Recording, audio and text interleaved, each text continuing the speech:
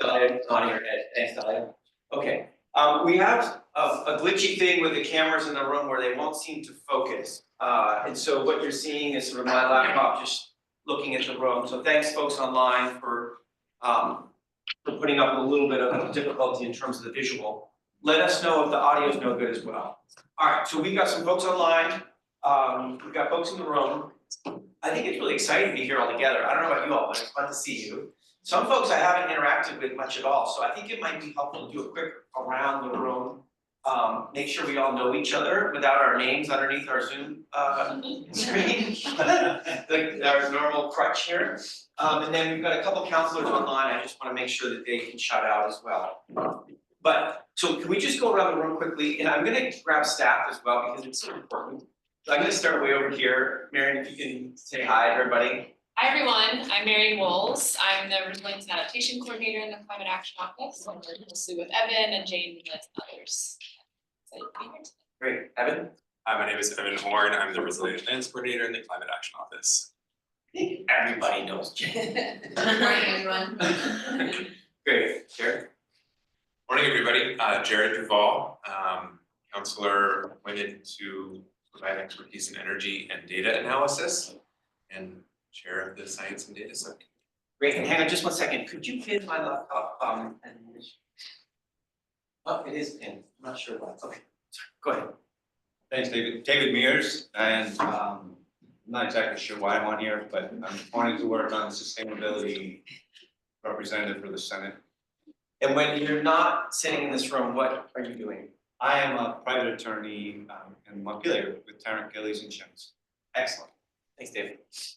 I'm Eric Warren. I'm the Director of Vermont Emergency Management. Thanks for being here. Carrick Johnson, Commissioner, Department of Public Service. Excellent. Hi all, I'm Liz Miller. I am a House appointee serving as a utility representative on the council. Thanks, Rich. I'm Richard Cowart with the Regulatory Assistance Project, a House appointee and co-chair of cross-sector mitigation. Great. Good morning, everyone. I'm Sarah Clark. I'm the Secretary of Administration. Morning, Mark Levine, Commissioner of Health. I think I'm on this with health reasons. Yes, and thank you for helping us get this room. Yes. Great. Hi, Chris Camden, Executive Director, Wyndham Regional Commission.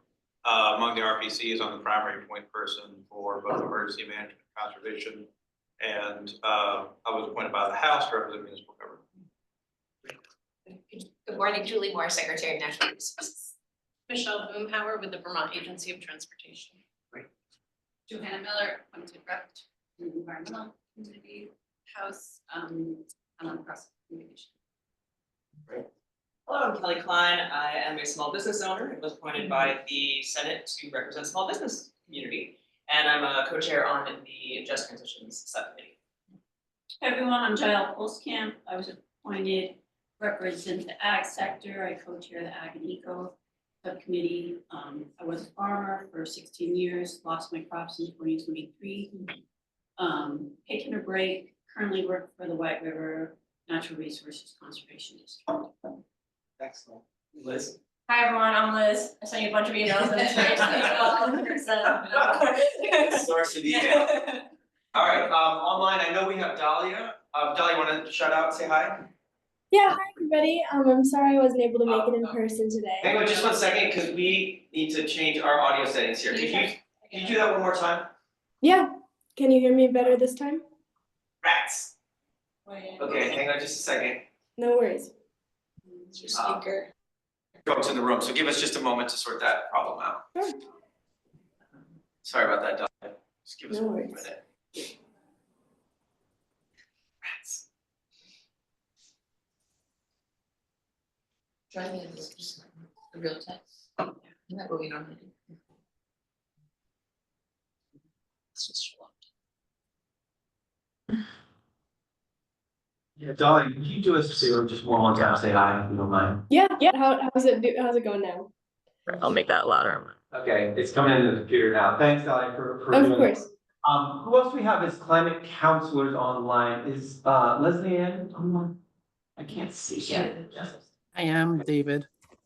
Oh, hang on a second, we are just doing a little. Room. Man. You think we would have this mail in 2025? Okay, can you try that again? Okay, and do we have, in addition to Dahlia and Leanne,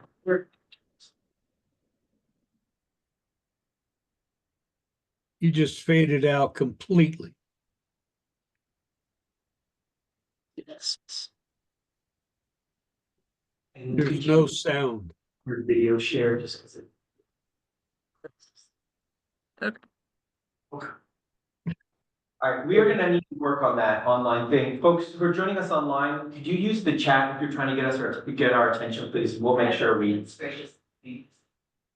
Okay, I was gonna do that. In the meantime, actually, it would be really helpful to be sharing the agenda. So maybe can we do a pause on the audio for 1 second and just share the agenda from your laptop list? Yeah. Be great. And we can sort out that audio as we go, and apologies, Dahlia and Leslie Ann. Okay, Liz, there we go, great.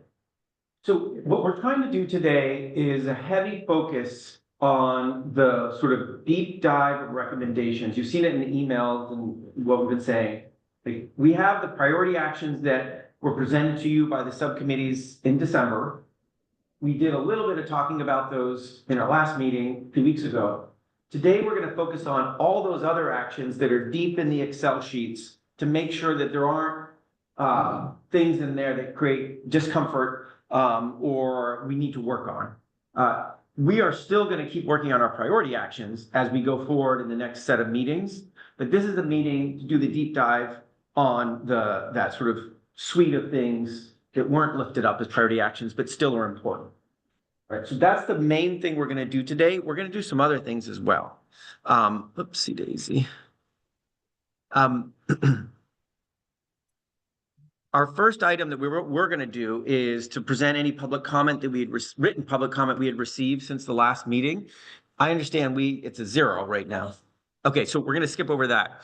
And so we'll jump right in after approving our minutes and that kind of stuff. We'll jump right into this work around reviewing the full list of recommendations. I have a sort of way of doing that I'll explain as we get there. And we're going to do that right up until lunch. Okay, after lunch, we're going to take some public comment. And after that, we're going to have a conversation that we started with the steering committee last week, which is thinking about the priority actions.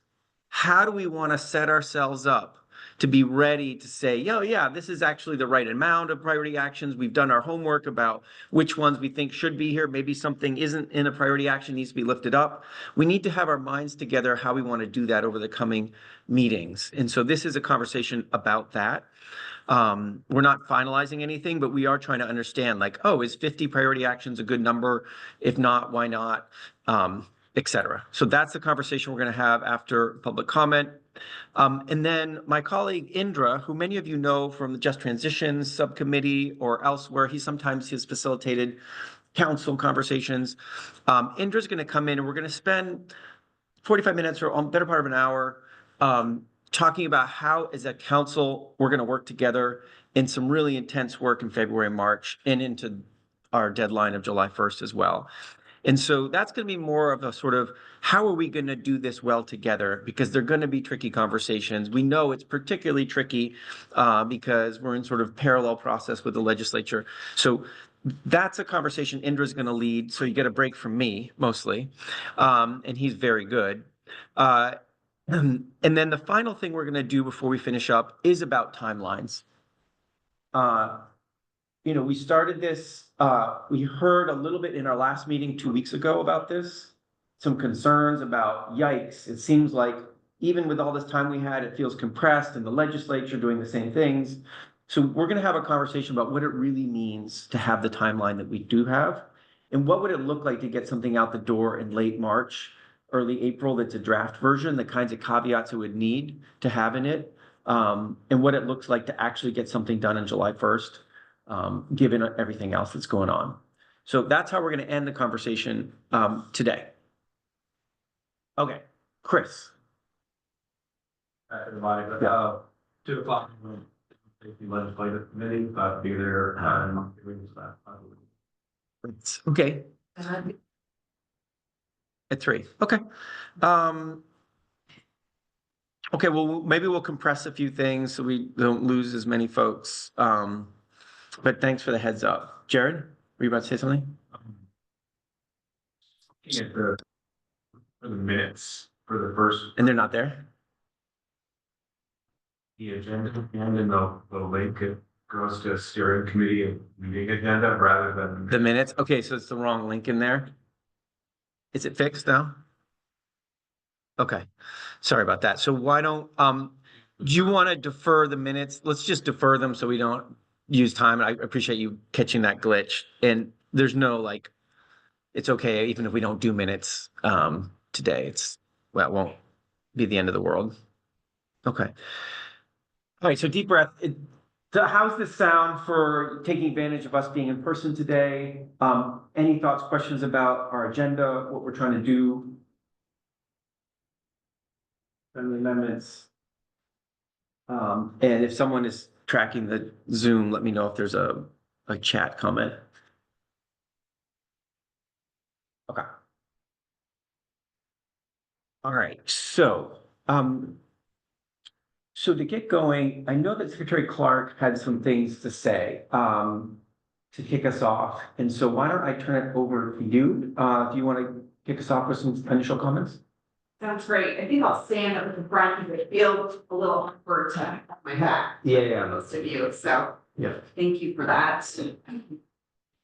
And so I just want to say it's great. I think this is my third official council meeting in my role as chair. So I am really appreciating that we're in person, and also regret to let you know I will have to leave pretty early this morning because the governor's budget speech is tomorrow. And so I've got a lot on the plate for today. But really glad that I could be here with you this morning, which brings me what I wanted to share with you today is actually related to the budget speech.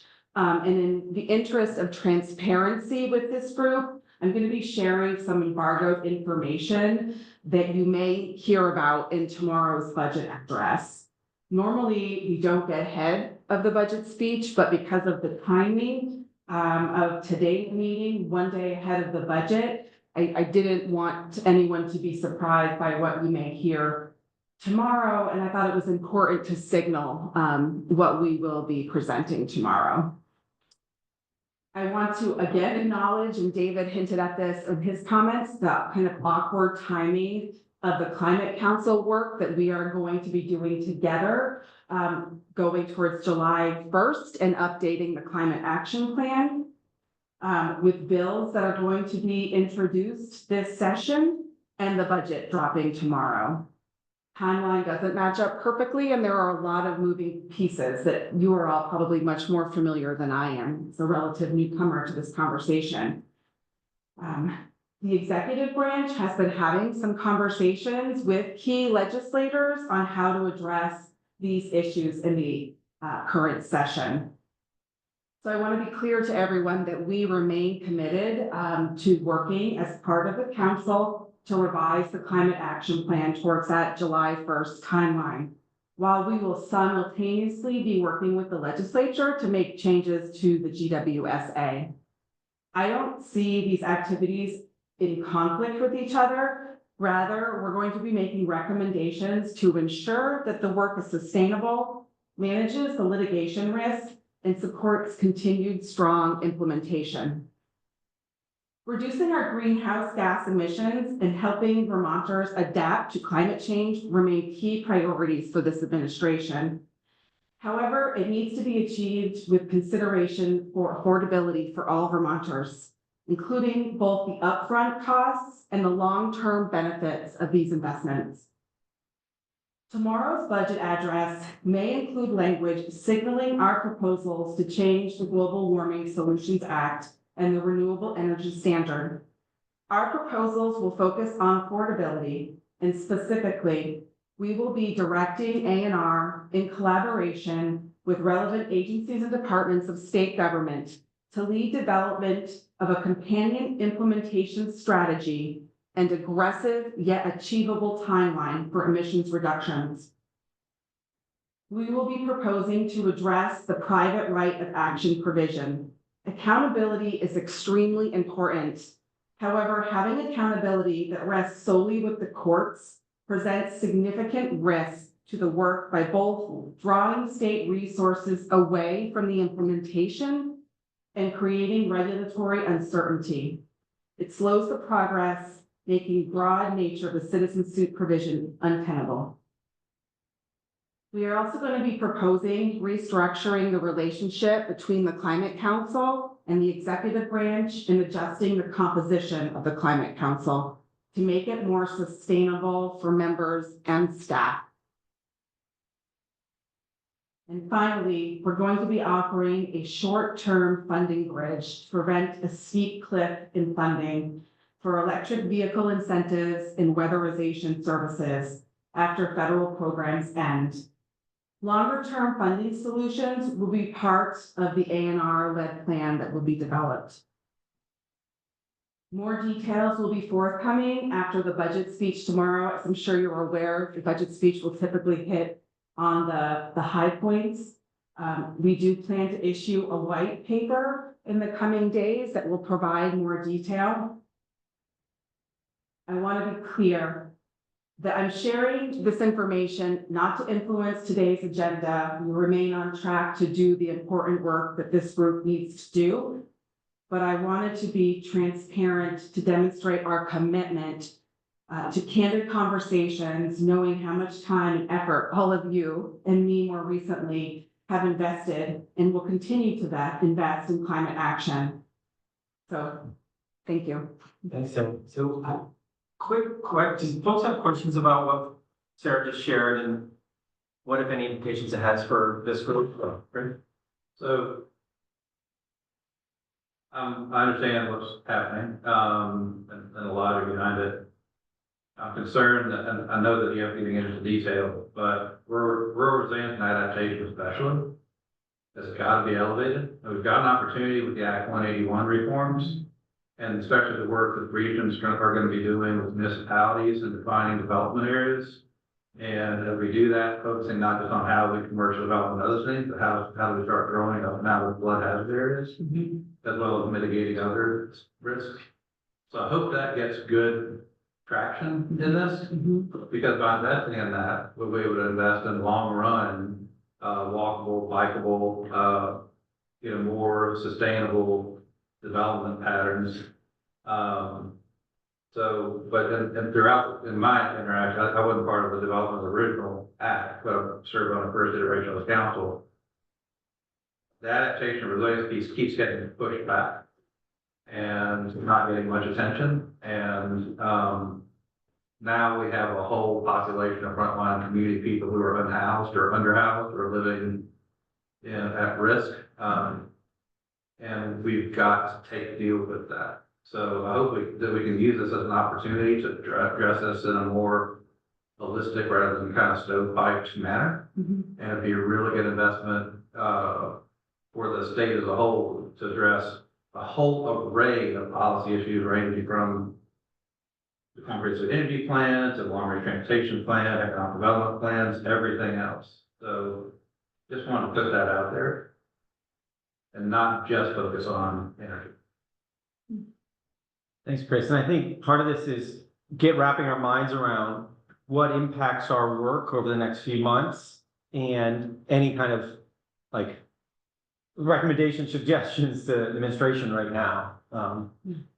Jen? Yeah, I'm just curious. I know that a lot of details still need to emerge, but if there's anything in the budget to help buffer the impact of the agricultural community as they continue to suffer the impacts of climate change year after year, and if that discussion has come up, and also food security within the state, as who knows what's going to happen. You know, California is facing many issues in growing our food. So how are we going to support the farmers in Vermont to continue to grow food and make a living as climate conditions get worse? I don't know if I should, respond. I know like there's not much that I can really say today, so that's why the timing is really tricky. But you both have raised points that I think we have discussed and we understand the importance of it. And are committed to continuing that dialogue through this process of updating the corrective action plan. And we'll be able to have a more frank conversation at our next meeting, because there'll be more that I can share. It's just the timing of it. I didn't want folks tomorrow to say, why didn't she tell us? And so that's why I'm bringing it to you today in partnership. Thanks, Sarah. That's great. A couple comments, Rich, then Jared, yeah? So thank you for sharing, as you say, in the spirit of partnership. This will just be a question because I imagine you'll say you can't answer. But on the topic of affordability, one of the things that has motivated the cross-sector mitigation recommendations is the realization that we are spending as a state as much money importing fossil fuels as we spend on education. And it's widely said that the education budget is too high and it's a crisis and needs to be addressed. We're sending a lot of money out of this state, well over $2 billion a year, to buy fossil fuels that we're burning and emitting into the atmosphere. So I think I heard you say that in the administration's proposals, there will be some funding for a plan to continue work on electrification of vehicles and probably weatherization. My plea to the administration is to realize that if we don't invest more in those things, in the transition, if we don't invest more, Vermonters are going to continue to pay year after year for that fossil fuel that could have been avoided. So this is an affordability argument that I'm making to, I guess I'd say, to the administration generally, because right now it looks like we're going nowhere. Again, I appreciate the comments in this. Like, I want to make sure, like, this doesn't need to be you all giving advice to administration right now. Like, we need to be, as a council, coming up with a climate action plan. So I want to be careful we don't slip into that place of like, this is our opportunity to tell the administration what to do. That isn't really the spirit. Yeah. And if we're meeting, a month from now, I hope that can be our conversation. Like, what can we do to accelerate the pace of the transition? Yeah, fair. And that's should be deeply embedded in the work that you do as you update the climate action plan, right?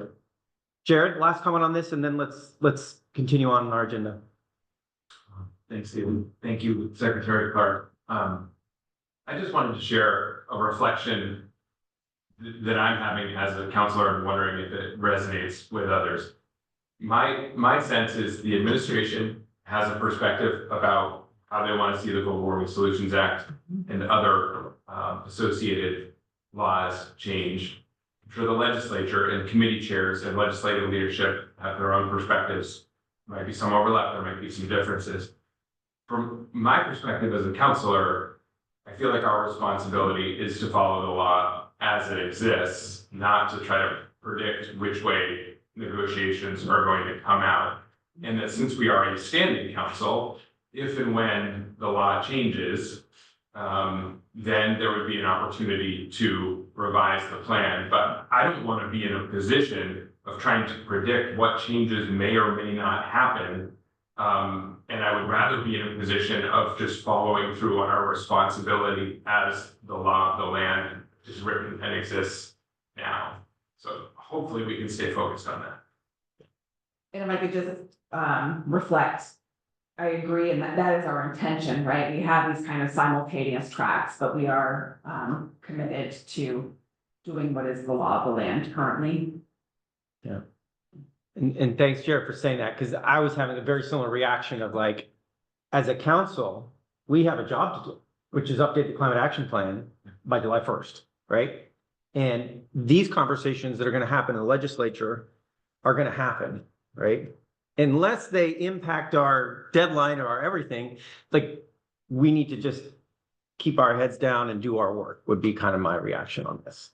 Even though it's tough, right? It's tough to do that. I want to recognize that. All right. Thank you, Sarah, for that. Thank you for that. And we recognize it's like literally the busiest day of the year for you, so. Okay. So it's the battery on the bottom, right? We need to be concerned about that. Got it. Yeah, thank you. Yeah, we're a little bit like shoestringing right now with the text, so okay, so this is our chance. Yes, I hope we did. I believe we did, because we turned off the fuzzy video. So Liz's video feed is off, and the only video feed is this pin laptop right now. She's suggesting that Liz Amler's audio feed is, I just, maybe we could confirm that folks online can hear. Oh, yeah, folks online, Dahlia and others, can you hear okay? Yes. When we're talking in the room? Yeah, okay. Thanks. I think what would be helpful, We can't see David. the camera full screen. You can't see the camera full screen? Okay. No, Liz's audio is dominating. If she Audio can or turn her audio off, then your camera's audio will dominate, David. Yeah, unfortunately, that's not gonna work, because we need to have the audio out of the, I see what's happening, but if we can just pin this my screen, then that should fix the problem. It is pinned. Okay. David, what would also be helpful is for the folks in the room, when about somebody's talking, if they could identify themselves. Can you say that again, Leslie? Answer? She's asking for folks to identify themselves before they speak. Oh, okay. Yeah. Especially for those who are off camera. Thank you. Yeah. I think maybe I made a mistake with pin. I think it has to be spotlight. Okay, that should fix the. Okay. So let's dive in. Our main goal today is to get deep down in the weeds of the Excel documents that came out of the subgroup, subcommittees. We had sent those documents around, and at least one of you put some things in that survey I sent around as a way to identify potential problem areas. And so what I'd love to do is two things. One, I'm going to show you what was sent into that survey of potential problem areas, which are be among the things we want to work on. We have some printouts of that too. I'm not sure where they went. Was you know where those printouts? Oh, Mary, do you have printout? So there's some printouts somewhere underneath the other stuff.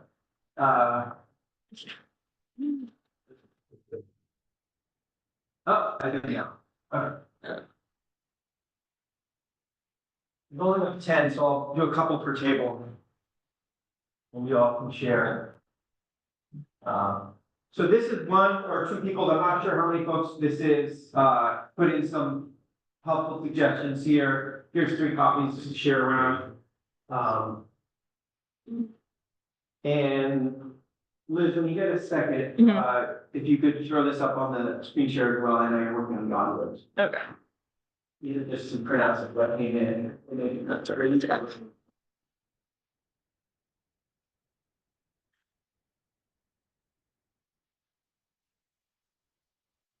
I have a few more. Okay. So I'll share those for a second, and it's a little cryptic because it doesn't show the actual thing, but it does identify where they are. But you get a sense of what the concerns are, and I think that's helpful to say like, oh, I'm not, this sort of language of requiring is difficult, there's some other things like that, that are flags. The way we're gonna work is, I'm gonna give you all some reading time now, and a significant amount of reading time, probably about 15 minutes, 20 minutes. So if you didn't get a chance to go in detail through those Excel sheets Now's a chance to go pick the ones or the areas where you're most interested in spending a little time and spend 15 minutes to read through it, right? So we're gonna do that. On the back end of reading, we're gonna populate a list that looks a little bit like this list based on your reading, right? And we'll populate that sort of based on thematic areas, probably broken up into 3 subgroups, the subcommittees, excuse me. Doesn't work. And then at the end, what we're gonna do is spend some time simultaneously working. So a group's gonna go off and work on some of the ag and eco stuff. A group's gonna go off and work on some of the rural resilience and adaptation stuff. And a group's gonna go off and work on some of the cross-sector mitigation things and work simultaneously. And the goal will be, okay, if this is a concern, what would be a rapid fix to that concern, right? What would be something that would address that fairly efficiently and we can basically all agree on? And so you're gonna tick your way through a lot of these issues and we'll spend an initial 35, 40 minutes in those groups. We'll take a break. If you wanna mix up and go to a different group, that's fine. And we'll go back in for another half hour. And in the end, we'll all come back here in plenary and look through those changes that we're suggesting across a number of items.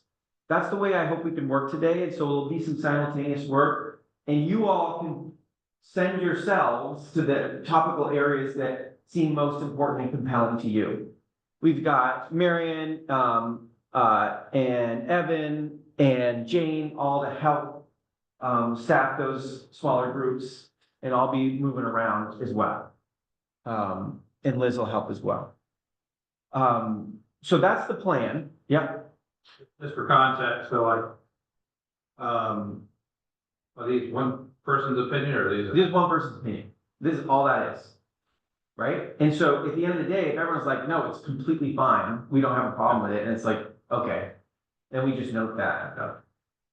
Yeah, this is one person's opinion. This is not like groups work with. Each of them is one person's opinion. We don't know if one person submitted all of these. Yeah, I don't know. So I wasn't sure if that was what you were asking. The times, Didn't look like the aggregate, like either No. 15 people that I don't know. something seems unrealistic or something, or just one person's opinion. That's It has a look of 2 people. A suggestion, but we don't know. But yeah, no, it's not some aggregate or some, yeah, no. And I think it's fair game because I want each of you to have that look, right? I want each of you to go through and take a peek. And again, we're not looking at the priority actions. We're not working on those right now, although some of these might tie to them. We're looking at the non-priority ones just for, I want to make sure everyone who has, I like the fact you all have your laptops. That's actually very helpful, even though you might get distracted by your email. But if you can go to Liz's emails where she links up to these spreadsheets, now's a good time to go in there, open those up, right? And when you open up, you'll realize that they should have a similar or similar-ish formatting at this point. And I believe all priority actions have been highlighted in yellow. So essentially, we're doing the non-yellow actions that we're looking at, okay?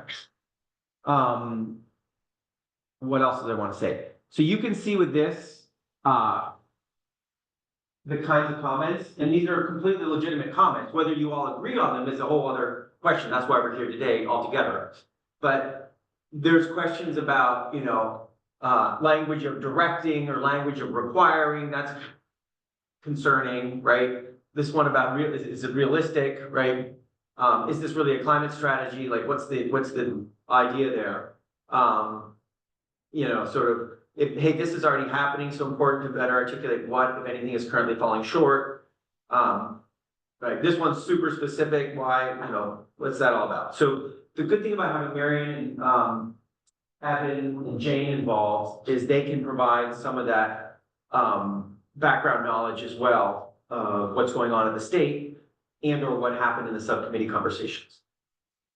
And you all participate in subcommittee conversations as well, so you'll have some of that.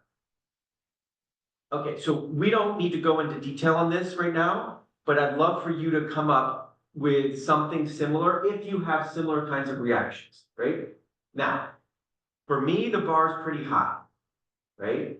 If you don't like the wording on something or you think it could be better phrased or something, that's not what we're working on here. This is not sort of like modest improvements.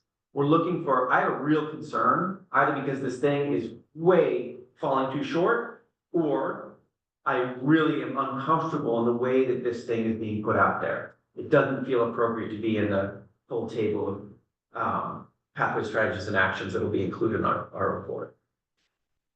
Okay. So if I give you all 15 minutes of reading time with an option to extend it for 5 more minutes, do you have clear instruction what I'm looking for? One thing, David, Yeah. if I may. Yeah. I will say I read through all the spreadsheets with all the states from the yellow thing, so I'm lead with the direction. I will say though, in attempting to frankly calibrate the approach of this collective consciousness in the work that you're doing, what constituted mission critical concerns. Yeah. So I went through and I excerpted and copied and gave a very specific battleship, this strategy 1A, whatever. So I have that, but, and so I'll seek to inject at the appropriate moment. I guess my point was, I was looking for a little bit more clarity. Now, I didn't make the time to go further and ask you or someone else about what constitutes mission critical concern. But I'm looking for your drive and further explanation. So I'll just raise the stuff I have and we'll see if it rises to mission critical. I think that's fair. And I completely agree that feels loosey-goosey as a term, right? And so, absolutely. And I think the reason we'll use a term like that, or deeply uncomfortable terms like that, right? Is because there's so much in there, right? And probably some better English could be used in some of that, and probably some, like, that's all true. And we simply don't have time as a council to do that, given what we've inherited from last time. So I think the key here is like, can this fit in this big table of actions and be appropriate, right, for the state of Vermont? And so that's sort of where mission critical comes from. But I agree with you, it's loosey-goosey, so I appreciate the fact that you've had some questions around that. Rich?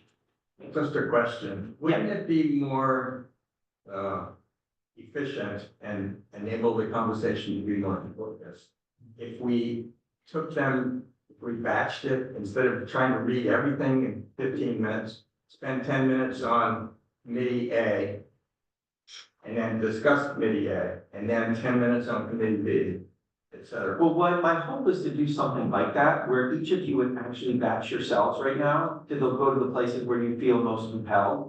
And then when we split up in groups, we absolutely are batching the stuff together. Okay. And we can do it simultaneously. We don't need to do it all together in plenary.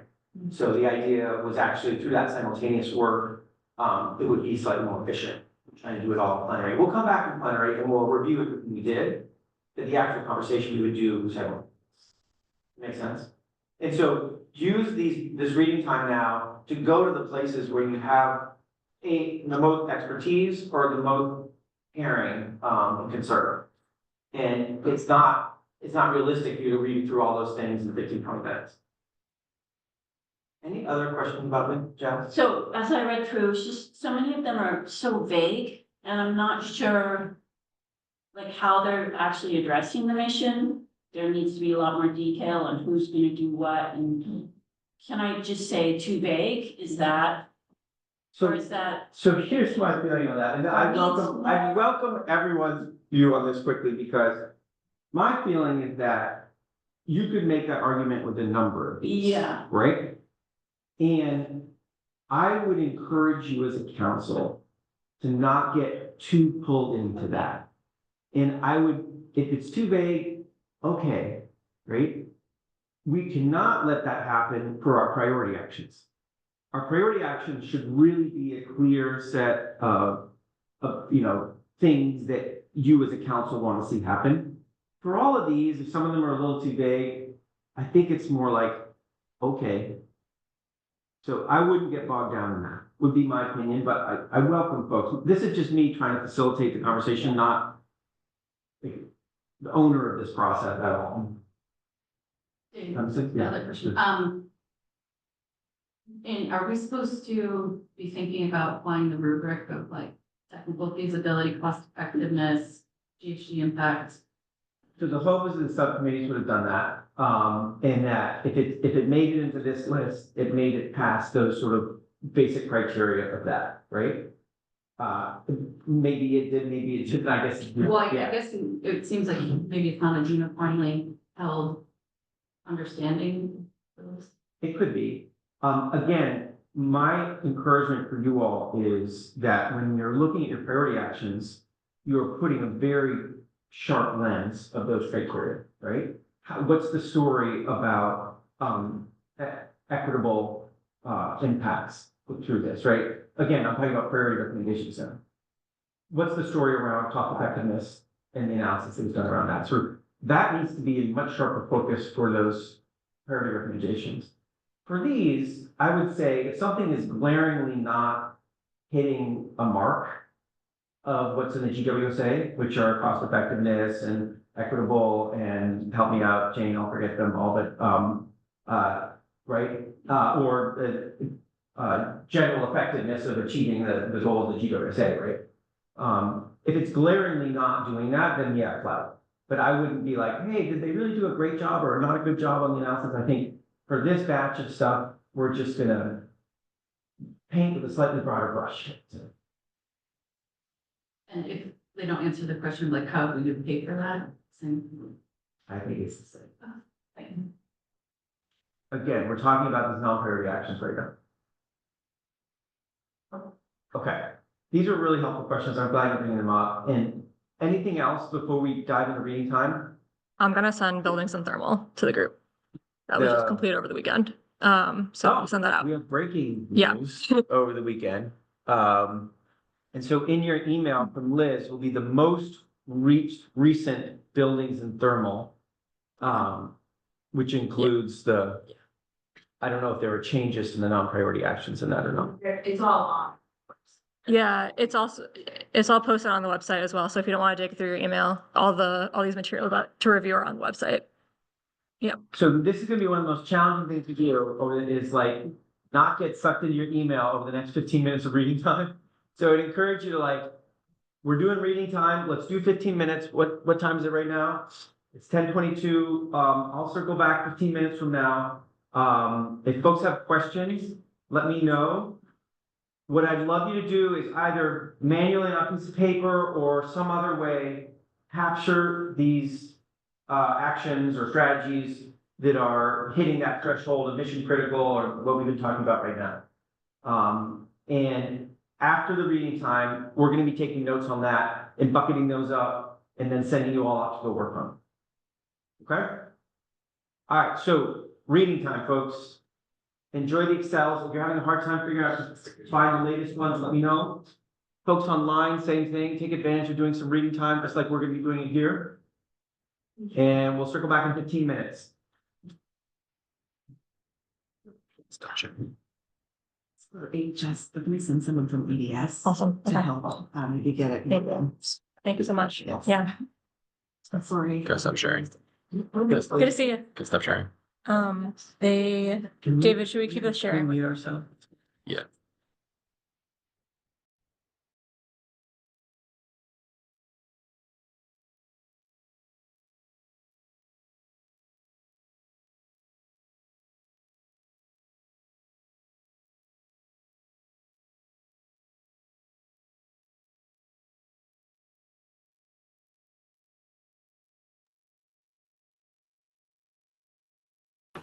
Liz, if you can hear me, I'm going to send you a quick message of a point of clarification. Thanks.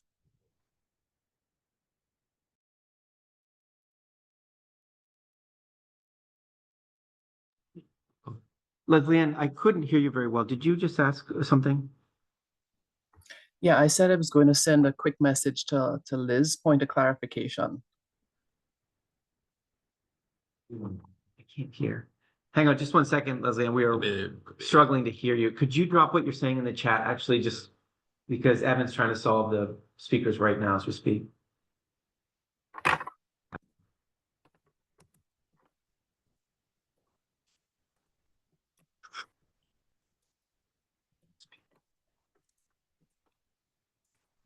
felt like it went into the speakers, but it was just really quiet.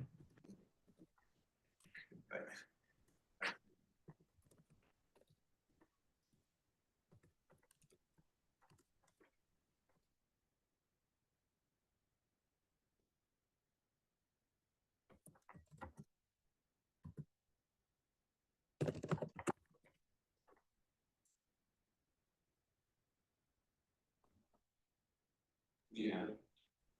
Leslie Ann, I think we may have solved our speaker problems. Could you just say one more time what you're trying to say? Testing, testing. Oh, there you are. Okay. You're extremely loud, which is why we're laughing. Yes, for a quiet person to be extremely loud, that's most disconcerting. I put in the chat that I don't have that email from Liz from over the weekend, and so I'm trying to locate where the various links are so I can get caught up with this particular section that we're working on. Thanks. Put the calendar page in the chat. Great, we will drop in the chat the links right now. Okay, thanks, Jane, David. Is it possible for you all to drop the link to the things that other counselors brought up as concerns? Because it's hard when we can't scroll through it when it was screen shared. That needs to be posted online, and we'll do that in just a moment.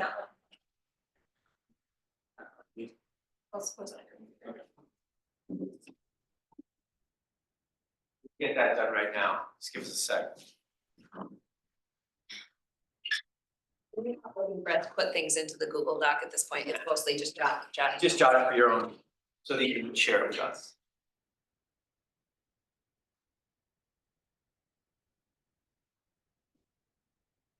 It's out of the way, yeah.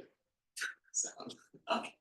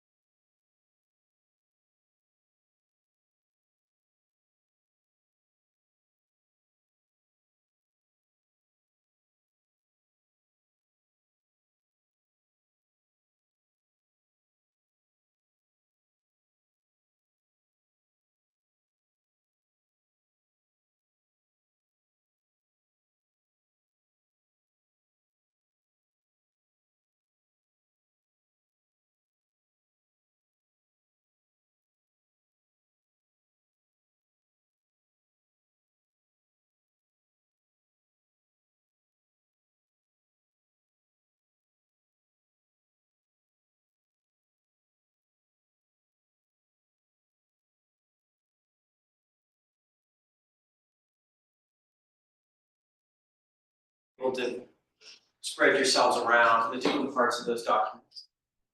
What I thought we could do is a quick shout out of the things that jumped out at folks. I'm gonna make a list up here in the chart. We're gonna use these. Yeah, you want to that would be awesome. We'll move thematically. Jane can take some notes here. I was thinking a CSM list here. Yeah. Why don't we start with cross-sector? And if folks wanna, we can take it by chunks there too, like if there's anything in transportation, again, we're looking at the non-priority action. I recognize with the new buildings and thermal, we didn't actually, because it came in moments ago, we didn't separate out what's priority, what's non-priority, so that might have been a little confusing, but let's start with transportation. Did anybody flag up something in the non-priority stuff in transportation? Michelle. Yeah, right. All right, under pathway 4, strategy 1, actions 1 and 2, those actions were incomplete and there needs to be some reworking on those. So that's just a technical issue. I'll say at the highest level, there are a number of actions that are suggested here that are already occurring and probably need to be removed. Or maybe changed from, do something to complete or continue or something like that. And I think it's a general question for us as a council, and I welcome a variety of folks' opinion, including yours, Jane, which is if there's something that's happening already in state government, I know that there's been an interest in the council to name it in the plan because you want to see it continue happening as a council, right? So as long as we're all sort of on the same page, like that, if it's happening already, that's not a reason to take it out per se. You're just looking for a little flag to say, hey, it's actually happening, so let's not make it sound like it's some brand new thing. Yeah, and maybe even to the point of somehow those items, I guess I just get worried about the fact that it's 232 action items long. Yeah. And it's hard for me as an ongoing person in this process or somebody new coming into it to discern like how much energy to put into it. And maybe these things just become an appendix at the end and the things that we really are trying to raise up, get put like elsewhere. Obviously, we're doing that with the highest priority, but then there's the medium and then there's the things that are already happening. Because, I just think about Eric's work at Vermont Emergency Management with all kinds of hazard mitigation stuff that we're doing, and we're doing the same thing at V-Trans, and I just, it bothers me to see things repeated that are already underway. I wonder if there's a way to signal in the document, right? Like if there's an action and there's like a little column or something that says, right now there's. Being implemented? Right, there is a column right now that says being implemented, right? And so whether that gets retained, right, or something else. Yeah, maybe an appendix that says being implemented. Yeah, so there's a signal like, hey, this isn't brand new, this is like continue what you're doing. Okay, Rich and then Joey. But yeah, I'm just gonna agree with that, but I wouldn't call it an appendix. I think it would make sense in the report to have us pull things out into a category of things. The council recognizes these things are ongoing. This is a list of continuing actions we support. And I think it would serve your purpose. And if, a finer grained version of that would be to say, there's something going on, but we think it needs to be significantly expanded. Then we can have another conversation. Do we put that up top or do we put that in the continue but expand category? But the reader will really know. Yeah, maybe a chapter is a good idea, Rich. Okay. Joey, were you gonna go somewhere? Similar, I think is the point well taken, and we tried to do that, the statuses aren't reflected here. Yeah. We did that later. Yeah. So, sorry about that. No problem. But recognizing that, yes, some things are already happening, we want to continue them or to Rich's point, expand them. So it would be great to be able to reflect that, and there are still some actions that are new, so anyway. Yes. Yeah. So again, if we think about the structure of the report, the chapter will be a narrative, right, about that issue and status quo, these things, and then priority actions will be up above, right?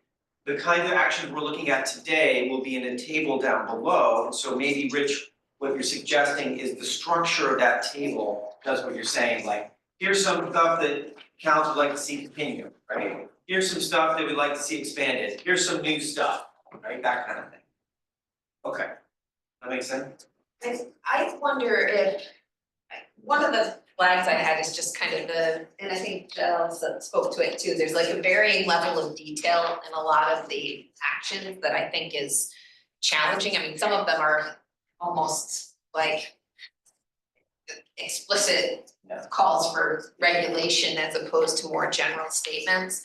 And I think part of the challenge is on strategy, particularly sort of built out in terms of what the actions underneath them are trying to accomplish. And then we end up with the actions, not ephemeral, that's the wrong word, but they're more active as opposed, which is what you would want, but the strategies themselves don't necessarily articulate our vision. This is probably a really awful time to say something like that. But I do feel like some further attention to the strategies as opposed to maybe picking at the actions themselves could be a way to have the council articulate a vision. That also sort of aligns with, I know, Jane's desire to get to a much shorter report or publicly accessible report. And if we built out the language around the strategies, maybe that's a way to do it. But I know I kept like scrolling back up to see what the overarching strategy was. And it felt like a lot of times they weren't particularly informative. It was almost like somebody made a bunch of actions and then was like, oh, well, what could we label these to hold them together? Okay, so that might be one way to just give some more shape to this, that's a clearer story. Yes, thank you, that's a much nicer way to say it. Okay, again, every time I think, that sounds a great idea, who's gonna do that? So I think there's a question mark when that kind of stuff gets done. But if you wanna task each other to go forth and try to do that, or let's figure out when that happens. I wanna stick in, I know folks are jumping in different areas, I wanna stick in transportation and CSM just for a second. Chris, and then I'll go Joe. So, specific governments, right, I mean, Yeah, right. So on the, I forget which, I'm not gonna count now, there's transportation P4, Yeah. 23, line requiring towns that benefit from public transit to update zoning is problematic, it is, it's bonkers. I don't even know how you define how they benefit from Every public town transit. that benefits from public transit in the whole year. Exactly, and most, and it also assumes zoning. So that needs, that. So that's kind of like in the remove column or something like that. Okay, did you grab that one? It's Can you say it again, pathway 4? No, it's transportation P4, S1, A3. Or S1? If you want to just code it as this length is zoning, public transit linkage, I think it's the only thing there. Thanks, Chris. Joe? Yeah, so if I feel like something's lacking in transportation. Okay, what is it? Go. Well, so I recently became an EV owner, and one of the things I've encountered is that there's not uniformity, and that you know, you need a different app every time, there's no credit card, and I think that is creating a barrier to access for people, especially elderly people who aren't tech savvy. And so I think we need some sort of policy that's gonna help streamline the charging network and make it universal, to be the same, so I don't know how that fits in, I don't know if that's number 3. It's talking more about the utility commission to consider advanced solutions that can provide charging rates and incentives more. But there's the actual concrete use of these things, we're not going to get people to transition if it's cumbersome and difficult. So It's I don't been know. a day on that. Yeah, I'm I'm sure it is, but But I think if it's not in this plan and you're feeling that it should be, let's note it as something that could be added as an action.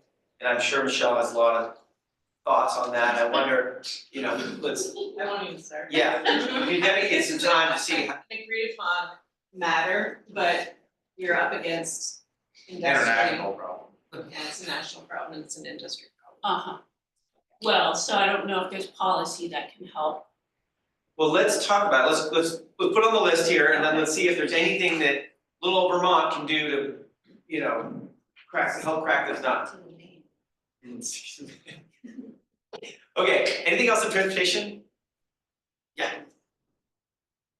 Okay, using the vernacular, P2 strategy, S2, action 3, require the PUC to make EV rates incentive as consistent as possible across utilities to ensure equitable access and benefit.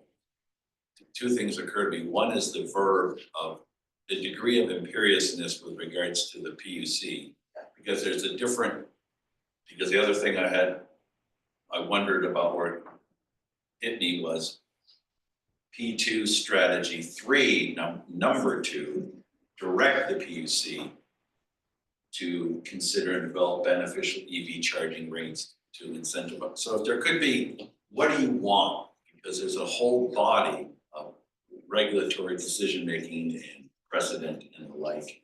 And you think you're helping when you do these kinds of things, at least in my experience. It just, figuring out, it takes cases and cases just to figure out how much weight to give this versus existing precedent versus this directive over here. So to some degree, if there could be a reconciliation, both in terms of strength of ask and or by the way, content, that could be helpful, not trying to. Yeah, right, and so it's, you mentioned two that seem to be kind of getting at the same thing, but different language, yeah. So it sounds like those two need to be flagged, and then the conversation is, what actually are we trying to do here, right? And maybe we're not the right ones to direct or blah, blah, blah, but we could say, what we're after is take steps to promote the following. Right there, okay, good. All right, sounds great. Let me go up here, David, and then we'll come over to you. Well, just to reinforce this and flag it across all of the different directions, agencies, I wonder if we shouldn't have this, rather than have the discussion on each point by point, ask ourselves to have a little larger discussion on this philosophically, because there's a power, governance, legal set of issues embedded in this. I like what Karen's suggesting, that when we're directing agencies, we're not directing them to a specific action. Because my fear is that we don't have enough knowledge, expertise, context to be able to do that without interfering with, perhaps unintentionally, with other priority work that they have. So what we're trying to do is lift up and say, take steps to do X, to consider Y, report back to us, those kinds of things, as opposed to directing us to do a regulatory action, which I could imagine as a former commissioner being a diversion that wouldn't be helpful towards this broader set of goals. I don't know if this bumps in, I assume this, having gone through this, bumps into a bunch of different recommendations. I probably could, yeah, and I think having that sort of mindset can be helpful. Jared, before I go to you, Julie had her hand up. You're building on that? or Well, totally- and Jared's gonna tag on to what David said, I was gonna shift. Okay, we're gonna tag on. It's related. I think that there's I agree broadly with what you're saying, Eric and David, just from a perspective of somebody who was on, how I was interpreting what we're doing with the recommendations, is that if it's an agency of state government that is not the agency of natural resources, then a recommendation in the plan, we don't have the authority to direct or require the PUC or the PSD to do something as a climate council. The piece that's missing from this spreadsheet is the implementation lead. So the recommendation that, I think, the two recommendations that you're referencing, Carrick, I think are a recommendation that the legislature direct the PUC to, or that the legislature require the PUC. So it wouldn't be something that, so that information was missing from the spreadsheet, but that's a key part of the process is who's the implementation lead. And anything that's not A&R, it would be a recommendation that the legislature do that, not something that automatically happens because we don't have that authority for the PUC or the PSD as a climate council. Well, just Quick response, not sure if that all that incredibly helpful, because essentially, well, seriously, someone's gonna, to David's point, someone's gonna have to sort this. In the name of climate, here's all the directions that we're giving, I guess, to the legislature to give to the PUC. Right, and I think, Recommendation. yeah, I think the question where this is going is a little bit of the humility too of this group, right? To the extent you all wanna be very focused and say, do exactly this, which I think you're bucking up against a little bit, saying, not sure that's our place to do that. Whereas we do have a place to say, we recommend certain steps, right? And so I think maybe there's a lens as you look through this of saying, have we hit the sweet spot of giving a signal of the outcomes we're looking for, while maybe having a little humility that we don't necessarily know exactly the right like implementation step to take. The legislature should consider. Right. Let me grab Julian now, go over Chris. Yeah, I think that's the point I was trying to get at with this idea of focusing at strategies instead of actions too, like just trying to pull up the level of detail a little bit, particularly in some of the cross-sector recommendations. The question or comment I was gonna make is just surprised that incentives aren't a priority that was carried forward, that this has been our primary strategy for the last several years, and certainly part of the conversation about concerns regarding federal funding, and none of those actions were pulled up. Okay. Highlighted. And can I push on that to say, would you like to see those as a priority coming out of this council? Yeah, I mean, I think they are a significant risk with the new federal administration, and something that we should indicate has continued value and priority. Okay, great, that's a great conversation to have. Chris had his hand up, Joy, was that immediately? Just because I saw that Yeah. in the written comments and I was like, yes, I think it should be a priority, and it was in our summarized distillation, but it wasn't highlighted here, and I feel like it's. Oh, it's just a glitch in the Okay. highlighting? Because your point is well taken, and I also think it's like one of the reasons, like, for example, Cabinet Invest has a priority recommendation because it is a revenue generating source for those companies that we're like lack. Okay, so that sounds like it might be a I look glitch. at this from the summaries from the December meeting, continued transportation electrification by supporting availability, accessibility, and affordability of electric vehicles. What do you read, Joy? This is from the distillation that we provided to the Oh, climate the council in slide. December. Okay. So I'm just sort of saying, I think that was an oversight. Okay. And I share your concern. Thank you. Thanks, Joy, that's helpful clarification, okay. Chris, and then we gotta move on to other areas too. So I guess two process observations. One is on the conversation we just had about like, well, the humility of the council, what do we feel like we can direct, what do we feel like we're advising. Just a reminder, I'm not seeing this happen right now, but like towards the end, when we were coming to final agreements last time around, I kind of just flagged that, hey, you know, within the council, there are appointed by the administration, and you guys have a boss, and you have to take a position that your boss should take. There are others of us who are not as constrained by what the governor directs his employees to do, which is not, there's nothing wrong with this. This is the structure of our democracy and administration and everything else. So it's not a good or bad thing, it's just, it is what it is. So there may come a point where we're gonna have some divergent views, and I think it's okay to just say, hey, this is how things divided out. That is totally okay. So we're not there yet, but just to like, there was some point that we may hit an impasse, and that's a good way to get past it. We may not always be able to find consensus. The other is to Secretary Moore's point, and just I am trying to figure out how we are going to wrestle this multi-headed thing into a cohesive, meaningful plan when we have a few hours today, and I'm looking at the positions that all of us hold and all the other things that we have to do. And I really do feel like it's, and we can put a pin in this, but at some point I feel like we kind of need to say, what can we realistically accomplish for the benefit of the people of Vermont through this plan, through this process? Because just as a professional planner, sometimes you have to kind of admit, we have constraints.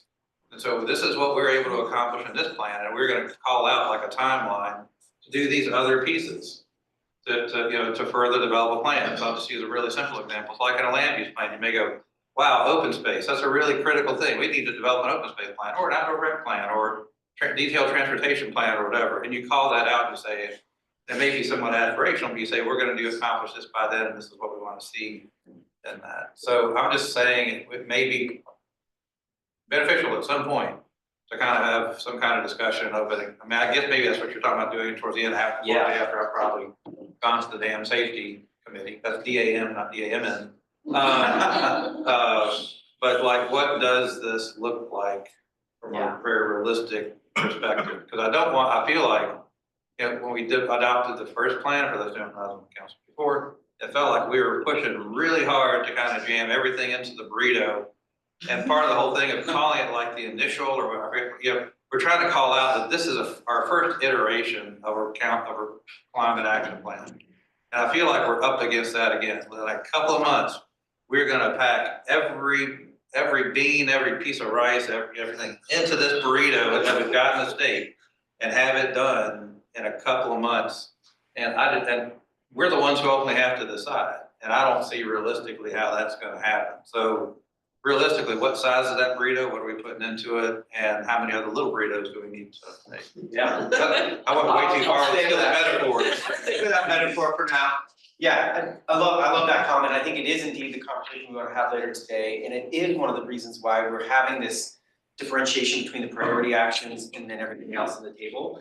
And like with Jael's comments of like, hey, how much should we invest in like making these more specific? Or like, well, I would say invest that energy in the priority actions. We need to do our job today and look through everything. And, that full list of tables is gonna get less attention from this climate council than the priority action. Okay, transportation, great. Buildings. This was a tricky one, right? Because it just came in moments ago. And it wasn't fully delineated what was the priority, non-priority actions. Any folks want to shout out? I want to make sure I understand. What we're doing right now is just putting things on we need to discuss it further before the public minutes. Yes. Okay. Great, then, the pathway strategy 4.1.2, 4.3, and 6.1. 4.1.2, 4.3, and 6.1. All on the understand. I think it's 4.3. There is just, I think it's. They're all along the lines of directing PUC action, not unlike what we talked about a second ago. Okay, so it's a lot of sort of direct PUC to do this and that. Yep. Within the buildings, okay.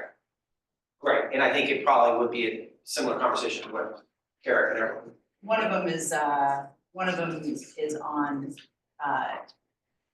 disconnects for low income, and it my question there is just how it works with the one under it, which recognizes energy costs. Anyway, just things they're actually going to show up somewhere. We have to talk further. Yeah, they would be with you, yeah. Great. Okay. Anything else on buildings folks want to talk about? Does that include cross-cutting pathway 25 statewide redevelopment authority? Or am I jumping? That's a different. Sorry, okay, we can wait. I think. 4.1 was above that, but good question. Because that one talks about, I have to go back and look it up, but basically about creating a redevelopment authority to like have land trust, conserve land, make things happen. That's in the cross-cutting issue. So I'm jumping ahead, okay, sorry. Hold it though, but Hold it. Anything in buildings? I did have one question too, which is it looks like we're recommending both a clean heat standard and a cap and invest program, and I'm not sure. I think the council probably has to make a choice. Yeah, so that will be bumped up into our priority action things and what'll be down below will have to be consistent with that, right? So there can't be like miscellaneous stuff down below that contradicts what you all land on. So I put a pause until we talk about those big picture ones. Yeah. So on buildings, I serve on the building energy code working group. Yeah. And just from my visibility there, I honestly haven't had a chance to look at this, but there's a lot that's been coming out of that working group about just how awkward Vermont's law is about like this voluntary self-certification. File something if you're aware of it, nobody's looking at it, we have no building code, nobody's holding building permits, we don't know what's happening. So I would have to go back and look at all the building stuff, but there's just a lot of Vermont policy stuff that kind of needs to be reconciled with reality. And especially on building energy code when it comes to single family detached homes, because we have no building code. You can easily build a home in Vermont with only a septic and well permit and no other permits. We don't even know what the hell's getting nowhere other than that. So there's just a lot of kind of foundational stuff that we have to get through. I don't know if there's a recommendation about like getting down to the bottom of that. But just wanted to throw out, and I'll try to get that a little more. Yeah, let's look and see My what's larger, there. my larger request though is, and I think maybe it's an action, is that recommendation that the climate action plan should align somewhat with the findings that come out of that working group and the actual practice of implementing the state's building energy code. In the spirit of small burritos, I wonder if that's an action for going forward, right? That's what, yeah, I think it's pretty over encapsulating one because it also addresses a lot of assumptions we operate under that may not be grounded in reality. Great, okay. Jumping forward, electricity and CSM, anything? Dave, I have a process question. Yeah. If there's something that pops out that we missed, can we add it to that spreadsheet? Yeah. Okay. Yeah. What I can listen. The Google Sheet, I'm not gonna be paying a ton of attention to right That's now. done. I think Okay. that's pretty much done. Unless folks find that to be useful, and then that's fine, we can, but. Anything else on CSM? There's non-energy as well. Anything on that spreadsheet? Yeah. Just, I'll talk offline because I think to Liz, I looked at buildings that just didn't have. I'll show you my. It's empty. Is that? Yeah, because it came yesterday. Okay, that's okay. But the language around electricity that I saw though was a CSMS member, like this is all being implemented or not, so I wasn't sure there's that whole package of things being done. So for me, it was, I guess, so. Oh, right, there is a confusing piece in there, and it actually says this is for the council to figure out. Correct. Yeah. Yeah, well, let's put that on our list. Thank you. Council. All right, anything else in cross sector that folks jump out? Yeah. So certainly directionalize recommendations that I think are in rural resilience relate to. That's flagging that there's some Also, overlaps that's potentially not, those issues have not been explored address, yeah. among the committee. So why don't we jump to rural resilience and we'll make that first on our list of like, hey, can we look at these energy related ones in the context of what CSM did? That seems fair. All right, so rural resilience, in addition to what Joey says, anything else? And by the way, Liz, can you keep track of anybody's trying to jump in online? I apologize. Like online counselors, do not hesitate to jump right in into this. Okay, great. Maybe could you put the chat up in here? If that's possible. Rural resilience, for folks who did that, yeah, Chris. I'm on RA, you want me to just? Yeah. Okay. So I'm just going through these. So the first one, S118A, these aren't numbered, I'm just sing along the hymnal here, it's S118A.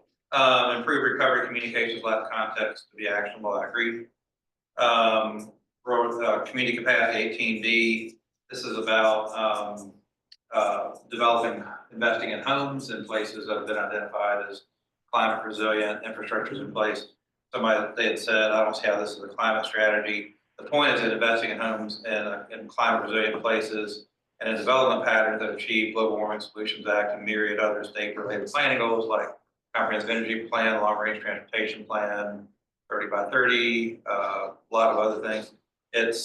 That is where we need to be making investments and getting homes built. So you're saying it is a climate, it would be a constructive strategic approach.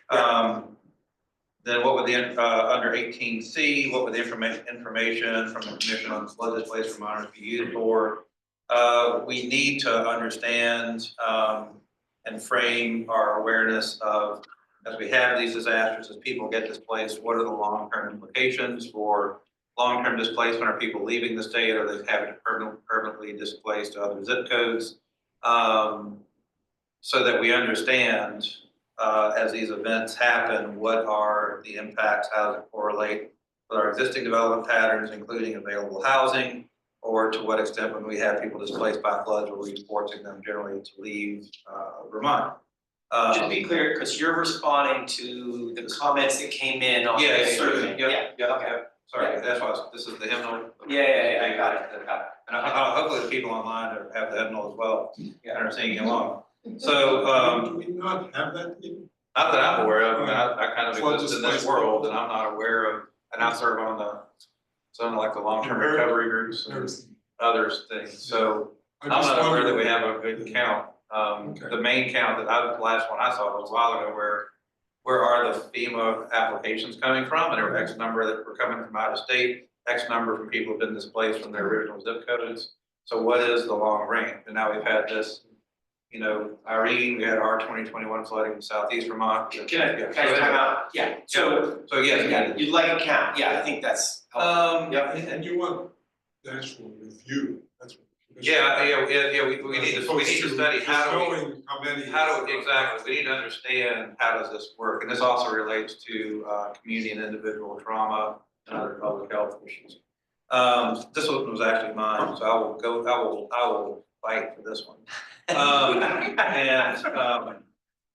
All right, public health says unclear, this is a policy about having public health. Can I just say quickly, in the interest of this, it sounds like you're trying to rebut the stuff that was there. I'm just trying to review them. Okay, but I'm just saying. You should raise up your own issues with the. Those are gonna happen. Those are happening. Those are gonna happen in your little conversation. I misunderstood, I'm sorry, I thought we were supposed to. Yeah, we're not doing it right now. Okay, all right. So if you have additional ones beyond that, that would be great. Yeah, Those are the ones you wanna talk about, and be like, hey, this is why this is important. Hang out for 1 second and we'll fix them. We'll have a short conversation in just a moment and fix them. Okay, so my personal one is that rural resilience and adaptation is best tied into a number of other state policy initiatives, some of which have been enacted over the last few years, like S-181, Flood Safety Act. There are a lot of other pieces that we're already kind of going down the road. And so really, and I'm tasked with drafting this chapter. I'll work with my fellow counselors, but it needs to more fully integrate rural resilience adaptation with all the other stuff that we're already doing. Great, okay. And Jane, when you're done writing that, could you write up Joey's point about rural resilience, look at the energy pieces? Anything else on rural resilience? I grab Liz first and then. On infrastructure and built environment, which is one of the subgroups. Yes. There's a need to either discuss or eliminate. The third, I don't know what to call it because it's not organized the same way as some of the others, but I think it's strategy 15A, line 3, which is a non-priority new language that seems to conflict with the keep as is high priority, which isn't numbered, strategy something on aging infrastructure, including electric. Okay, so there's I can give you like, there's no way to otherwise tell you. That's fine, but I think if Jane got that. The third substantive row on infrastructure built environment, either discuss or eliminate, because it looks to be in conflict with a priority action further down. Great, excellent, thank you. Anything else on rural resilience? Yeah, Rich. Well, this is just a question. One of the topics that constantly comes up, and I'm sure the committee talked about it, is river corridor planning. Yeah. And I'm asking the question, number one, where does that appear? And a specific question has to do with the potential use of eminent domain to acquire lands for the purpose of enabling them to flood upstream in order to mitigate flooding damage downstream. Something Waterbury knows a lot about. Is there anything in the recommendations about empowering the use of eminent domain for that purpose. Okay, so can I just put that as a topic and not get into that topic right now? Yeah, let's put that as a topic and then we can dive into that. Yeah. Dr. Leslie. Oh, great. Van? I just wanted to make a comment about two places in rural resilience and adaptation. They appear both in the community capacity planning as well as in the health pieces, and it's a broad comment about making it more an all hazards approach when we're looking at some of these pieces in here, and not so much only on flooding, because then we're going to miss some of the other components that are critically important, both from a human perspective, but also from a landscape perspective. And by doing it as an all hazards approach, it would allow us to sort of weave in some of the other things like the resilience implementation strategy, the state hazard mitigation plan, and other pieces that we want to bring in as part of additional pieces that are going across state government as well. So all hazards would be my big piece. Thanks, Leslie Ann. Really helpful. Okay, anything else on rural resilience? Just one quick question I should have asked some time ago. There's a lot of love and affection towards one of the initiatives. We're catching the things that raise concern, but there's one that's particularly supportive of, should we? Yeah, particularly if you think it should rise up to be a priority action. Okay. Yeah. Is there one? Well, there might be. Okay. All right. All right, so can we switch gears to Ag and Eco? For Do you those? want to take a break and then do that? Yeah, I think we probably should take a break. Only that. We're about 10 minutes over our break time, so. Why don't we take a break? We are taking more time than we thought we would to develop this plan. That's not the end of the world.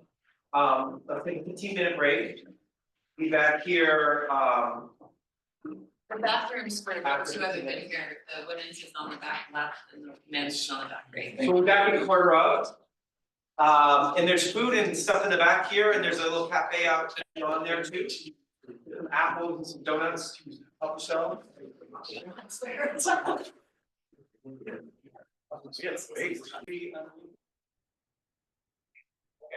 Great, so welcome back. We're gonna spend another 10 minutes or so flagging issues, and then we're gonna break into 3 groups. One, cross-sector mitigation, one, rural resilience and adaptation, and one, ag and eco. And then if there are things on the cross-cutting issues, we can work on that. So let's quickly do ag and eco and the cross-cutting issues. And then let's split up and see if there's some quick fixes to all these things we're naming. And we'll break for lunch at 12:30. Ag and eco, for those of you who read it. Oh, sorry, Liz, you were about to say something? How, in breaking up, how are we going to account for the fact that some folks had comments across? A different one? I'm a little, put it out there that a concern I have is that we've been in silos the whole time. Yeah. So doing that when discussing the fixes. Well, we could try to do it in plenary, it's just a question of timing. You know, if we could just quickly say, hey, here's a quick fix. Can we do that in plenary? I'm not against that. I was thinking of breaking up as a way of moving faster. But it's fair that, you know, there's not many of us right here and. Okay, I'm totally open to that. It's helpful for the online folks. I'm just not sure what like I go, you know what I mean? Yeah, Or like which one you go those with. of us that have had comments in more than one area. Okay. Alright. Yeah. If I can just agree with and build on what Liz was saying, I feel like part of the tension for me is that I would want to go to the discussion where I helped craft the recommendations, like the cross sector, because I have the background, right, you know, experience with how those came about, whereas my concerns and questions are elsewhere, and I don't see how to get into that. I'm okay with doing that in plenary. No, that's fine. Alright, so ag and eco. Any folks, when you're reading through those, anything that jumped out? I know that on the list, we've got a couple, a number of these, so the ones on the list will definitely jump on. If there's anything else besides what's on this list, from ag and eco. Rich? A couple of things. The conversation about no net loss of ag and forest land is a little confusing. Okay. You know, it says got watered down to consider or study. And I would just have a concern that we also have a lot of recommendations about the need for housing. And so we need to discuss the trade-offs there. I think no net loss is really hard to achieve, and so I want to be really cautious about it. I have a second one, strategy 22, which goes a fair distance to requiring solar and wind on new buildings only. I don't see wind happening on new buildings.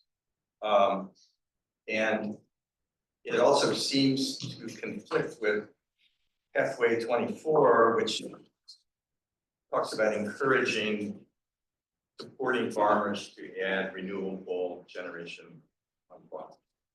And I realize it's just, it seems like. So let's look at that one, because it may be superseded by the priority action they ended up writing. Can you do pathway 24? Pathway 24. Yeah, let's definitely take a look at that, yeah. The other one was specifically 22E also.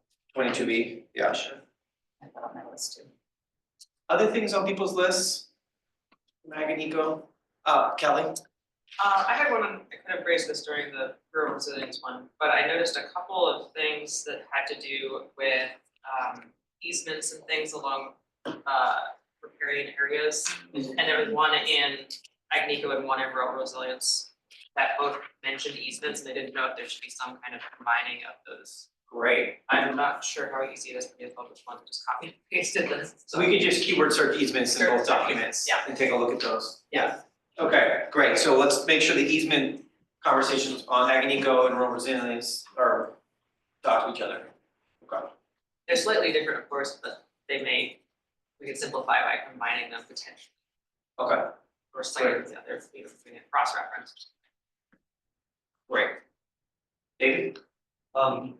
Just on that, Chris and I and the co-chairs of the Rural Resilience and Adaptation are meeting, and as Chris and I are respectively writing those chapters and are going to be looking for ways, there's a lot of overlap and interconnections, so we'll be looking for ways to cross-reference.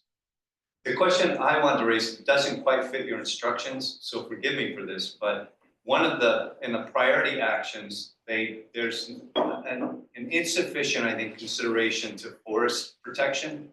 There's some really cool ideas for ag land and ag management enhancement that I think could be improved with some more focus on the ways that forests, which are of course a much greater carbon sink, should be managed. So I'm hoping that that's something that we can work into future discussions. Great, I think those are things that happen up in the priority actions and down below, right, in the non-priority ones. So I appreciate you bringing that up. Other things, yeah? A question, so the recommendations around the use value appraisal program, Yeah. which are marked as completed. I don't know that we've done all those things. I know the Forever Wild easements was a concern that the administration had raised in the previous plan. And it, sort of the status and the notation about keep as is are a little confusing. And if, sort of the consensus of the committee is that folks are satisfied with the changes to the use value appraisal program that have been made over the last several years, that's great, but I wouldn't say that that's necessarily wholly consistent with the language that exists in that recommendation, and so just looking for some clarity there. Okay, great, let's note it. Anything else on Ag and Eco, Liz? Just put 23G, line 2, which is the keep as is, although no action's been taken, and it states increased funding to tree planting via renewable energy. And we have questions as to what that means if it's kept in, particularly given res changes. Yeah, okay. David, you had, maybe this is getting into something, but I just, on some of them had questions like felt like it didn't quite understand the definition or like outcome. So like things like Redmond 72, there's several red flags, but like the Village is permanently eligible for the downtown transportation fund, the traffic quality among communities, just like what are we for the outcome we're looking for a little more clarity and stuff. Okay. Yeah. Mentioned about like the use value, I flagged that as well, it's like, is it completed or is it evolving, like, it's sometimes policies are not stagnant. Yeah, that's a great question, yeah. Joey, I missed the first one you referenced. It's about this, the actual number, was there a So specific number? recommendation 72, but more just, I had some questions about what does that actually mean, like the definition of outcome they're trying to achieve in recommendations. Generally speaking, it seems to be about lack of clarity about the thing. Okay. Yeah. And again, we may decide that the level of effort we spend in achieving clarity on these ones, be not as much effort as we would spend on the priority. Kelly? I have a similar thing I was reading in the non-energy back across sector. I wasn't sure if I should bring this up, but it says create, reduce, reuse, repair network. And I'm like, what is that? Is that something I should know about? Is that a term? So adding a couple definitions, if someone's like, I'm confused, that might be easy. And that one was specifically for It started in 14A. Yeah. And it's non-energy. non-energy. So I'm going back to, but I Previous, didn't bring it up before because I wasn't sure if it was appropriate, but that maybe is helpful to. Yeah. Julie? The 4 new actions listed at the end of the climate resilient land use sheet, I think all are potentially problematic and need work. The new ones, yeah, that's on the sheet, right? Okay, great. Yeah. I think it is, right? All 4 of those new ones, yeah, because they're not in sync with what's the priority action on biomass, yeah. Correct, well, and just, that may not be in sync with what state government's already doing, and it just They need need- more attention if they're gonna be left in the document. Thank you, yeah. Jared? Yeah, I assume that we don't need to go back to pathway 10 strategy 10A action 13. Just saying that. With regard to the inventory, because that has been discussed previously. Sorry, that's reduce and sequester update, so that would be line 17A. This is the priority.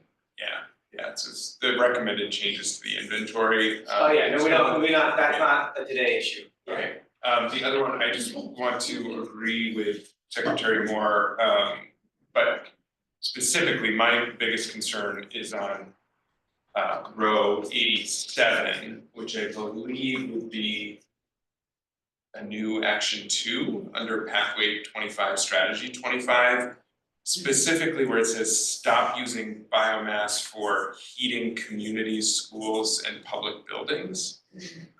That's very different than, previously the conversation had been one about biomass electricity generation. Yeah. And I would have significant concerns about saying stop the use of a heating strategy that is allowing for fossil fuel reductions and reducing climate pollution and reducing costs for buildings that are using wood rather than fossil fuel. Right, okay, so I think pretty much all the ones that relate to biomass, you'll wanna have a conversation about how they relate to the sort of overall priority recommendation around that. Okay. Anything else on ag and eco? Jen?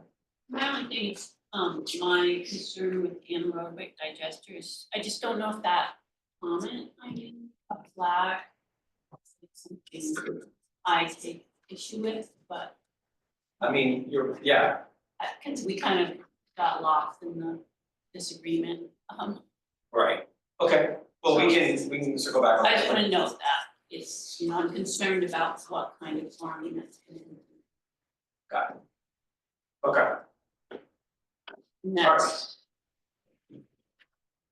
In there. line 10. Yeah. Reducing sequester. Okay, in terms of the cross-cutting issues, like education and workforce and compact settlement. I just wanted to note that Dahlia agreed with about the new actions under 25. Okay, thanks, What's Dahlia. Need to realize. Okay, those cross-cutting issues, the ones that Liz helped to shepherd forward, did folks get a chance to dive into those? And if you did, do you have any concerns about them you want to raise up?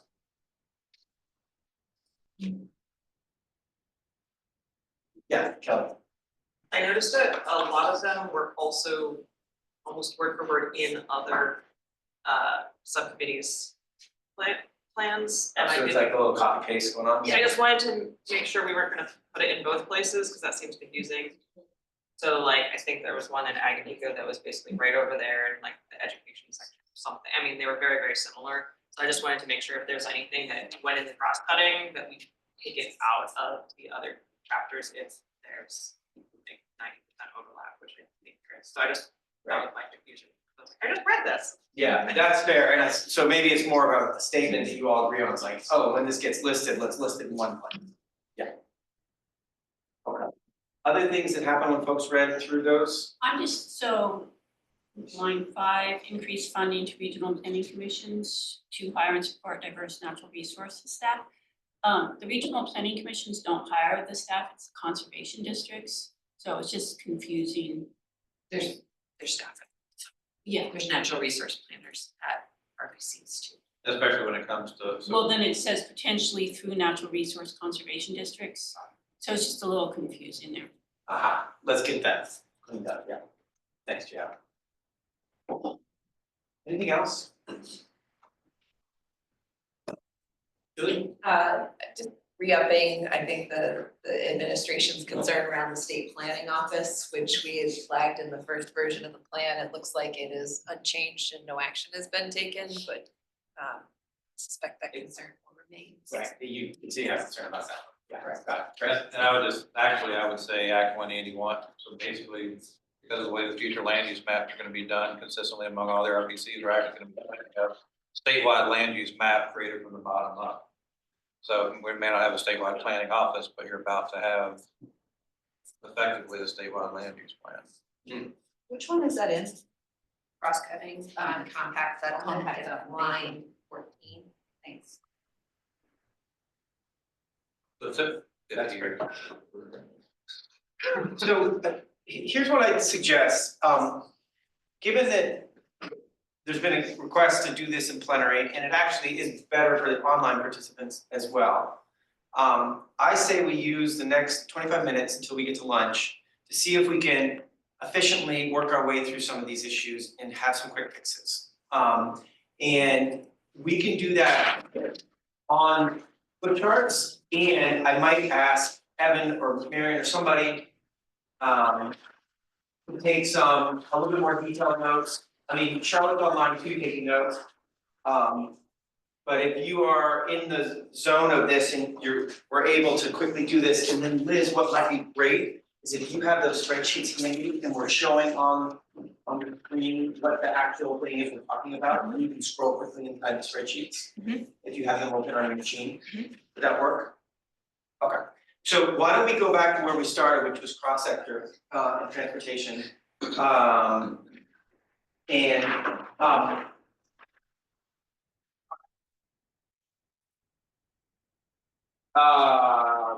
So this is where we're gonna go fast and furious, right?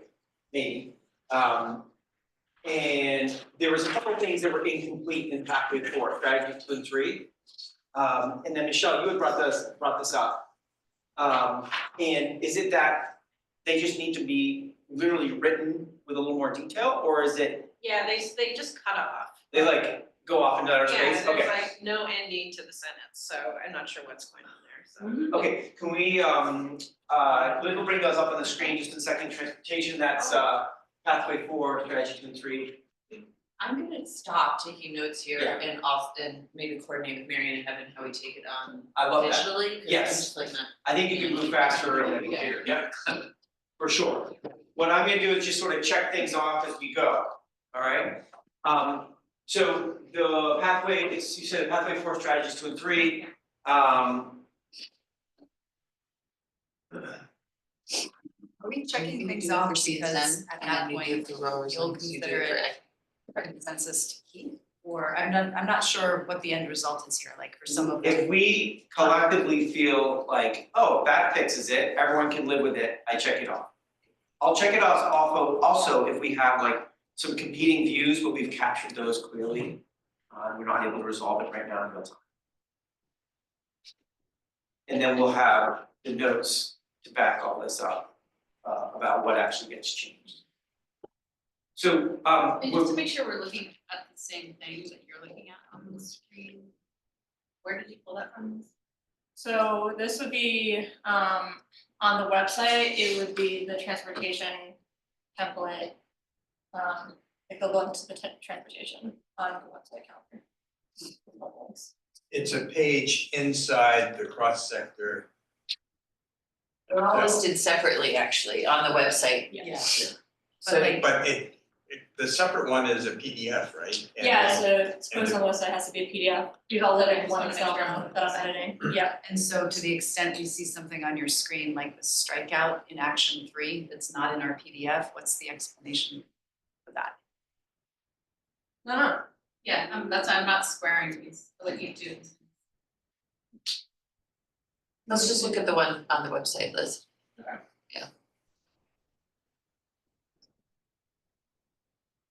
Thanks.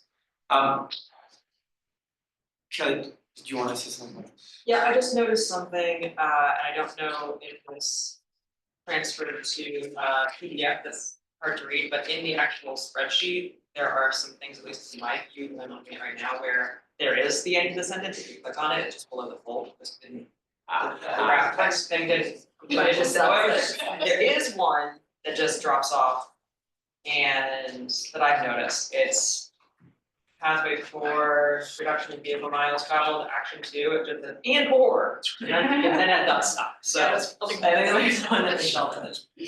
Okay, so sorry about the document version challenges. Just to be clear, Michelle, the ones that you're talking about, are they the variety that Kelly just mentioned where you can actually double click and it keeps reading, or are they gone? I'm trying to go back to the document Got to it. see what had happened there and. David, I might suggest that, I guess, if there are actions that are incomplete, that we note them and just like refer back to the task group to complete them. Yeah. Unless there's a challenge with the actual action itself. Yeah, this may not be the best place to like write the end of a sentence if there's a missing end of the sentence, but we just note that we have work to do. Okay, so how about we do that, there's on these ones that are the incomplete. On this one, pathway 4 strategy 1, number 3, this piece about public transit and zoning, this was something that Chris flagged as being problematic and worth removal. Agreed. So can we pull that one up? Definitely not do that. Yeah. We need to cancel that. AI has spoken. What was that gonna get pulled up? It would be pathway 4, strategy 1, number 3. Yeah. Can somebody say what they were what was trying to be achieved? Is it trying to force towns to plan for like transit oriented development or something? You know? Seems like that's what it's striving for. Make that just a touch bigger. Pathway 4 strategy 1. 3. Strategy 1, action 3. I think it's well intentioned, but it just doesn't. This work. one, require towns that benefit from or receive public transportation storage to update zoning bylaws to promote housing options. Yeah, so that, let me just float something, would anybody be uncomfortable just removing that? Or Gina or Andrea on this? I don't know. Well, Andrea, I can speak for Andrea. Yeah. I mean, I think every town has access to public transit for particular services, so it's sort of an overarching blanket statement that doesn't correspond to reality, and also it's not in touch with growth objectives for particular towns. And I would also argue that, just from where I sit, we already are putting a lot of other planning tools and policies and everything else in place to basically get to that. Including like under the Act 181 reforms, like better designating like development areas, investing in those places. So I think we're actually going to achieve indirectly exactly what this is trying to make happen. So I think we're. Yeah, exactly. So it sounds like, and we have a whole section around compact development, right? A whole set of recommendations around compact development. So, just checking with council folks, if we were okay, just pulling that one out as not being coherent with the rest of what you're trying to achieve and the compact settlement recommendation you have, okay to remove? Yes. Okay, so that one we'll just take out. There was a comment about moving policy around uniform charging solutions, and Michelle was like, I could spend a day telling you about my headaches on uniform charging. Or me just now trying to charge my car unsuccessfully in this parking lot. Yeah. But, so I guess the question would be, Michelle, if you're sitting where you're sitting, what would be a helpful message from this council to like push that forward, knowing it's a big national problem?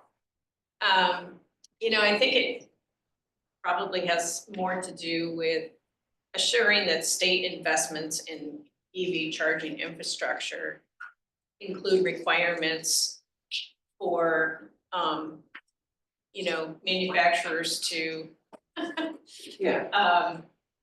to, you know, I can't think of what our exact contract language is, but we can't require them all to do the same thing, but we can require them to provide an option for credit card or cash payment.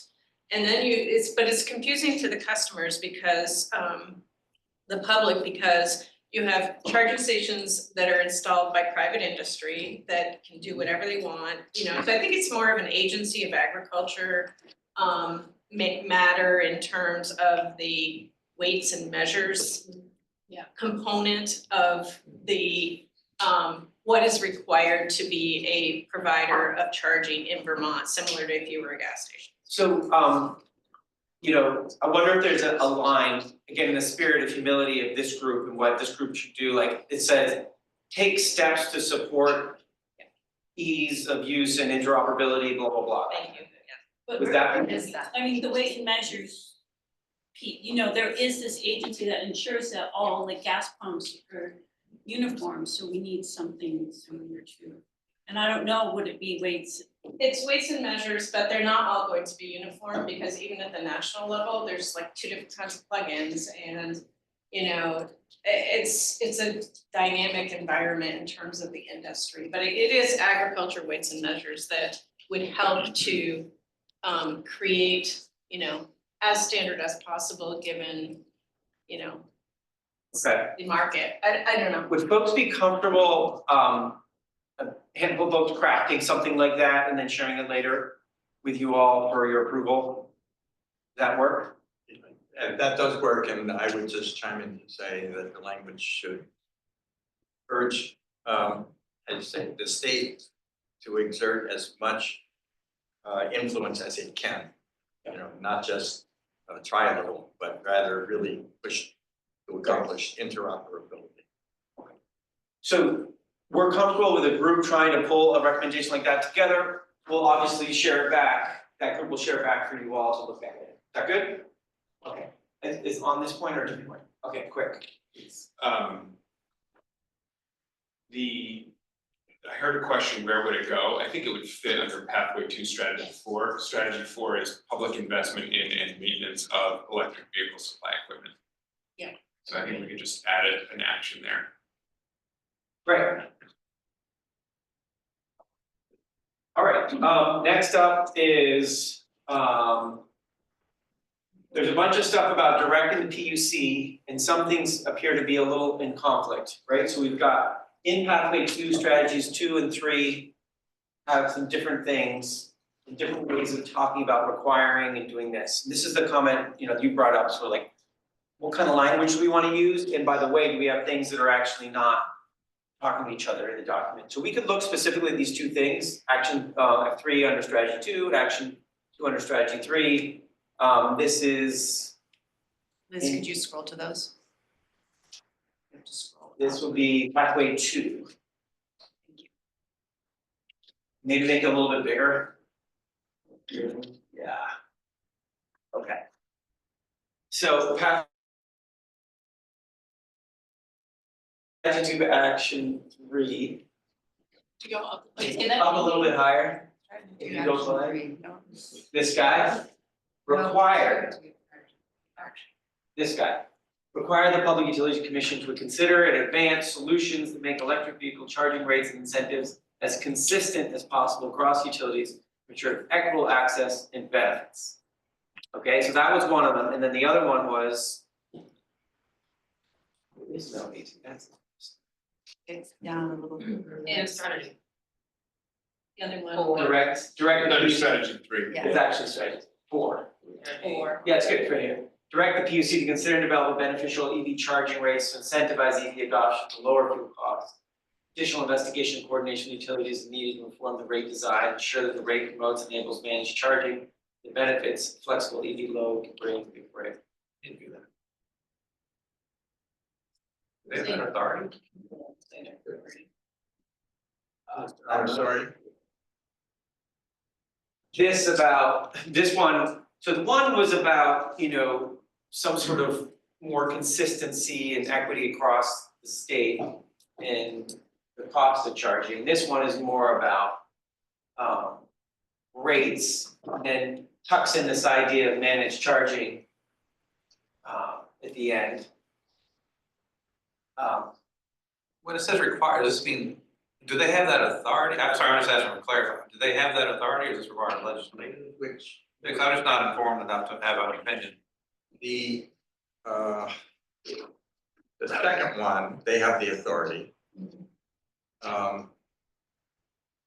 The first one that would require, the goal of the first one, and Sam is not here, but I think this was came from her. The goal was to, dealing with the problem that if you're in GMP service territory, you can plug in your vehicle at GMP's rates, which are, pretty attractive. And if you're in Hardwick, municipal electric, you are facing a far different rate structure for your EV. And the goal of that she presented was, well, why can't we have something that would be more uniform statewide?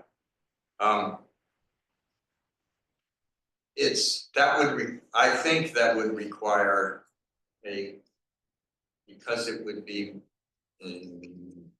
across different service territories, I think that would require legislative action. I'm not absolutely positive, you can't find a way around that, but it's a heavier lift. The second recommendation, where we say direct the PUC to consider, I agree with comments made earlier today that we might want to say, recommend that the PUC consider to develop beneficial EV charging rates. And there are a variety of ways they can do that. And also to enroll EVs in demand response programs, which is ultimately something that we really need to do. So on the first one,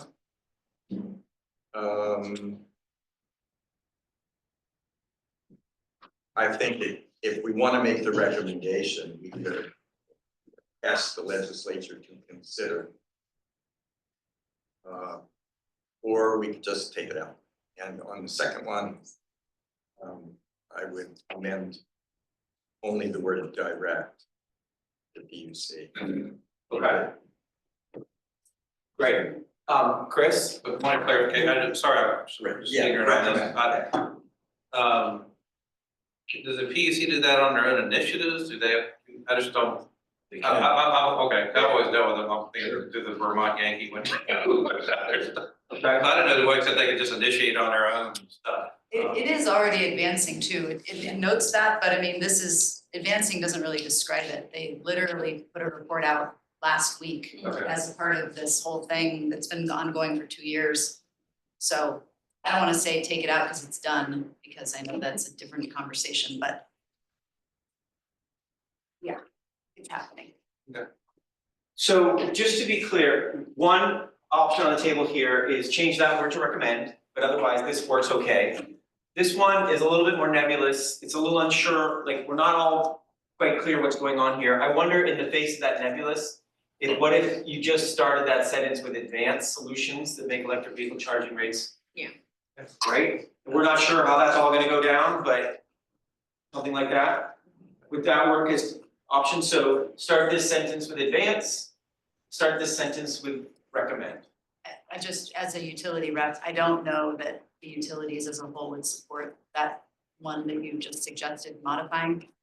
There's lots and lots and lots of reasons related to costs each rural utility faces. So. Right. So I can't say, yes, that sounds great to me.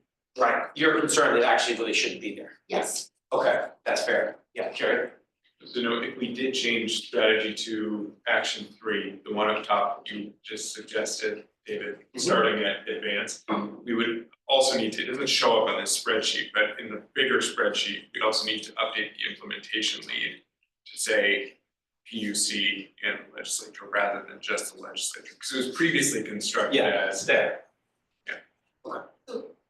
Yeah, Just to Liz's point, I mean, if we do move forward, which consider in advance, I would say consider, because I mean, I totally hear you, Liz, and think the goal is just to help Vermonters no matter where you live. For sure. So considering and advancing as possible sends a directional tone, but is not Okay. required. So actually, Liz, if it were, consider in advance as possible, does that make it easier for you to?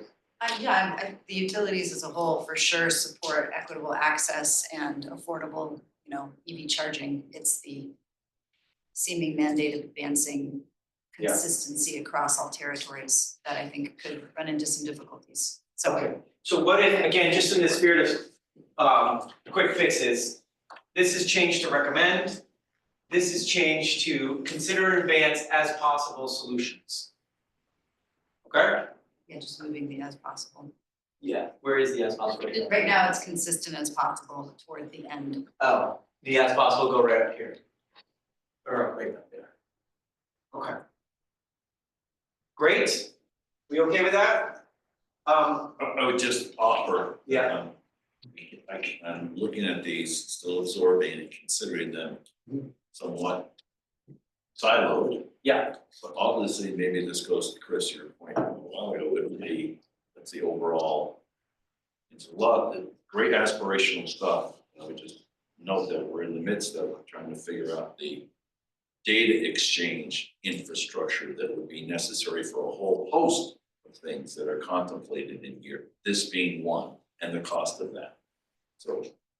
And I wonder, Kirk, if that, after we do this exercise today and tomorrow, if that prompts you all to think like, actually, we need a priority action that, is the opening piece for all this stuff, like a priority action around data exchange or this or that, right? There is one that was close that I had strong love and affection for. Okay. That's why I asked the question before, but Yeah. I great idea, and there is one that's. It could do that maybe? Yeah, it's a close sibling, not even a cousin. Okay. Okay, great. Well, keep that in mind and don't lose it. Oh, I won't. Okay. All right. So the issue of incentives, I think we spoke about the fact that that was kind of, like, why aren't incentives a priority action? I think they are in the PowerPoint. They just weren't highlighted in yellow in the spreadsheet. So I think we're good on that. That was just a editing issue more than a thought issue. Okay, these are like bigger questions about how we're gonna organize ourselves. I'm not gonna do that right now. Jane, I might need a little bit of your help here just to make sure. Are there other things in transportation on another? No, it goes to buildings. It goes to buildings? Well, there's one more on the spreadsheet about vehicle miles traveled, Okay, which is. oh yeah, thank you. Yeah, which was P4 S2 action 3. I'll be here. P4 S2. No, That doesn't look like it. that's not it. Oh, it's the one above it, maybe. Both of them are on the list, 2 and 3. Okay. Here we go, this is VMT. And Yep. maybe Michelle can speak to that. Okay, so I D for S2. S2. Okay, you know, I made a lot of comments on the side that, you know, there's already a statutory requirement for transportation planning, this is action 1. Action 2, the carbon reduction plan addresses action 2 essentially. You know, the smart growth, you know, piece that we already talked about. Action 3, the funding and finance report required by the legislature outlines the fact that there's less than 2/3 of funding. Are you Wait, looking where at are the you? same thing? No, I'm talking about what my comments were. Oh, I'm sorry, so We're this- here, looking at this, develop a V-Trans sustainable transportation and implementation strategy, Yeah. With VMT reduction targets. And are there VMT reduction targets? Yes, that's what the carbon reduction plan does already, so Okay. I So think. you're not breaking new ground on this? No, I mean, I guess, maybe it could be reworded to support the implementation of the VMT reduction targets that are presented in the CAP. Okay. Okay. Does Well, that make it's sense? actually GHG reduction, it doesn't have a specific target for VMT. yeah, that, There we go. That's the problem, and, you know, I don't think that's a realistic activity to undertake, honestly. I mean, one of my concerns would be a VMT reduction target, like the way you achieve that is dramatically increasing the price of gasoline. Yeah. Right, like otherwise people aren't gonna stop. Whether you own an EV or a gas, you know, plus it doesn't take into account the transition to EVs, like, you know, do we care how many miles people drive if they have an all-electric vehicle? I'm not sure, but you know, I kind of don't think we do. Or at least not as much. Not as much, except for the wear and tear on. So, that's problematic. So this feels like it has a couple things that are challenging. One is there actually aren't VMT reduction targets. Okay, and it sort of bakes into this idea that there are, okay. And was there another thing that was problematic here, or so what would be a quick rewording of this that addresses the problem of like, hey, there aren't VMT reduction targets, but we do wanna support the implementation of this plan? Like, what would be a actually useful action? Right Why there? wouldn't it just say support implementation of V-Trans sustainable transportation strategy? Well, we don't have a sustainable transportation. Right. Carbon reduction plan, you know, I don't know. Wow, this was, but with capital T and capital I? It feels like a cut and paste of some Develop other a, state's plan. yes, it says develop a V-Trans sustainable. I see. transportation. So we don't have one, we're not gonna develop one.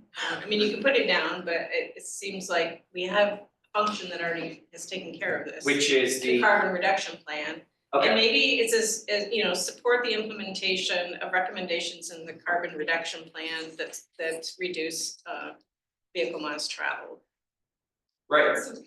How does that sound, Joey? Maybe, I wish Gina and Andrea were here as well, let's this work. I think the goal is, what we've heard time and again, is people wanna move people out of their cars, and doing that in rural Vermont is challenging, so we're trying to like directionally point, and sort of setting some targets and goals, so I guess I wonder about maybe drafting some new language and revisiting this, with that core intent. Well, how do folks from the council feel if the transportation task leads meet with Michelle and others and oh, Gina's here, great, and come up with something. Gina, jump in, please. Sure. The idea of VMT performance measures is really what we're talking about here, and this is going on in other states. The idea is that you, I'll put my camera on my camera. The idea is that the VMT performance measure is showing that people are shifting to other modes. So it's some way of evaluating. It's a way of evaluating the taking up of transit and bike ped and and Amtrak and all those other programs. So in the interest of time, and we are gonna jump to lunch now, it We sounds should- like, We should do what you said, and I think that is a work with Andrea.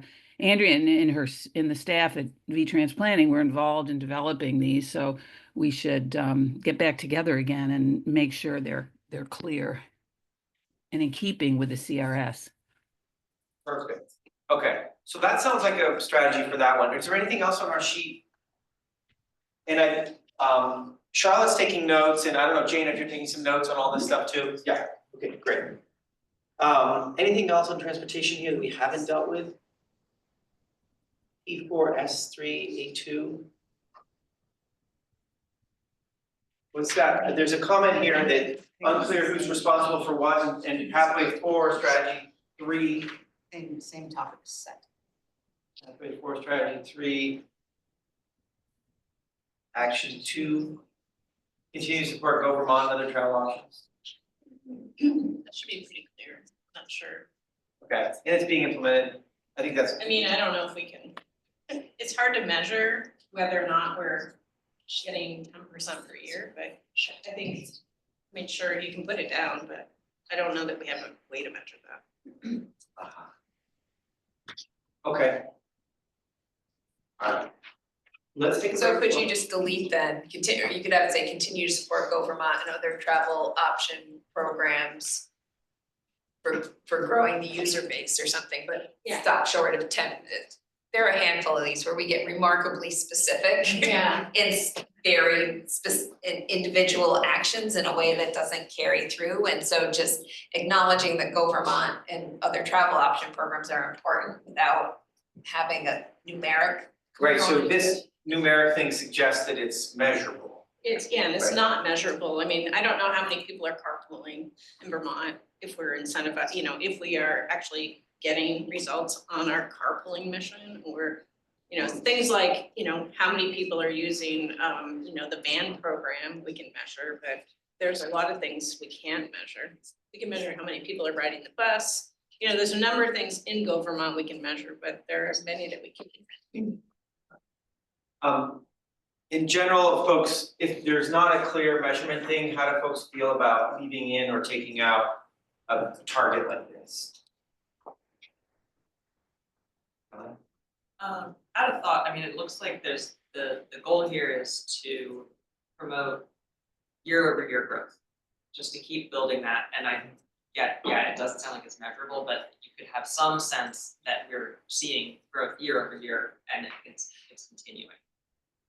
Until nobody drives the car, I guess. Okay, so something that talks about year-over-year growth, and that allows a kind of looseness in measurement that's more realistic. Okay, Joey. I mean, if we're punting this back to the task group, we want us to grapple with both of these things, informed by the challenge. Sure. For your hard metric. Yeah. Sure. So these specific two things should be really helpful. And in principle, what I'm hearing from folks is something along the lines of promote year-over-year growth, something that's a little less precise given the lack of precision in the measurement. Okay. All right, folks, we need to take a lunch break. What is lunch and where is it? It's set up outside. There's It's sort set- of wraps and sandwiches and seltzers right out here. Fabulous. Thank you for whoever made that happen. Probably Liz. Let's take 20 minutes, we'll be back here, or a little less than 20 minutes, we'll be back at 10 of. So that's actually 15 minutes. And we'll pick it back up then, we're gonna do public comment at 10 of the hour. So grab your sandwiches, and if you're chatting once you've already grabbed your. Oh, yeah.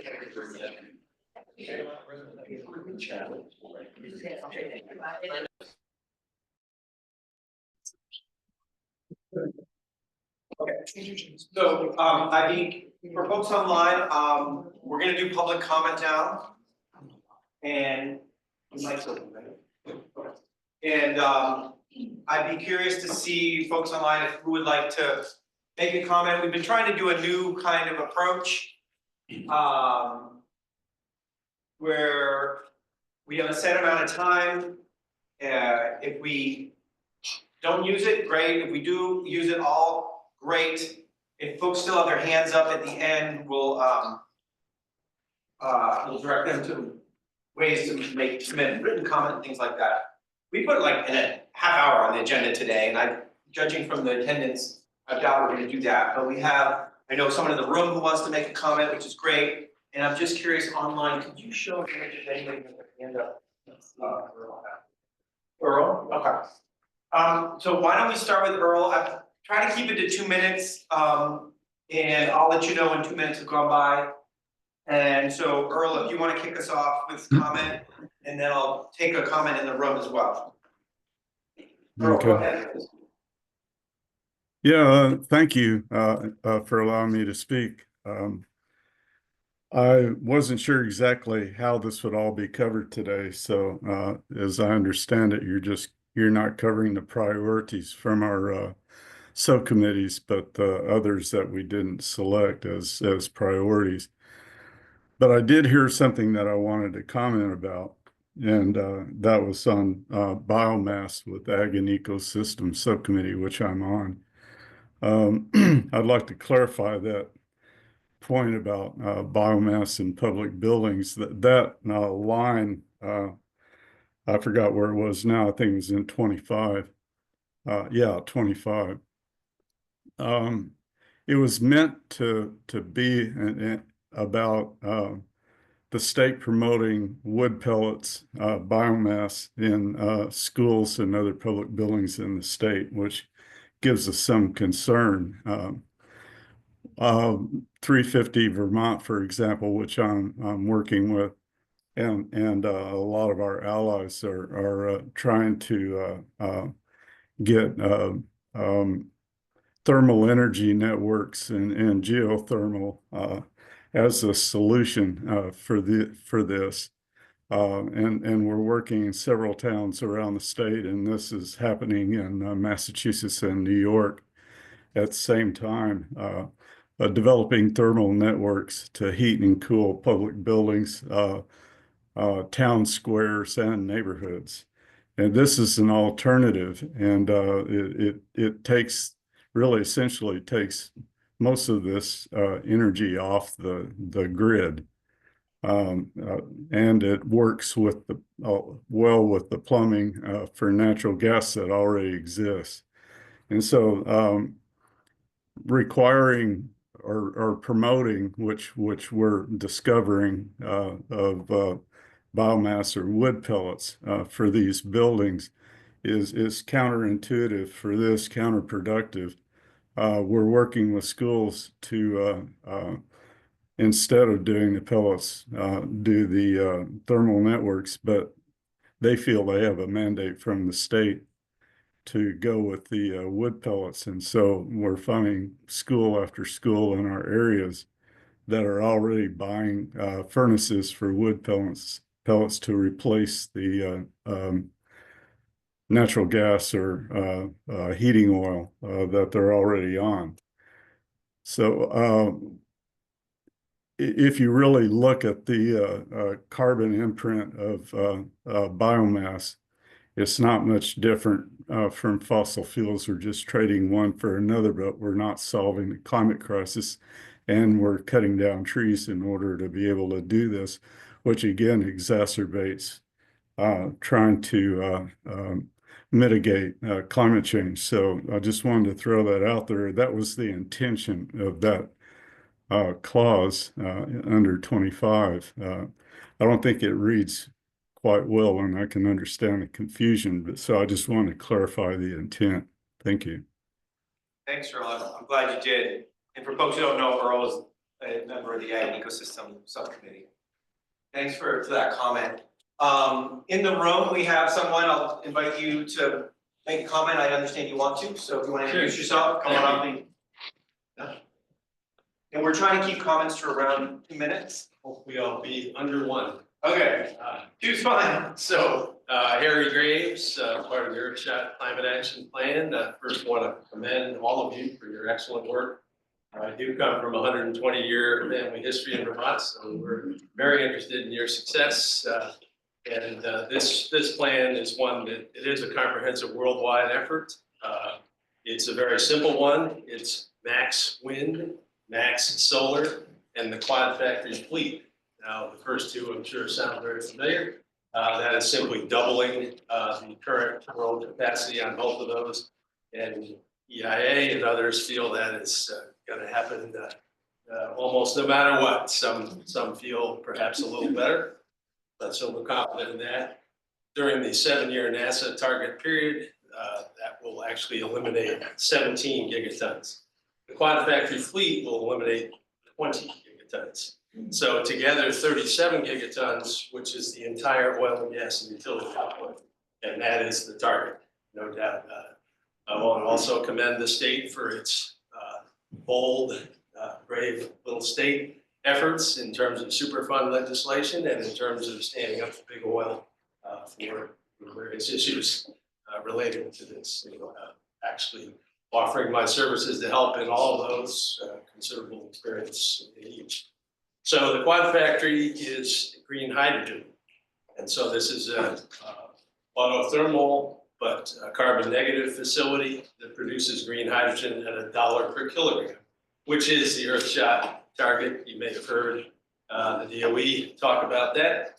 And as far as we know, it's the only group that can do that, but all others are welcome. But most importantly, not only is it $1 per kilogram, but we will sell that product at $1.40. Now, the best green hydrogen numbers that seem to be in the market are something like $5 or higher. So that means you can fill into the tank, you'll sell electric vehicle for 600-mile range, or if you want to argue and say 500, for $14. So the message here of affordability is we can cut energy costs in half, not just for transportation, but for power, for heat, air conditioning, and storage across the board with this overall program. It's a worldwide program. We certainly hope Vermont gets a chance to have a quad factory. And yes, that is designed to sound a little bit like Elon's Gigafactory, only it's bigger and of course a little better. Now, just so you don't think I only have one thought, I have 170,000 miles on my Tesla S and very much have been a guest at the Tesla plant with Elon. So no hard feelings. I'll leave you with this. Be as bold as you possibly can. There's no question that this state is a leader, but could be a super leader in this climate action effort. And I encourage you to consider a 2030 all-electric new car law from the governor. And we can deliver the electricity at 4 cents, all you can have made in the state, and we can deliver the green hydrogen at $14 per kilogram, which is about that's about $1.40 gas equivalent, if you think about a car. So I'll leave you with that thought. You would really enjoy that result if we could get people to rally around. Okay, so I'm in favor of keep driving cars. Thank you. Okay. Great. All right.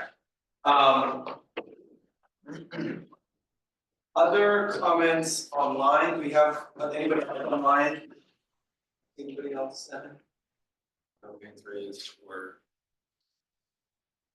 Okay. All right. Well, thanks, folks who chimed in. Thanks, Earl. Thanks, Harry. With that, why don't we pick up where we were? I know folks are kind of like, if you just get up, throw away trash and things. Oh, that's great. This afternoon, we're going to use the time we have right now. I think, let me just pull up my agenda while we're talking to make sure I'm not blowing past things. You have until 1:20 to when we want to start talking about priority actions. So let's see if we can get a little bit further on some of these. We're not going to get through all of them, and so we may decide to push to the task groups or the subcommittees some fixes on this as well, or the co-chairs at least. But if folks are ready, to get back into it, if you need a moment, you need like a break or anything real quick, happy to jump in. Yeah. Okay. Well, let's jump back into it then. And I want to pick up where we left off. we had a couple things still in cross-sector and buildings. I wanna see if we can take through a couple of these in the next 15 minutes. And then we'll, probably need to make a plan to push the rest somewhere else. Okay, buildings. There's a number of things that are similar to what we just dealt with the PUC recommendations earlier. This is pathway 4.1.2.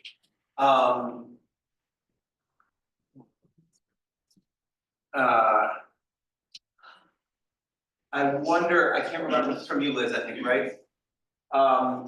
There was 3 things you mentioned, and unfortunately, the nomenclature can be a little bit challenging, but we go to pathway 4, strategy 1, action 2.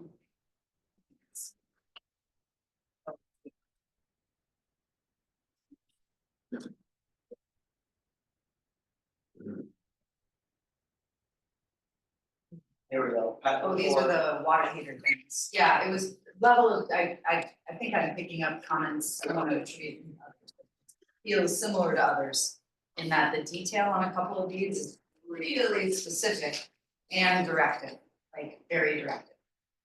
Yeah. So.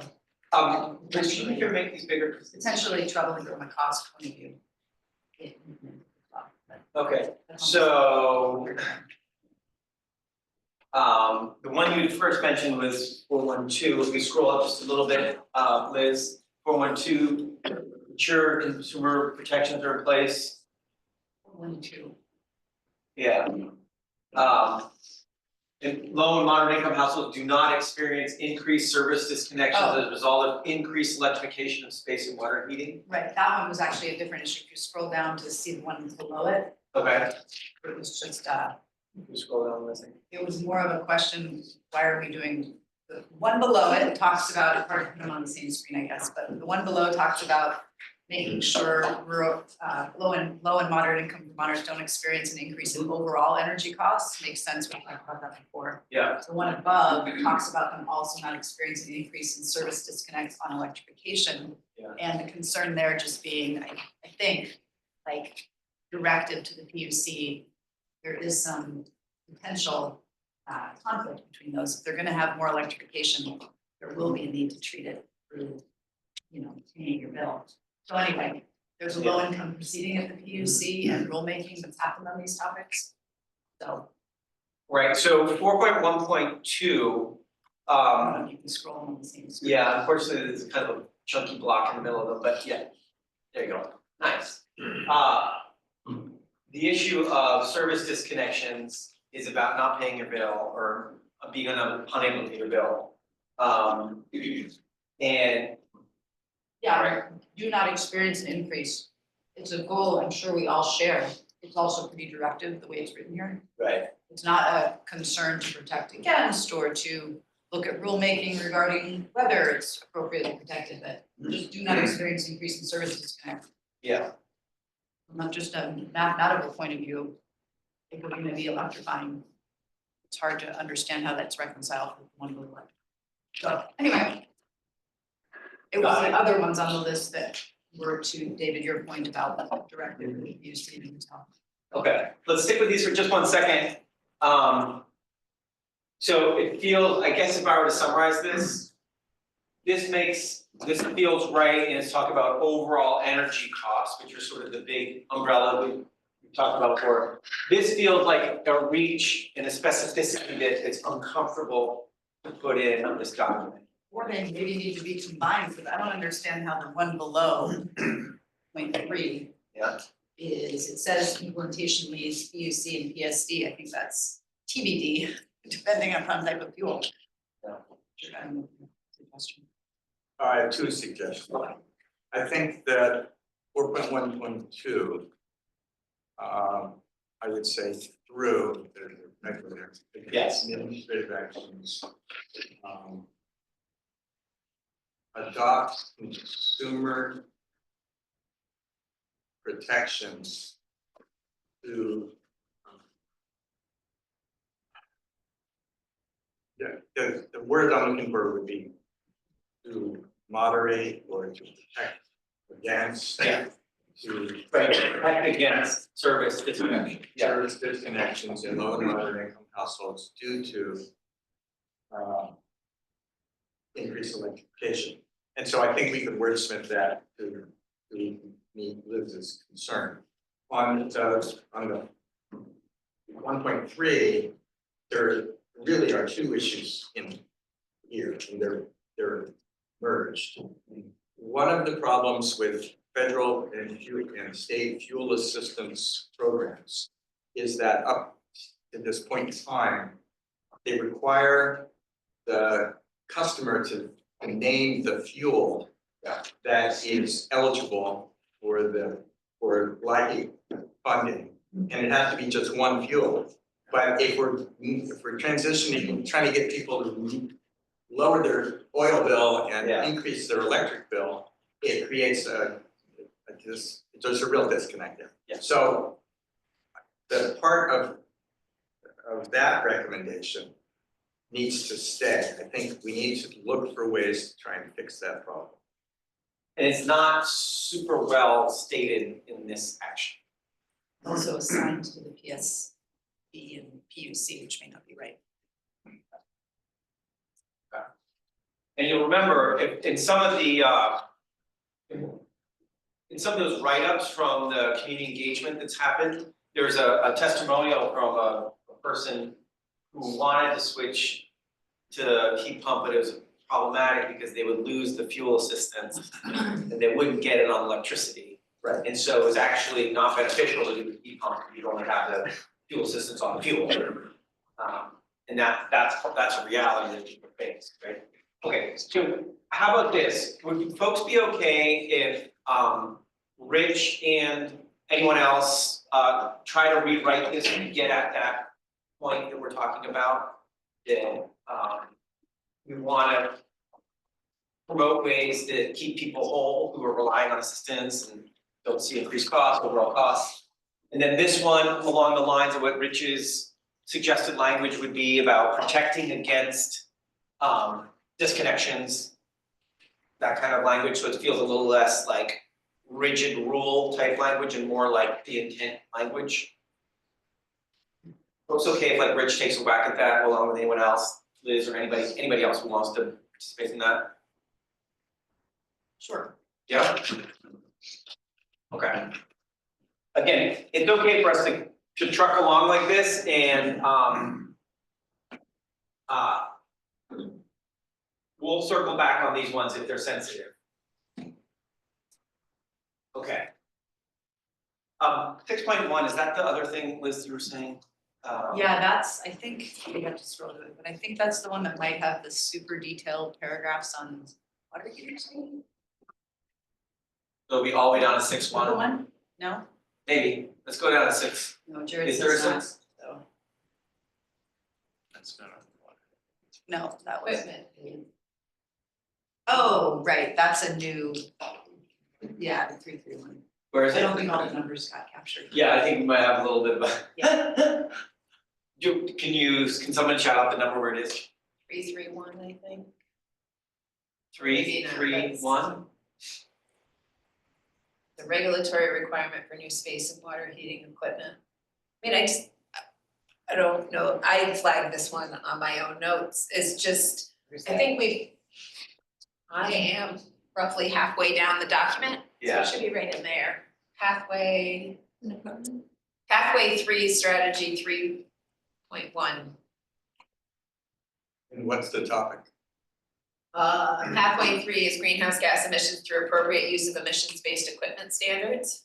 So you would, Scroll up. I mean, up in 3? Yep. There we keep going. Like, you know, dates.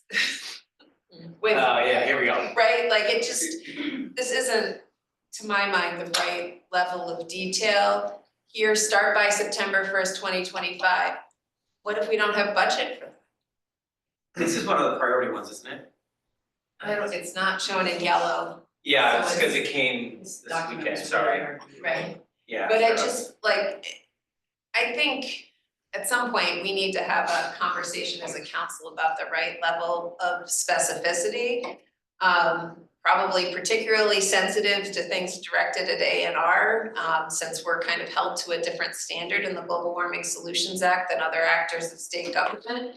But absent resources and advocacy by this group with the legislature this session for the resources needed to do this work, I don't have the ability to pull these rabbits out of my hat. No. And I don't know, I mean, there are several ways to approach it. One is some strong advocacy from the Climate Council for resources making these priorities. One is making them a little less directive, so that there is some grace afforded to the agency to determine what it's capable of doing. But that's a lot of work without anybody able to do it, available to perform. It was, just to put it on the table, it was 4.2.1 and 4.3.1 that have similar detail and deadlines and everything Secretary Moore just said, but with respect to other programs. So. 4.2.1 and 4.3.1? Yeah, I think those are the two. One of them is on, yes. Okay, so, and with this was, I remember in the subcommittee, was something of a compromise to do a study. And then the study had a bunch of dates put on it, things like that. So what you're hearing from Julie is like, that's really hard to do, particularly if it's not coherent with what the legislature is budgeting us to do, and we're not gonna know in time. So I guess the takeaway, that this is one of the priority actions, I'm pretty sure, so we don't need to go deep on this right now, but the principle still stands, right, of how much detail is appropriate. And I'll just speak to the detailed question. I agree completely with what Secretary Moore said, that if we're gonna recommend this, then we should recommend that the legislature make the money available and that the study is, conducting the study is contingent on the legislature making the money available. That would be a useful addition to this action.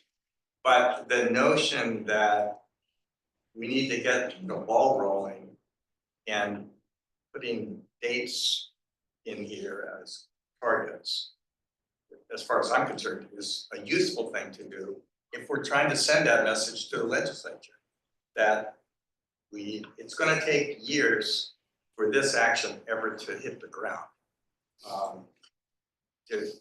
For equipment standards to actually come into force.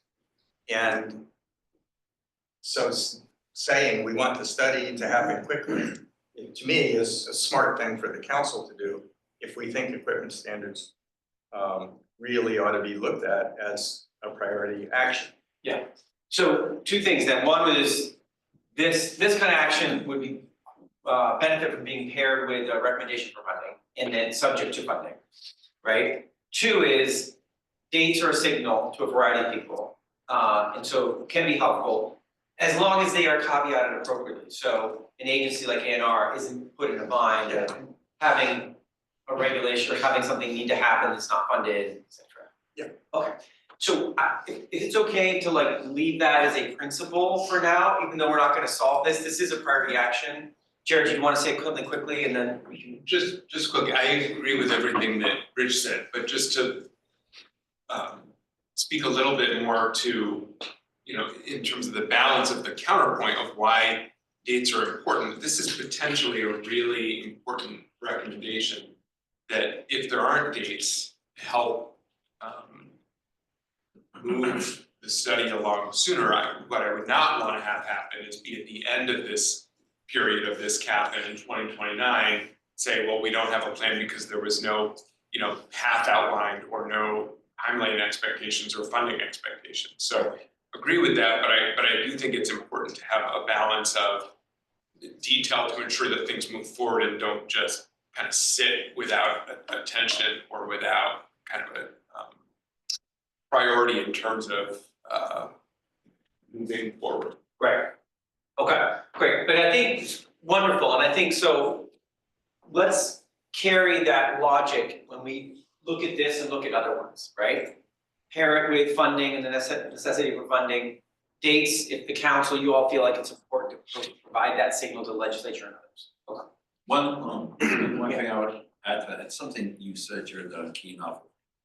But for us, I'm mindful that in there it talks about other states, and Vermont has had success moving the needle on appliance standards. Frankly, I think of EVT, like they actually did have some success in doing that. Secondly, I think if I've read some of the materials correctly, NERU and some other organizations are getting after this.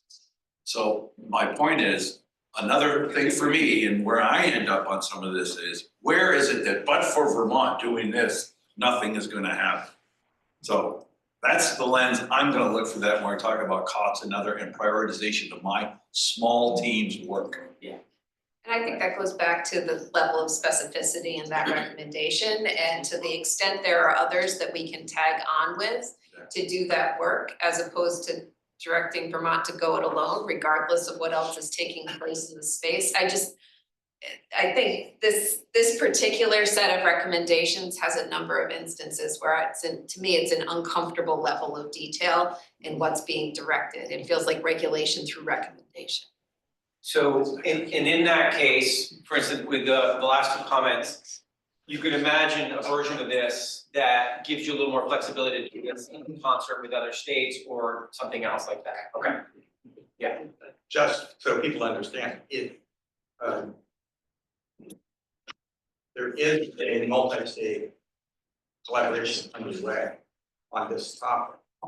And the subcommittee understands completely that Vermont would never adopt these standards on our own, because our share of the market is too small.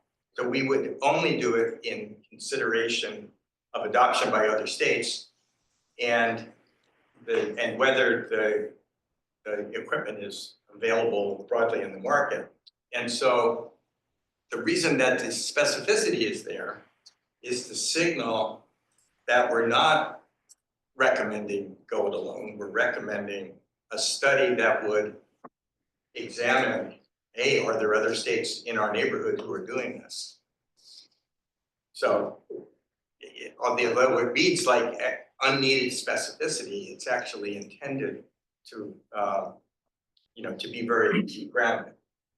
Okay. All right. We are at a place where we're actually kind of out of time to keep doing this, sort of work our way through. I think we've taken, and I'll tell you the other things we wanted to do. One is have a conversation about priority actions now, to prep ourselves up, because that's really where we're gonna be spending the bulk of our time, February, March, and get our heads into that game a little bit. We're gonna have Indra come in and do a little piece about us working together, and then we're gonna talk about our timelines. And we're gonna finish by 3:30. So to do all that, we're gonna need to switch gears into that soonish. If you all are feeling like, let's actually steal a little bit of that time right now and keep going on this list, I'm open to that. But the next thing I wanted to do with you all is to start talking about priority actions and how we're gonna think about those. So quick pause of all this stuff we wrote down and didn't get to, right? The ag and eco, the rest of this piece.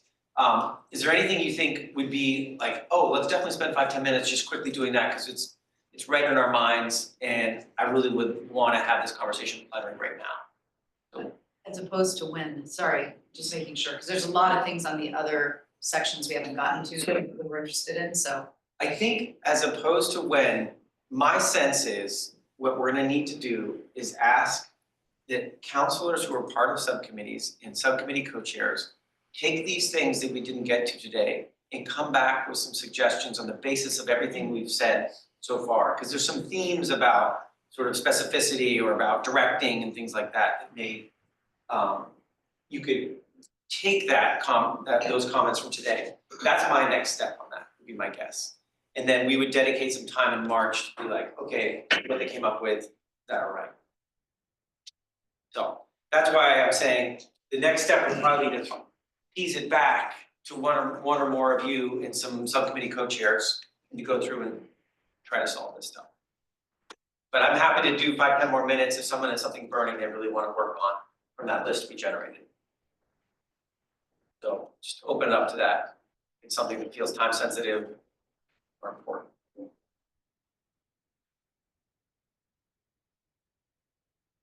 Chris? Yeah, I have to go, but, you know, so I'm gonna be meeting with David. Talk about rural resilience and ag and ecosystem. I'm thinking on cross-cutting, we should also maybe, let's have our conversation this week, but I feel like cross-cutting, especially on the compact, all the compact settlement discussion, I think there's just a lot of potential consolidation that could happen, because there's a lot of this that all integrates in together. And could also better reflect like what was passed last year and the subsequent prior year in the legislature. And I think there's a lot of pieces I think that are already coming together to make, kind of create a pathway towards more success on all those fronts. So let's have our conversation. I mean, I just want to bring that up. I think that's great. I think that, because that's a big chunk of the plan, frankly. Yeah. So I think if we could just get our heads together and hammer something out, I think we could probably summarize things that we're combining in a pretty elegant way. That would be great. I mean, that's the dream, right? If a couple of you get together, lift up some things, you know, that were mentioned here in this room, use your own judgment, pull things together, organize, tidy things up, maybe fix a few things, and then bring it back to everybody. That would be phenomenal. And when you do that, you're likely gonna do that on priority actions and these things, right? So the whole thing makes more sense. Okay, thanks. And I apologize for my schedule's often out of my control. It all, Whatever. okay. Can I, from the administrative side of this, Yes, I sure. guess I just wanna acknowledge that we should be doing things consistently and not like just counselors going off and working on things. I think the counselors, we should articulate if we could articulate in notes right now. Sure. Who's taking on what, I think it's and great. make sure that's coordinated with Liz. Love that. So that things are done consistently with changes, that will make it easier sort of on the backside of pulling together a clean version of all the non-priority recommendations. You know, and one of the things in notes, David, we could suggest right out of the gate, like the cross-referencing of like cross-cutting issues with actions in other sections from subcommittees. Our office can do that. So anything that's doubled up right now, we can clean that up and remove it. What I heard was there was agreement to remove it if it's in a subcommittee section and just leave it in the cross-cutting. And then perhaps as separate sort of topic areas, meet via counselors who represent that work. If there's things that should be lifted up into cross-cutting, that's something that should come from counselors to the office to put in. So we can clean up the backside, but anything new we can talk about, it should come up into cross-cutting. Right. And so Liz should definitely be involved in all of those conversations. Yeah. And then anything else with specific ag and eco issues, maybe just like put 2 or 3 counselors with ag and eco. It sounded, we already sort of dealt with cross-sector, and I took good notes on which counselors would work on which ones. And then it would be rural resilience just needs reps too. Yeah. Or unless it sounds like for ag and eco and rural resilience, it'll just be Chris and David with the co-chairs.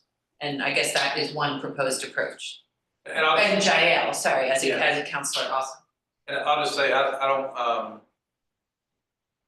don't disagree with anything you said. I'll just note Andrea kind of helped pull us together. And it's a totally different agency. I don't know who's talking to who among the state employees, so. One has been just the effort at this point, Chris, I think like having co-chairs at the table makes a lot of sense for technical guidance, background on the recs. But just, we've been trying to lift it up to you all as counselors now to make the decisions on the final language. And so Andrea should be there for background information as the transportation rep, but really like Michelle now will act as the counselor who makes transportation decisions. Yeah, I guess where I was going with all that, it'd just be helpful, I really appreciate it, like Andrea's support. So I'm not being critical at all, but what you just said, ultimately, hopefully, because like Billy Foster was also part of that conversation. Right. So if there could just be some communication among the state folk kind of supporting this, that would be awesome, because I don't know I don't have great visibility into who's talking to who, so I don't wanna get sideways with anything. Yeah, I mean, Like I think everybody, having yeah, really they- I- Andrea, I would for be all for instance, yeah, makes a lot of sense, but then ultimately council. Yeah. I guess, so from a rural resilience standpoint, it sounds like we have kind of a pathway there, and we'll make sure you all get the notes from today and tidy it up. On ag and eco, I'm not quite sure, there's a lot to ask Jael, just totally be all over this. It sounds like what's gonna happen is Chris, David, Jael, with the other co-chairs of those two subcommittees. Okay, and then pull it all together, I love it. Yeah. Okay, and we can tidy up these notes and make sure you have that all ready to rock and roll, okay? And then, so that will take care of rural resilience as well.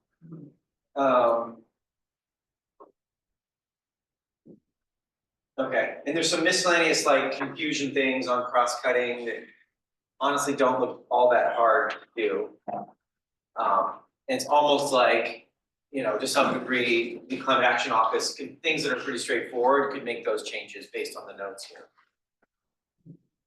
Okay. And the point I made about the building energy code, we got that squared away, it's in there. I just Great. missed it. So we're good. Perfect, okay. All right, and the other thing that we talked about today on this was, in the tables, be clearer about actions that are ongoing, looking to continue versus new things, so that people can have clarity about that. So that's the thing to think about, Liz, as we're sort of harmonizing tables and that kind of stuff. So the calendar really the status, right?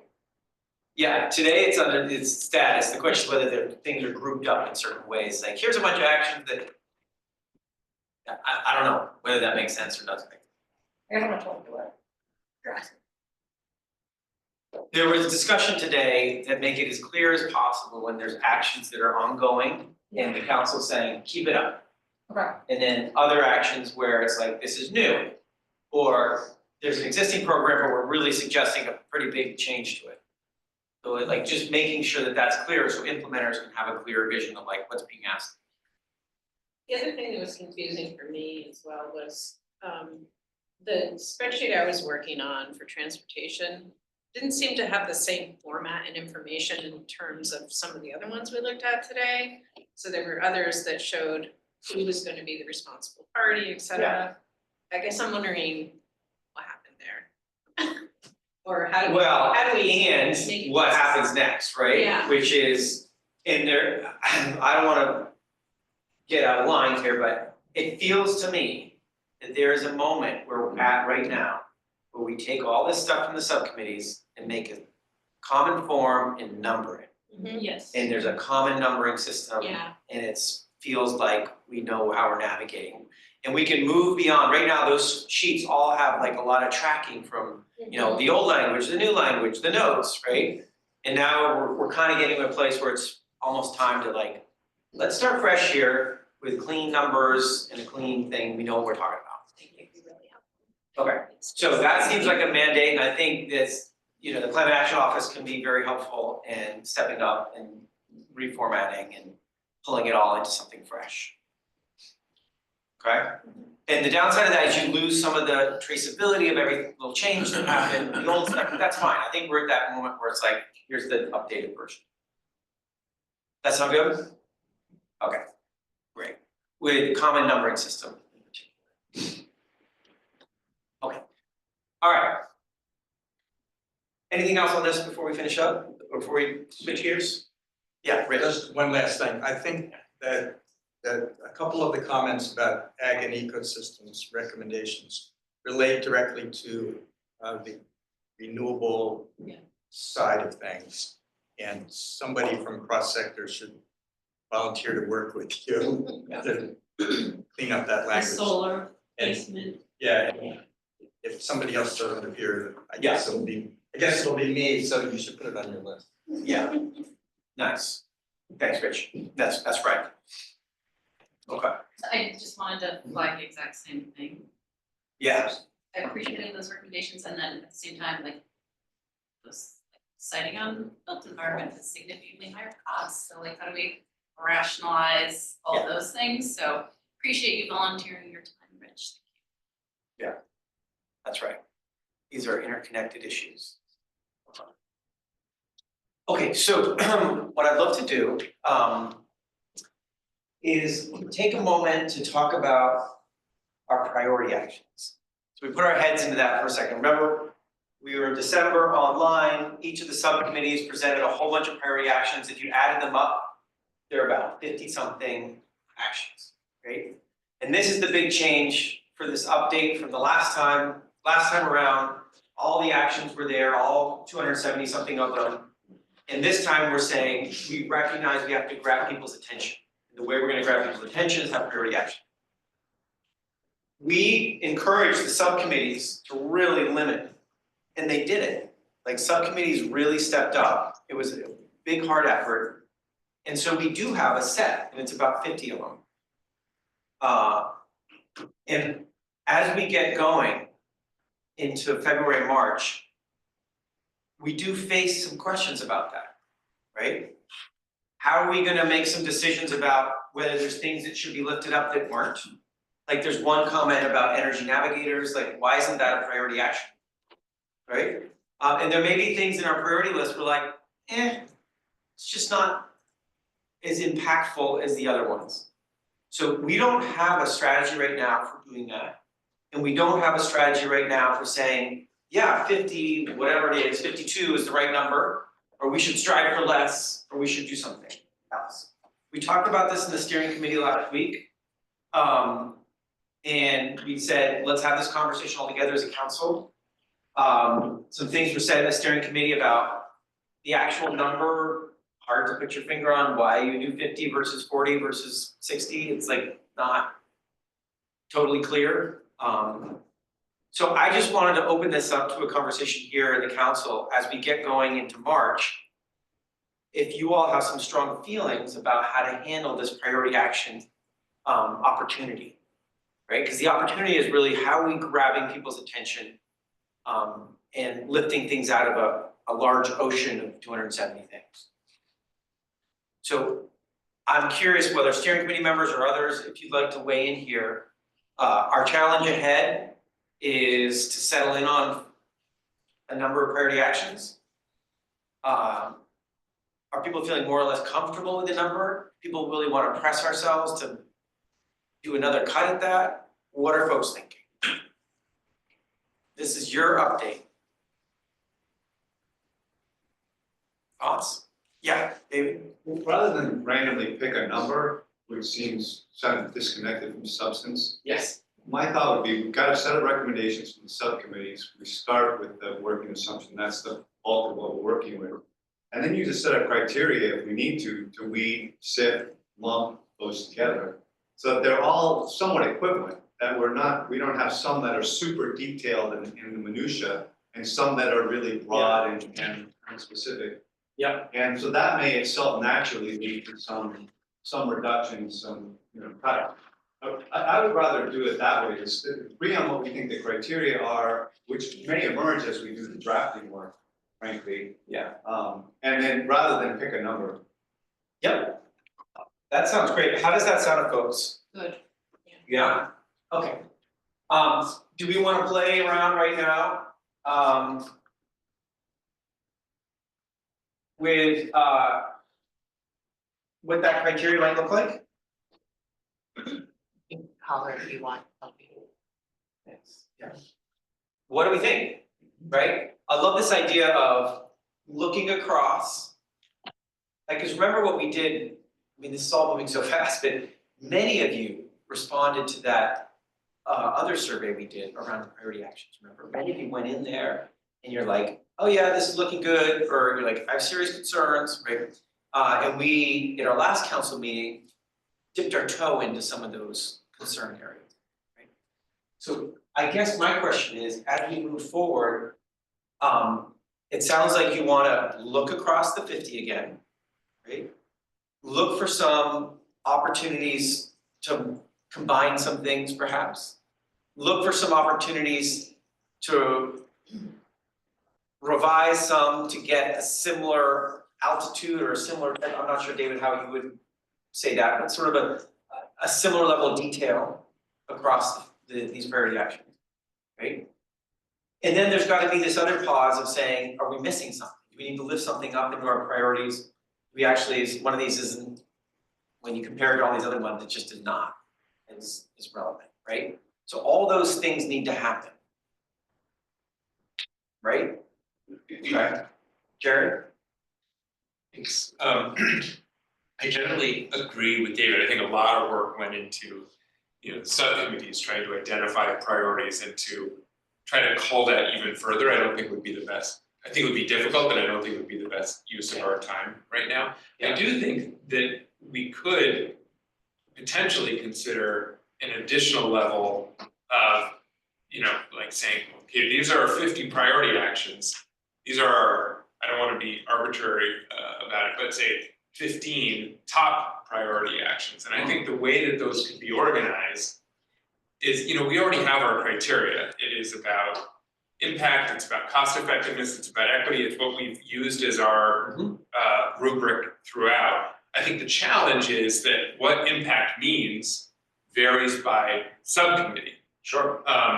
And so, if we were going to do that, I would want to leave open the opportunity that, there are top priority actions, almost by category. Like, what are the ones for cross-sector? What are the ones for ag and eco? What are the ones for rural resilience and adaptation? Rather than like pitting them against each other, because I do think that they have different criteria and considerations. Yeah.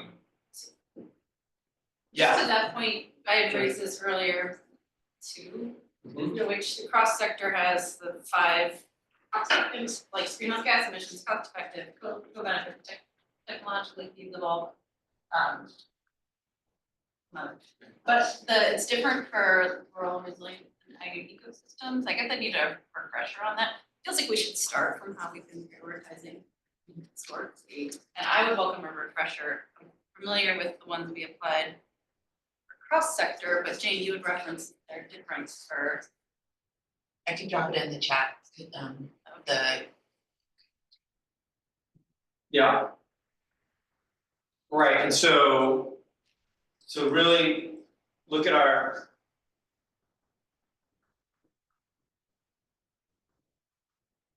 And how do people feel about Jared's idea of, even among our 50, like looking for a top 10 kind of situation? How do people feel about that? Rich? So I was going to offer some criteria. And so it's point, and as prelude. I'm prepared to say that we might try that, choosing the top 10 or the top 15 or something. And let's see how it goes, but we won't know until we find ourselves how it goes. But I come up with 4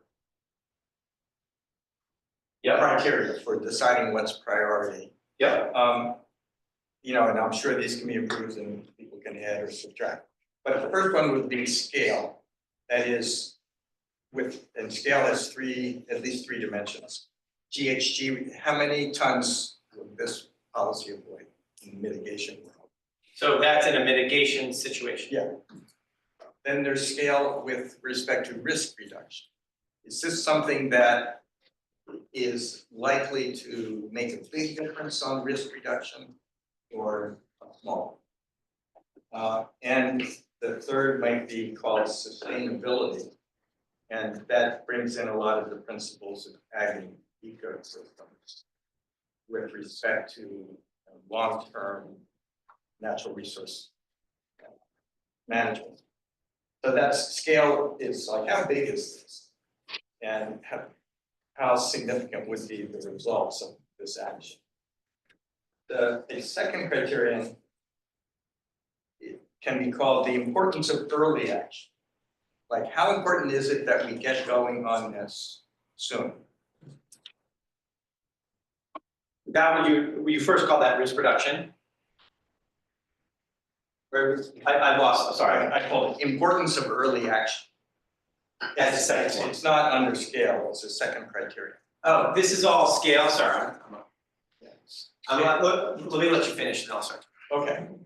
Then a third question is it foundational? There are some things that just have to happen in order for other things to happen later. And we might want to identify certain things that may seem kind of small, but you have to do the study before you can decide to take the action, that kind of thing. They're foundational. That's my third criterion. And the fourth one is the degree to which it's key to achieving our equity objective. So Clear story. yeah, I mean, I just threw this together, I'm sure it can be improved, but the idea is, if we were to ask ourselves these 4 questions, it might help us to decide what's a priority. Yeah, okay, so let's say them in our heads one more time. The first is like scale, and you can talk about scale in different ways, but the second one was, do we need importance of early action? Is it something we want to urge? doing it right now, yeah. And the third is the foundational aspect, like you need it to do the next steps. Yeah. And the fourth is around equity, and is it clear around our equity goals, how this helps? Okay. Correct. Yeah, and those seem broadly aligned with what the GWSA asks as well, right? I think the thing that gets a little muddy is on the scale thing, how do you do it differently for emissions reductions versus resilience and adaptation versus sequestration, that kind of stuff. Okay. If you look at the criteria in the GWSA, the first thing is cost effective. Aha. Cost effective, technologically feasible, and equitable. Right, and so those. Just as a reminder to what Julie's bringing up is the prioritization framework was based on the principles in the GWSA, which is what which it gets at a lot of the criteria that Rich is speaking to and attempted to do that across the different buckets of work. Right. It's a dilemma, right, of the how you deal with different buckets of work and have it. Like there's criteria like some of the ones you mentioned with like foundational, or you need to do it first. And then there's like what Julie mentioned, which is the cost effectiveness, the feasibility, and Yeah, actually, with respect to cost effectiveness, I would always want to rank order, even among high priority items, by cost effectiveness. Yeah.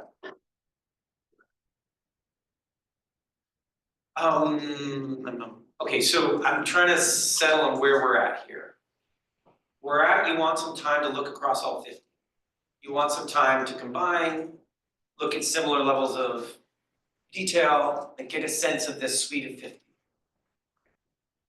You're interested in looking at the criteria that might let you signal some of the highest priorities among the 50, right?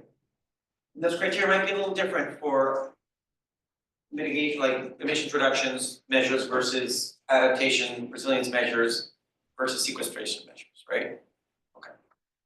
And Rich has been helpful to put some things on the table about criteria. Julie reminds us what's in the thing, in the GWSA. I guess the next step is like asking us to design a set of conversations that allow you to do that, right? Is that the next thing? Yeah, Kelly? I was just gonna say, I like this idea of doing more tiers of ranking, because I think we all agree that we want this to be digestible and something that people can pick up and understand where we're headed and what our goals are. Yeah. One other thing that might be a useful next tier down below the 50 priority ones, Yeah. I suggested the steering committee is if there are anything in the remainder that are just super easy, why not just do it?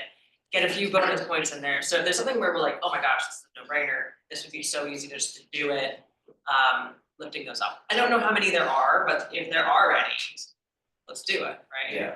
So that was my other suggestion, and I think if you're like a legislator or one of the agencies and you're looking at this and you see one of the easy ones and you're like, hey, yeah, we could do that, instead of having it buried in a bunch of other things that are like, more studies needed, it's complicated or whatever. Yeah. Yeah. Just an observation, you know, I'll just use me and Julie as counterpoints. So the engineer versus the lawyer. Like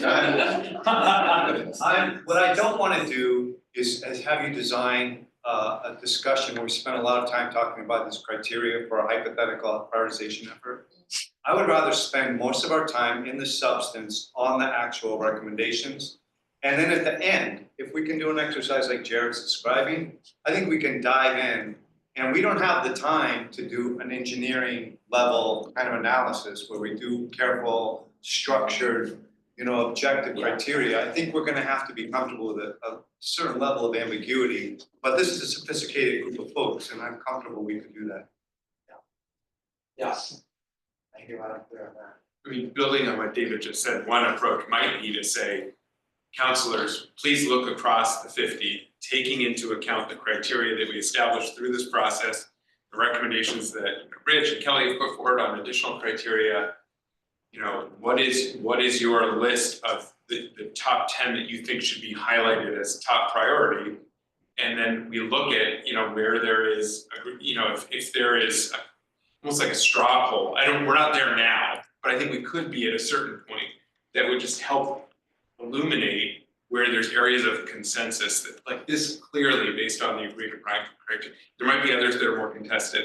I don't want to get into, I agree. I think it could just be when we're at the right point, look at those, straw poll, see where we're at, and not be overly dogmatic or arbitrary about the numbers.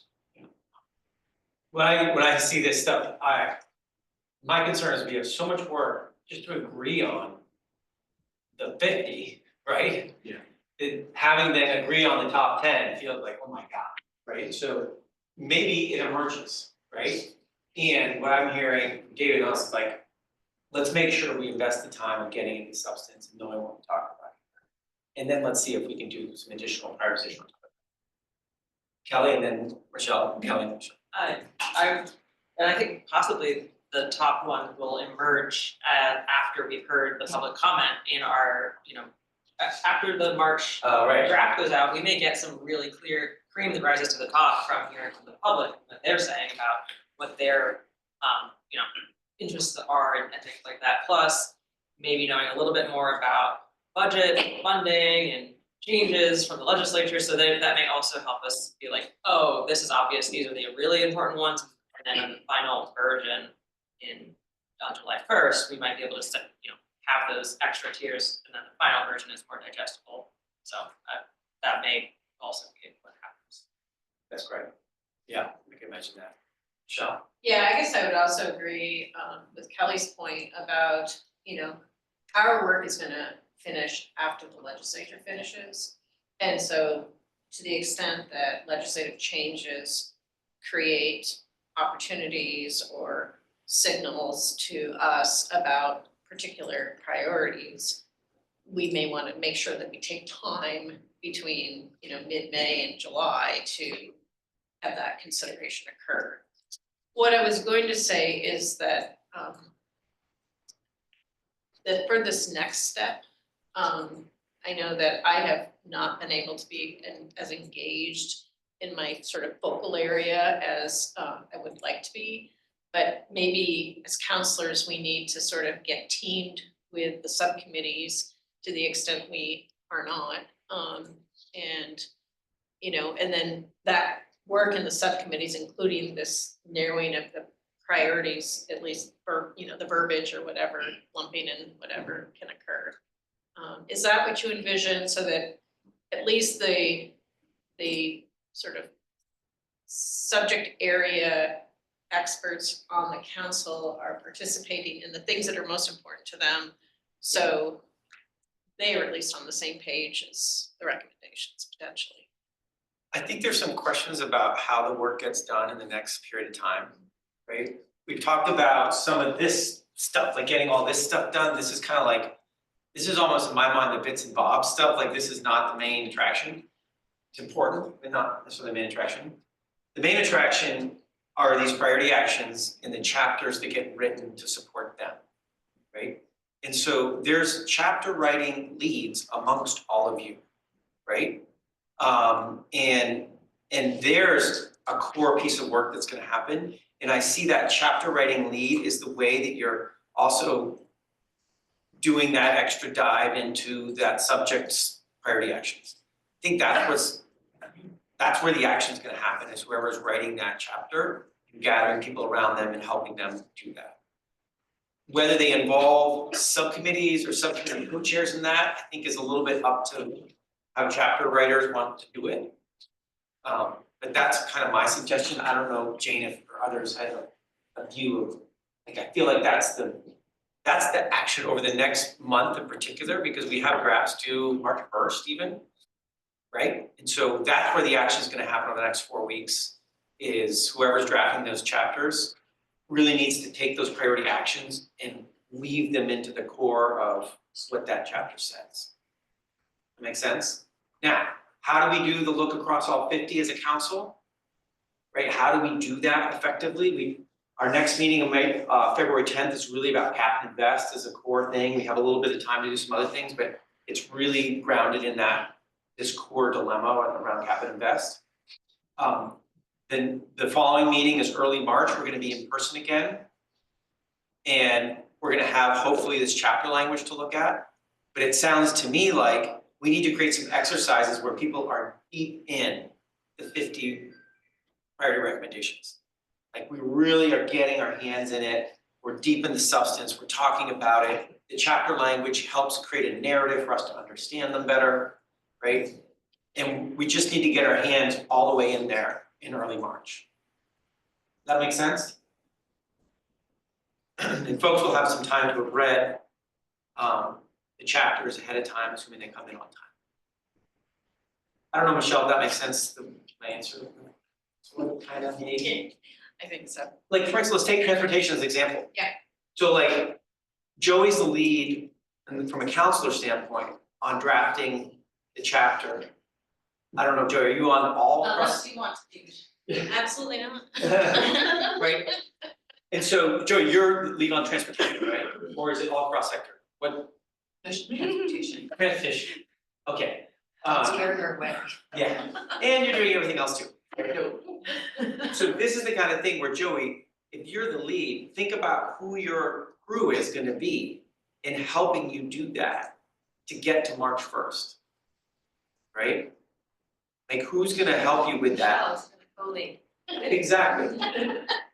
Right? How do you create that working moment so you can get to March 1st where you feel like you've got a narrative in place that makes sense, the priority actions are making sense inside that narrative, right? You're able to tell that story in just 2 to 3 pages, right? Or 3 to 4 pages, whatever we've said. Since a lot of things haven't changed since the last time the plan was prepared, and it's just, I don't remember exactly like how much narrative we had in the last plan, but I'm hoping that there is narrative we can just bring forward. Yeah, we're definitely perfect. Yeah, okay, great. Not a start from scratch situation. Thank you. Right. I think what you wanna make sure is your narrative, it fits with the priority actions that are related to that topic. Yeah. Does that make sense to folks? Like, this is where the work's gonna happen over the next month. Is chapter leads are gonna be reaching out and asking for help and doing drafts and trying to get the priority actions to make sense inside of them. Right, and Jane, we have priority leads all identified For every chapter. for every chapter, right? And folks are aware that they've been tagged. Yes. Yeah. They all know. Just checking. Okay. Well, I say that in part because if you are chapter lead, if you're in that table that we've shown a couple times, like, do you understand like what's being asked of you? And do you want to put in place now a group of folks to help you with that? I will say that is something that Liz has drafted and is in my court to review a process document for specific guidance on expectations for those chapters. And so we've set a tone that, you know, the counselors will be leads, they can certainly reach out to other counselors or subcommittee members or technical staff to help them with those chapters. But the specific guidance on like expectation of like 3 to 5 pages, like what you're including, what you're referencing, that kind of specific guidance is forthcoming. And that will also build upon guidance that Marion and I have developed during the first cap, which is like line space, like trying to bring everything in the same format so that you all can easily reference edits or changes you want to make everything looks the same, comes together as one fluid document, so that's all coming. One, this is a question maybe for the group to consider, but given today's discussion, I'm thinking a little differently about the chapter drafting process, that it's in some ways an effort to create a document that stimulates input from this group. That is, the goal isn't to try to use this synthesize and create kind of like a mumbly, like make everyone happy document, but more like, here's what we think the subcommittee said, A, B, C, D, and E, and we think these are the priorities. And if people think, whoa, no, those are not the priorities, that the document will have elicited that, as opposed to something where it sounds like, yeah, we all agree we should plant trees. That's a lovely idea, but it doesn't actually mean anything. It doesn't suggest to the policymakers what they should do, nor does it cause Jared to jump out of his seat and say, no, that's crazy. Right. So let's run with that for 1 second, because I want also that the chapter does become the plan, right? So I don't want to, I would be nervous to create something that's a halfway step. I would rather write a draft chapter in the way you're saying, that's not mealy-mouthed, right? That gets to the point. And it serves its purpose as being a chapter of the updated climate action, as opposed to just a working document amongst ourselves. You know what I'm saying? Yeah. But are we saying the same thing? I just want to check. No, I was saying something more like a working document. So I appreciate that it needs to be something that's moving more towards direction, towards actual climate report. But I do feel like it's possible for a group like this to spend a lot of time talking in generalities and not actually advance anything. Yeah. And the only way we actually get to a point of saying we've made a decision on something is if someone's put forward an idea and we all agree with it, or we all co-agree with it. Yeah, and I think the 50 plus actions that were presented to you in December are that core, right? And the chapter is a narrative that allows those to make sense, right? That's short. Like that's the vision. I know, Jane, I don't want to get out in front of like the guidance that you're going to put together with Liz. But essentially, the narrative just is like a plain language saying, this is the situation, this is what's going on. Here are 3, 4, 5 priority actions that the Climate Council believes need to move forward with haste, right? And then you list them out. I think that's the essence of a chapter. Yes, however, there is a separate chapter that we've been envisioning for the priority actions that tells the collective story of why these are the priority actions. And I can look at the drafting responsibilities right now, but I believe Secretary Moore and Jared are on for that. But anyway, so yes, but I think that it's a chance for transportation, for instance, to dive into like why, like what specifically around transportation, why are these 3 things the most important, or tell a narrative that builds the case for those. Yeah. I think we're saying similar things. Yes, I do too.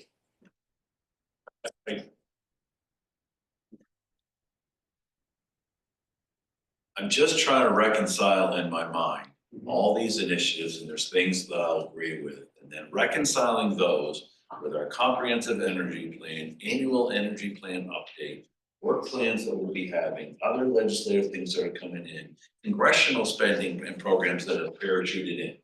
I don't know precisely the practical impact of these initiatives. Some I'll agree with strongly, some I might mildly disagree. Some of this, honestly, candidly, is triage. And I'm trying to be here in good faith and identify the things that I can be constructive. So I love what you're saying, Dave. I love it. And I'm listening and I want to offer what I can in this role, but I don't really see where affordability and the tough implementation stuff actually actively gets considered, where there are price tags to this. I'm having a rate projection done right now, and I see what's emerging as the rate picture. I just got reached out by a reporter, and how in putting that lens on and then looking at all these very initiatives, prioritizing them and having the pace. Yeah. I am grateful that we're having the conversation and all the time that you all have and will continue to put in there, and I will continue to do so. It's just, I want to be upfront now. I see this as a huge challenge, and I haven't yet internalized nor reconciled exactly how they'll implement these things in good faith into a work plan. I don't know. Yeah. Thanks. Fair question. I feel better, sorry. That's great. Sorry, great, but No, it's a totally fair question. Yeah. there's a question there, I don't. Well, I think, I think, Giles, go ahead. Yeah, I mean, for me, it feels like this plan is kind of long-term, like the legislators will adjourn by the time we finish with the plan, so I really feel like we need to focus on like the true science and what's gonna reduce emissions and what's gonna like long-term, address this issue and not base it on the current appetite, to fund programs or, of this administration or whatnot, but to focus it more on like what has to happen to reduce emissions, to make this transition that we know has to happen. And that should just be our big picture focus and not worry so much about, funding's important, but we may not fund anything this year or next year, but the next, in 2 years, we'll get tons of funding. So I think that's the way we should look at it. I think that echoes something that Julie Moore said, which is like sort of strategy level and directional is probably the most important thing folks can do. We'll see. I mean, there's some very specific policy ideas and programs that are part of the 50. So we'll see how that goes. But I hear your angst about like how does this translate into my life? Yeah. Okay. Yeah. All right. So I'd love to leave that conversation there. And I do, if you are a lead drafter of a chapter, I hope that you are actively reaching out, Jane, to me, and to other people to help you, because we're asking you to do a lot over the next month to pull this stuff together. And so please do be reaching out. All right, so, yeah. Really quick, can you or maybe Julie or Jared, what are you guys writing in terms of, sorry? I might have just voluntold them because their name isn't actually next to it. I was like, I was remembering. I mean, I asked that in part to Carrot's sort of angsty. Yeah. Part of me is like, is there an introduction that can speak to, this is what we know, we need to like cut climate emission. Oh, yeah. Reduce fossil fuel consumption. Yeah, no, so the big, It's not like, we're not talking about. individual chapters, you don't need to make the case for climate action, right? It's like, there will be an overall introductory language, right? It will talk about what's going on here and something. I'm not sure, Jane, how that's all gonna play out between an overall introduction or introduction to the 50 priority actions, whatever. That's TBD, I think. And if you look at that kind of division of response, the timeline around the chapter drafting, what Jane was mentioning in terms of the summarizing of the priorities that Secretary Moore and I volunteered to co-author during the last steering committee, that would come later in the process. So there's some set of dates where the due date is March 1st, and then there's others that would be happening in like May or June as it's really kind of finalizing and coming together as kind of a summary statement. So at least what Julie and I are planning to work on, that's not till later in the process. So I guess maybe, I encourage folks to look at the document, I dropped it in the chat. But also just wanna say that, specifically what Joey, you're asking for actually didn't really exist in the first cap. Right. So the way, and it's not, I think there's more buildup this time anticipated, but there has been, the start of the real substance is around climate and climate change in Vermont, which is a chapter that Leslie Ann has led and will lead again. There's a new chapter on the impacts around health, building equity into the cap, and then really about the climate economy. So, and this time we've expanded it just as a reminder to also make sure it's not just about energy, but also resilience and opportunities for action. And then to your point, Carrick, there is a chapter that's required by the CAP in the GWSA to speak to how this plan is coordinated with other plans. It actually only calls out the comprehensive energy plan in law, but we've taken it to be a little bit broader this time as the first time we did the cap, obviously we were locked hipped with the CEP because you were doing the CEP at the same time. This time it's out of sync. So we'll speak to how it works in complement to the CEP, or if there's anything divergent, as there were divergent, you know, not to bring up a sore subject, but the clean heat standard was one that was a different recommendation in the CEP last time from the CAP, and that was noted, like they were different. Yeah, and then it moves into an assessment of progress, which wasn't in the last CAP. That I will take on writing with, make sure an opening will be done by a counselor to set the tone. And then we go to the priority actions. So I think the priority actions is probably a nice space to tie it all together and speak to, like, these priorities have been lifted up because they touch on all the pieces of work that we know we need to do to address climate action. So it's probably helpful, thank you. Okay. All right, so now, I'd like to pause here. Indra is here. For those who don't know Indra, he at one point was a member of the Just Transition Subcommittee. He is a great facilitator and does a lot of other things very well. And he's been helping in a team of folks doing engagement work around climate action. So a lot of the things you've seen, the activities that have happened, us doing a lot of work with diverse communities in Vermont, Indra's been helping to lead. I asked Indra if you could help us lead a conversation amongst you all about what's it gonna take in February, March, April, May, June, to work effectively together and do a really messy thing, which is to update this plan, particularly as the legislature is also in the zone of same issues. And so Indra's got some ideas. We kind of crunched his time a little bit. But Indra, if you want to just come on up here, and if you need to hook your laptop into, well, the easiest way to do it probably, just to sign out of the Zoom, and then I'll share your screen into here. Okay. If you grab the Zoom, link from the calendar invite on like the calendar thing. Does anybody need like a 5-minute break to get up and stretch your legs? Yes, please. Okay, let's take a 10-minute break. There is no such thing as a 5-minute break. Let's be back here in 20 past or just around there, 25 past. And we'll get going on this, and thanks everyone. So online folks, we're gonna take a 12-minute break here and we'll be back.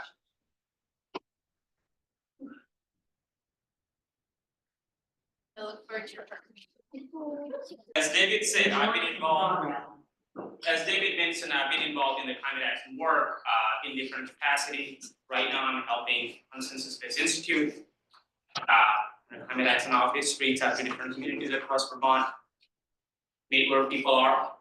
And then I were at the Silver Lake, while people were ice fishing, talking about climate change. Had a great conversation. My goal today is to really understand where the challenge may lie to have difficult conversation, and hopefully to get us into the direction where we will be able and willing to have that conversation. Am I promising that we'll achieve that at the end? No. That's not gonna happen within 30 to 50 minutes. However, I hope we can bring our honest thoughts into this conversation. We are not gonna talk about anything technical. We're not gonna talk about anything policy. That's not what we're doing. We're talking about the interpersonal dialogue and how do we interact with one another. That's my focus. If at any time you need me to pause because of my accent, that is okay. You can say it out loud. Or if I assume that everybody knows what I'm saying, because I do that all the time, pause and ask me a question, that's okay. So first, I want to acknowledge that we are all busy and we are here trying to contribute to create a better future, so thank you. Second, there is a whole lot of uncertainty in today's world. We are living with it every day. Despite all of that, we are putting the best effort into doing the best we can. I acknowledge that there is a shared goal. However, I also understand there are different approaches and different policy solutions that we believe in. those differences that we bring to the table are the way to get to shared goal, and that's how I will be conducting today. Ground rules, we don't need those, but assume good intent. Right? Listen to understand, not to respond. Really be basic. Challenge the idea, not people. Ad hominem attack doesn't really work in policy conversation. So let's just get started there. And first, now that I get to interact with you, I want to start with this to understand. Okay. If you are tech savvy, either you can use menti.com and enter that code 33866859, or you can use this barcode and respond. If you do not want to use anything technological, at the end I'll provide a space where you can say it out loud and I'll write it down. So the question is, in 1 to 5 words, describe your connection to the work related to climate change. It can be personal, professional, or driven by passion.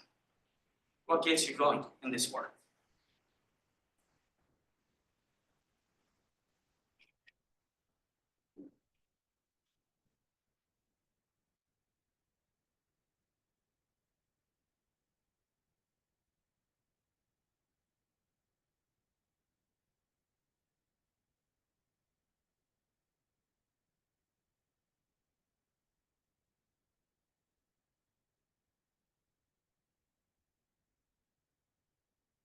The way I know it's working is I see a response. So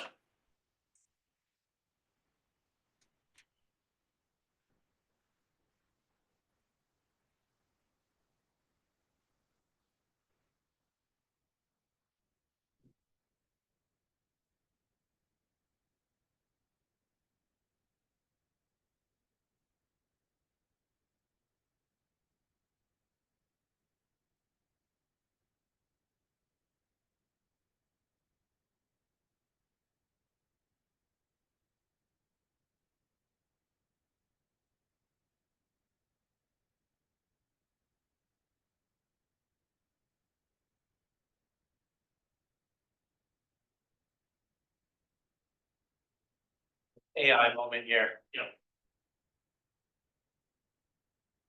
So you can continue entering your response, but when you're taking a look at it, what do you see?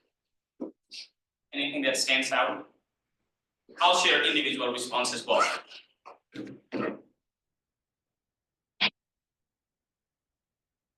That's personal and professional. It's personal and professional, and one thing that I see is a hope and a goal towards the future, albeit uncertainty exists within it. Right? We are driven by it. I could have generalized without even asking you this, but it's good to be validated that it exists here. So the second thing that I want to do is kind of a small group exercise where we will try to, give me 1 second, I like to think I know how to use technology, but at times.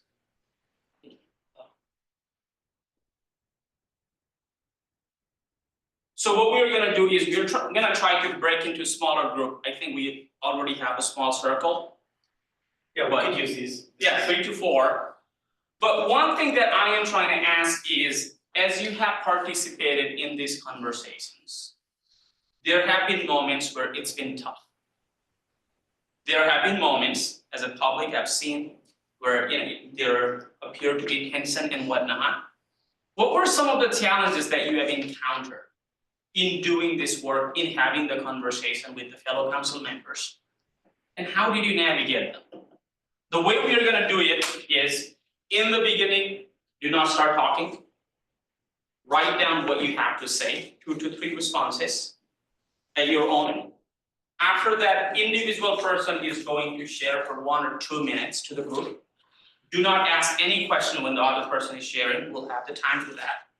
And at the end, the group is going to summarize what they heard in that group and share it out to the large group.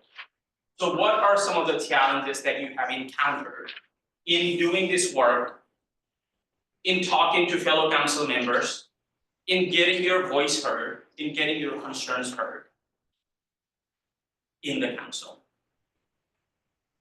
And your online folks should be doing this as well. Yes, online folks, I forgot. Folks who are online, the same thing. The instructions are on the screen. What are 1, 2, 3 challenges that you have encountered? We are not breaking you into smaller group, but reflect individually. And if you want to share, perhaps there is a way we can create a small breakout room for them. It may be a challenge. I think they may just be reflecting. But you could just mute us and then they can talk. Yeah. Or like we can mute our speaker. So that we don't hear them. I think I may not do that, but thanks for the idea. It's okay.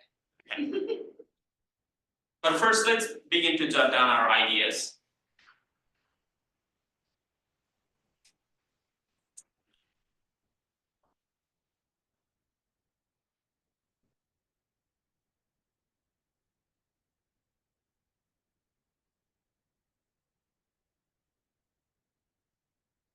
I will give us 2 minutes to write down our own thoughts first.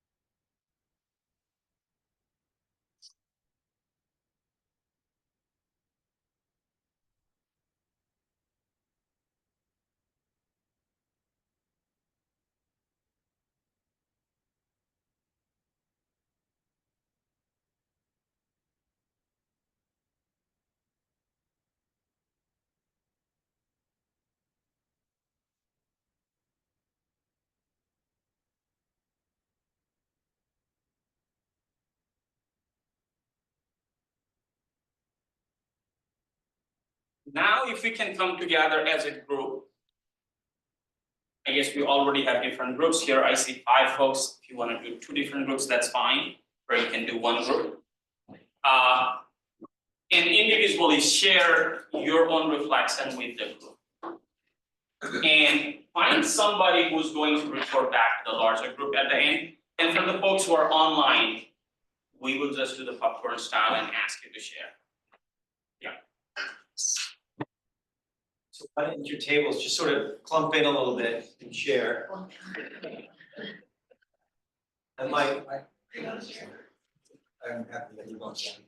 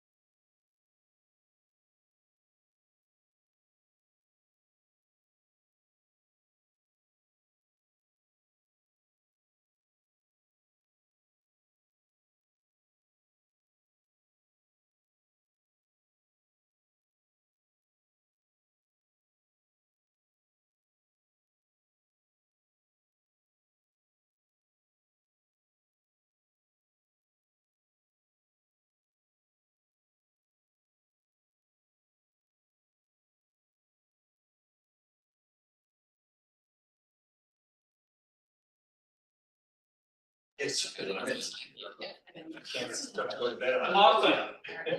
So when I was walking around, I saw that we didn't have enough time, we could have talked for a while. Says Mr. My job today is to scratch the surface of the challenges. Not to do a whole lot about it, that's why I love this work right now, because I don't have to do a whole lot. But I hope you get to engage with those challenges into the future. So let's start there. What were some of the key themes? So let's see, tell me if I'm missing anything. We talked about how there have been moments of tension where we feel like ideas about how to get where we're going, we're having very different opinions, and sometimes that even rises to some tense conversations. And then we all have different ways of trying to deal with it, staying optimistic, staying calm, sometimes just staying quiet. And if you can offer, saying something like, well, how about this? And just like helping to lower the tension by making a suggestion that if you see like, oh, this might actually make everyone happy, throwing that out there can help diffuse the situation and help have everyone feel comfortable moving forward. And then we talked about a little bit about just some of the frustrations just about the pace of the work and how it feels like we've been trying for years and years and years and years since before we started this council, and now it's like we have to do everything all at once. And I don't know that we had any solutions for that except to, again, try to stay optimistic. And then talking about just when we're in these tense discussions, trying to remember that people are coming from a position of good intention, and that will help us come to some sort of common understanding, even if we don't come to a common agreement on exactly what to do. If I may clarify on the first point that you made, is it the avoidance of the tension? Like the tension arises, we notice it, but we don't engage with it, we avoid it and we move on? Is that what you were saying? Well, I think we've seen both. I've seen some where there's tension and it's unspoken. And when I first started on this, I'm like, I'm not from Montpelier. I didn't know, I've been doing this policy work for forever. So I'm like, what's going on? Why is everyone like, Yeah. We've had some moments like that. I have more understanding about some of the underlying things that are going on from the long history of folks who've been doing this forever. But also sometimes people will like rise up and speak out.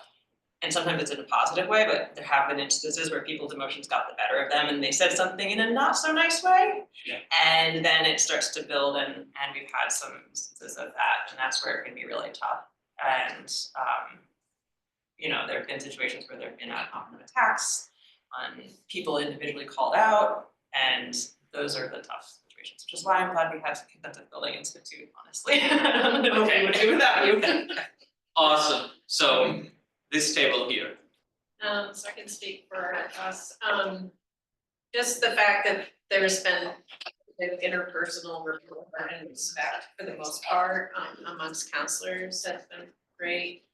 I think we all felt like there's insufficient resources to implement this work, both in terms of what's expected of the counselors that are volunteering and what's expected of the limited staff from the agencies who've been assisting. The governance model here, where the council is in between the governor and the legislature, is super complicated in terms of, this is a bit unknown, not a charted area, I guess I would say. The overly broad mandate, the breadth of what we're being asked to do covers a lot of territory in terms of the Global Warming Solution Act criteria for us to operate within. So that, I think it makes it very challenging. And the fact that there are other parts of government that are doing many of the things we are talking about, which, you know, may not be aligned with the outcomes of this effort in a very succinct manner. The size of the council, I think, can be challenging at times. And I thought a really important one that came out near the end was, we're not set up to undertake deliberative outreach and engagement needed for such complex social change. That's a great observation.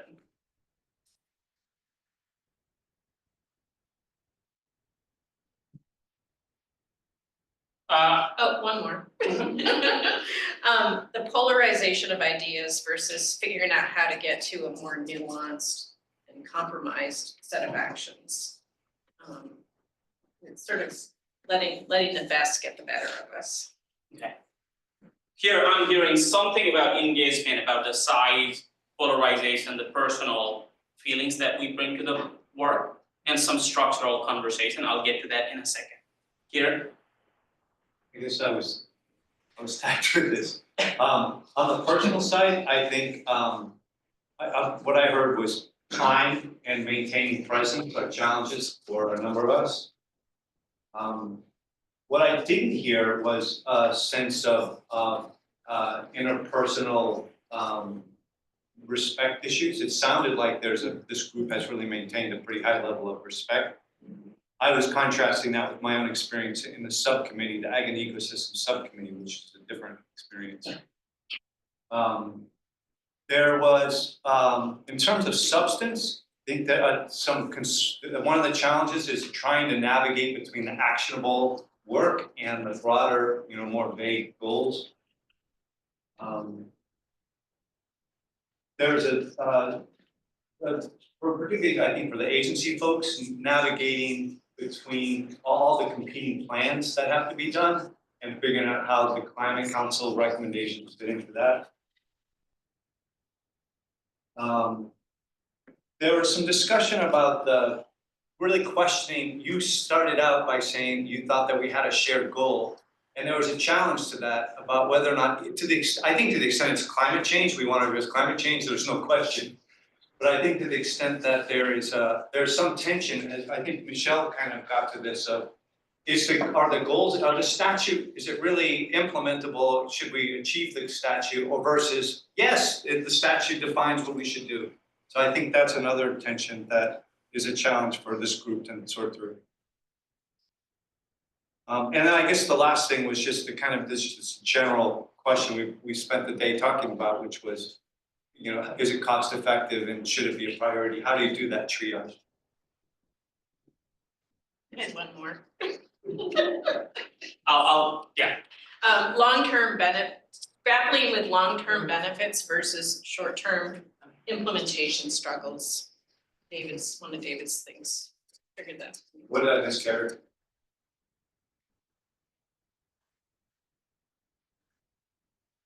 And here, like even talking about the shared goal versus the polarization of idea, right? If you go to anybody and ask them if they want a safe community, you will not find a single person they will say no. But if you ask them to define what safe community looks like, we'll have a different idea, right? The shared goal is to tackle the climate change, but how do we go about it? The technical details, there may be difference in understanding. And where is the communication coming in when we are interacting with one another? Are we addressing it as it comes up, or are we avoiding it in our interaction? There's one other thing within our group. Mm-hmm. This is one thing of that, and I think it is helpful because it kind of goes to what you were talking. And that is, I'll put it this way: what is our obligation? What is our responsibility when we're discussing initiatives that one may not like? What is the obligation to offer alternatives that may get to a similar, maybe not exactly the similar outcome? I'll leave it at that. What is the obligation? Because there was an opinion expressed that, look, all right, so you're good at saying no or hell no, but are there other options or ways or means or something that could arrive at somewhat the same place? And what is our each of ours an obligation to do that. And I know there were a couple of comments there, so, maybe, Dan. We focus very much on the practical administrative side of what needs to run. I'll just note two of them because I think nobody's brought them up and I'd be curious if they're shared. I know the secretary sort of speak to this, but I think that the role of the chair of the climate council is something that has sort of not been addressed or filled. Like, obviously, the secretary of AOA has a huge job. And, you know, coming in to chair climate work is hard. It's a hard role for that position. And so as a result, David often sort of flitters between both facilitating and chairing. And I have seen or bared witness in Maine to what it means to have effective chairs who are driving work. It's very different.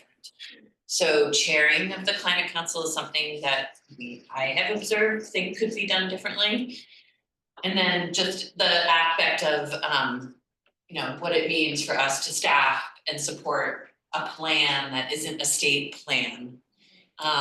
That's also a very awkward fit for state officials. To have a plan that's sort of a guidepost for the Climate Action Office, but it's not our job straightforward to implement the climate action plan because it's not a state plan. So that's an awkward just fit administratively from the way the law is crafted, the drafting, who picks up the pen.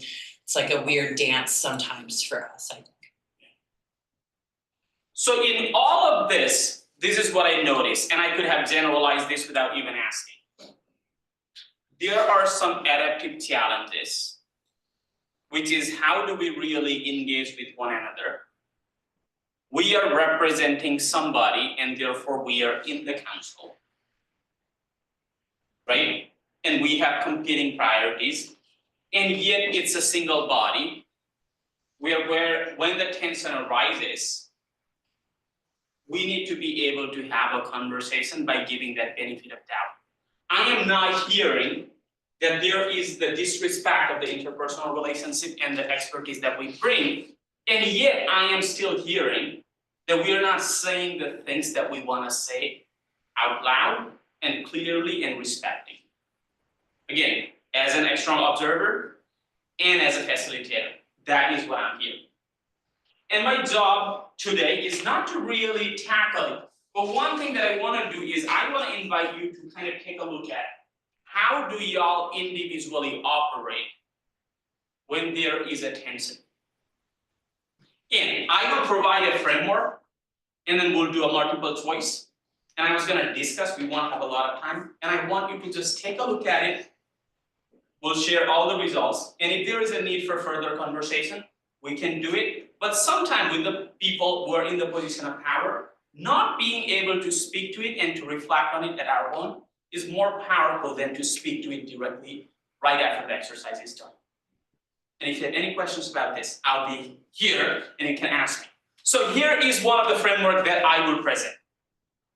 I call it the compass point, not me. The person who came up with the framework is the compass point framework. We do it east, west, north, south, but we're not gonna move today. I'm gonna read. Let's take a moment to reflect on how we all approach tough conversations, especially if they are truly related to our passion and the commitment that we have towards the future generation. Often, we are working together on complex issues like climate change. We bring different perspectives and ways of engaging. These differences can be incredibly valuable, yet they can also lead to misunderstanding or tension if we don't recognize them. One way to understand these differences is to use this framework. This will help us to identify our personal nature or tendencies in those tough conversations, so we can better understand not only our own approach, but how we might interact with others who approach things differently. There are 4 compass points, and I'm going to ask you to do a survey, multiple choice. 1, action-oriented. You are somebody who's really focused on finding solutions and moving things forward. You value practical action. Let's talk about this plan. What is it that we're going to do? What are the next steps? Who's gonna take charge of this? Who's the chair? Those are the questions we are asking. Second, relationship oriented. You prioritize empathy, harmony in the conversation. You care about making sure everyone feels heard and valued. And we begin to question who's at the table, who's not at the table. Why are we not listening to this voice? Why are we listening only to that voice? Because you value the relationship that exists. Third, the vision-oriented folks. You're thinking about big picture. You value the long-term goal that came about somewhere in here. Long benefit versus short-term impact, right? You think big picture, you value long-term goal, and enjoy exploring new ideas. Rather than the practical solution, we are thinking about what is it that we are after. Finally, you're a detail-oriented person. You focus on fact, data, and detail. You like to ensure that things are very precise and grounded in reality. If you need me to define them again, I'll be happy to do that. And it's not that one person will lean only towards one, but what I'm asking is, if you are encountered with a problem, with a challenge when interacting with folks in the council, and you're trying to move into a new direction, what is your first natural tendency? What do you lean towards? And in 1 second, there was another. Let's see. I think this should work.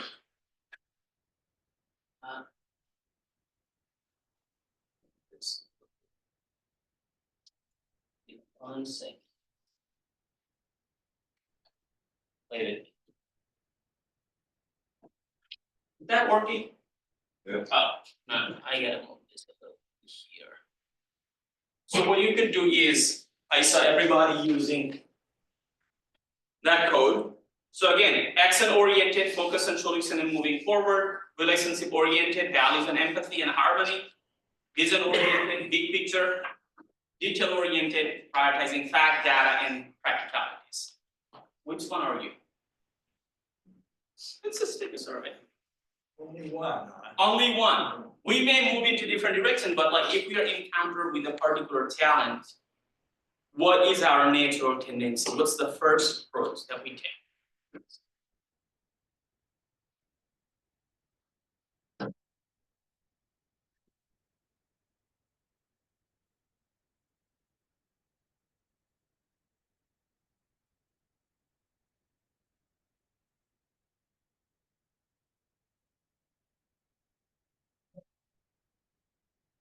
Figuring out how to add my answer.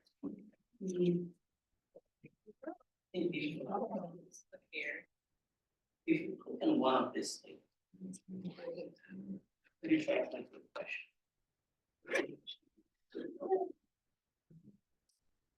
It's like, yeah, it's, yeah, I think that's what. That's actually great.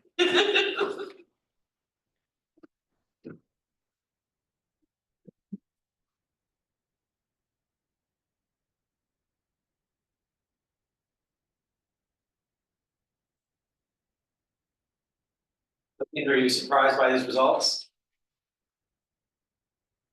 Given this here and that, not a whole lot. Right? The challenges that I do see is not much on the action-oriented part, because here is a group of experts that the folks in the position of power have trusted based on the work that's been done.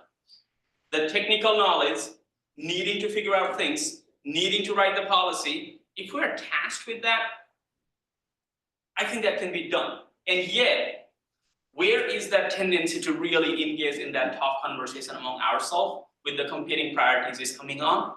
And how are we really engaging in those hard conversations? I am not entirely sure. So what I will do is this. I had a few questions that I was gonna ask, and I'm not gonna do that, given it's 3. I will send these questions out. Just looking at this and the challenges that we wrote down, I'll summarize, I'll write those down. Couple of things that I want you to reflect on. What do you notice? I guess there is not a whole lot. We see the graph, pretty simple. what challenges do you think arises? And do you see any of the challenges that we have described coming from this tendency at all? Right? And how can we ensure that relationship-oriented folks are complementing the work that action-oriented folks are doing? And what are the activities that are needed for us to really engage in that impact? Those are the questions I would love for you to reflect on. What do we do next with it? That's up to David and Jen to figure out, but that was all I was gonna do. And I think to round it up, I'd just be curious, folks, when we think about what's coming in March, February, March, and then beyond, like, and we're gonna be faced with some tricky stuff, right? We're gonna have some tricky decisions to make. We're gonna have to be activating our decision-making protocol and things like that. And I'm curious, in all this conversation you've had in the last 40 minutes, if you have some things you want to say right now about how we want to show up in those difficult moments. Because I think it is going to get difficult.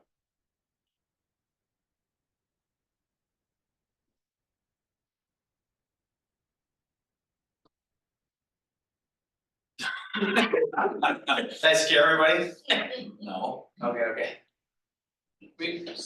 I would just offer, one thing that I try to keep in mind and remember, and I hope we all will, is that regardless of who appointed us, regardless of whether we're a gubernatorial appointee, we're appointed by the House, we're appointed by the Senate, we are all appointed public officials, public servants of the state of Vermont. And so at the end of the day, our shared commitment and responsibility is to this state. And my hope is that when we come to these difficult points at which we will, that if we remember, it's not about like who we work for or who appointed us, but our responsibility as public servants to the state of Vermont and following the law thereof, then hopefully that can help us find common ground. Yeah. Anything else before we shift out? I mean, it's our responsibility as human beings.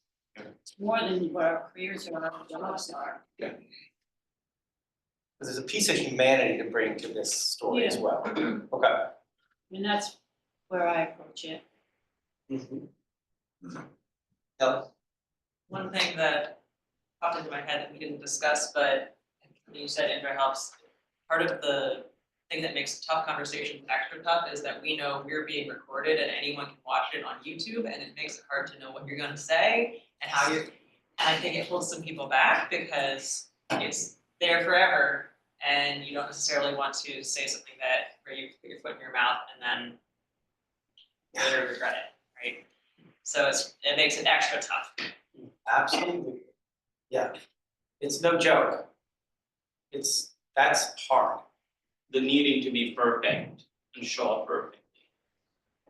That pressure. And some people have more comfort just speaking out than others, naturally, so making space for people who might not feel comfortable speaking out, something that I hope we can do going forward.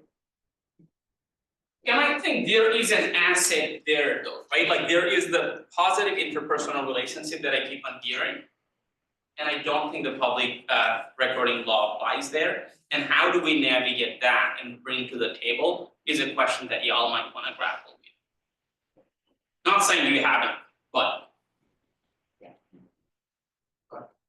All right, well, thank you, Indra. I appreciate you coming in and pushing that conversation. I hope it was like a pause and something helpful to think through the next few months. Thank you very much. I'm grateful. That was some pretty damn quick insights.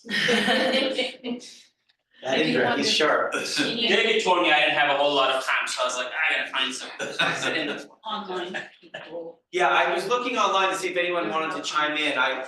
Counselors, if there's any thoughts, please don't hesitate. I know this is a hard thing to do, to be sitting around for several hours online, but counselors online, don't hesitate to jump in. Thanks, Jill. Okay, great. So there's only one more thing we need to do, and that is talk about our timeline. And we've already done it a little bit. And I wonder to reiterate verbally. I want to reiterate verbally what's going on, right? Our writing team is busy writing chapters for the next month or so.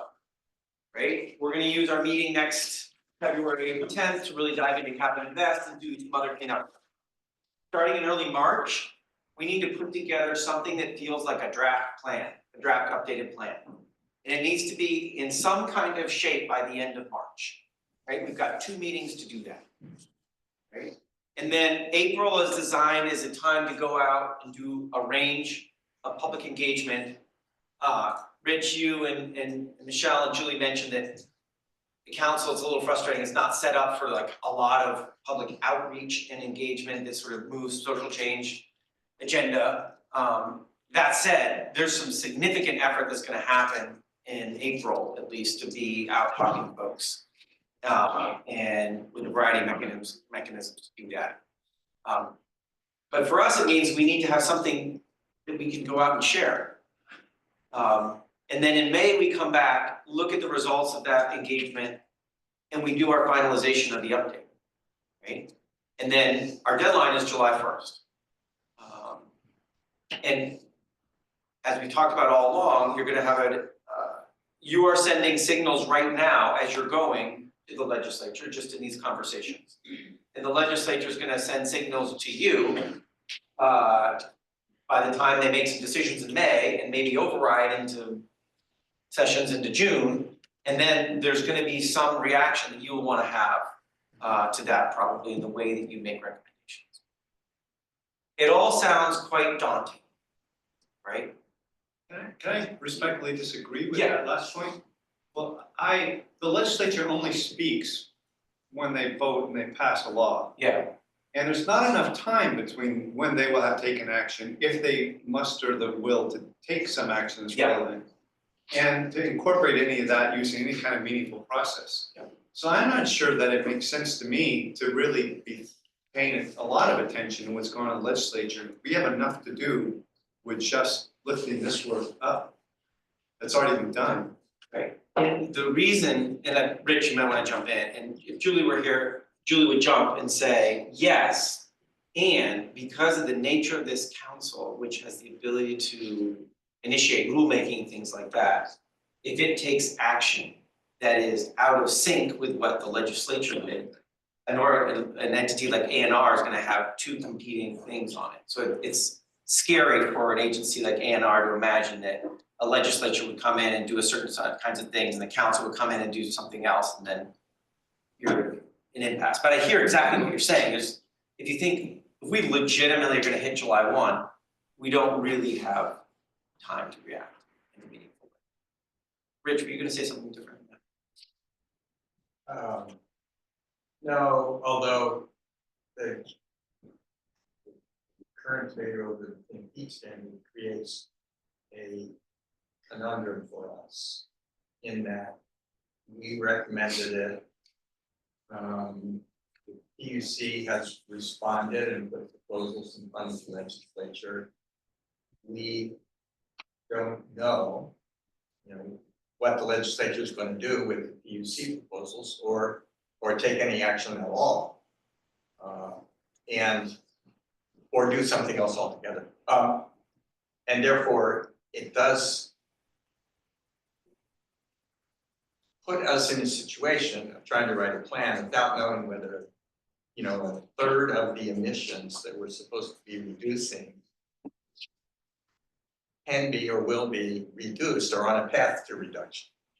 And so the challenge that we face as a council is that our obligation is to produce a plan, not just a plan, but a plan that, among other things, will reduce emissions on a schedule. The statutory schedule, yeah. And so, it's just really hard for us to say, well, we're on a path to meet that legislative requirement if major elements of the, I'll make it even more complicated. you know, the president says he's gonna repeal the ability of the state to adopt clean cars too. And so maybe 2/3 of our emissions are up for grabs, and we're trying to write a plan that meets the goals. So it's, I agree that, I agree completely as a legal matter, that until the legislature takes an action that's signed by the governor or overridden, then the status quo is the status quo, that's all we do. Yeah. I think this is exactly the conversation, Kelly.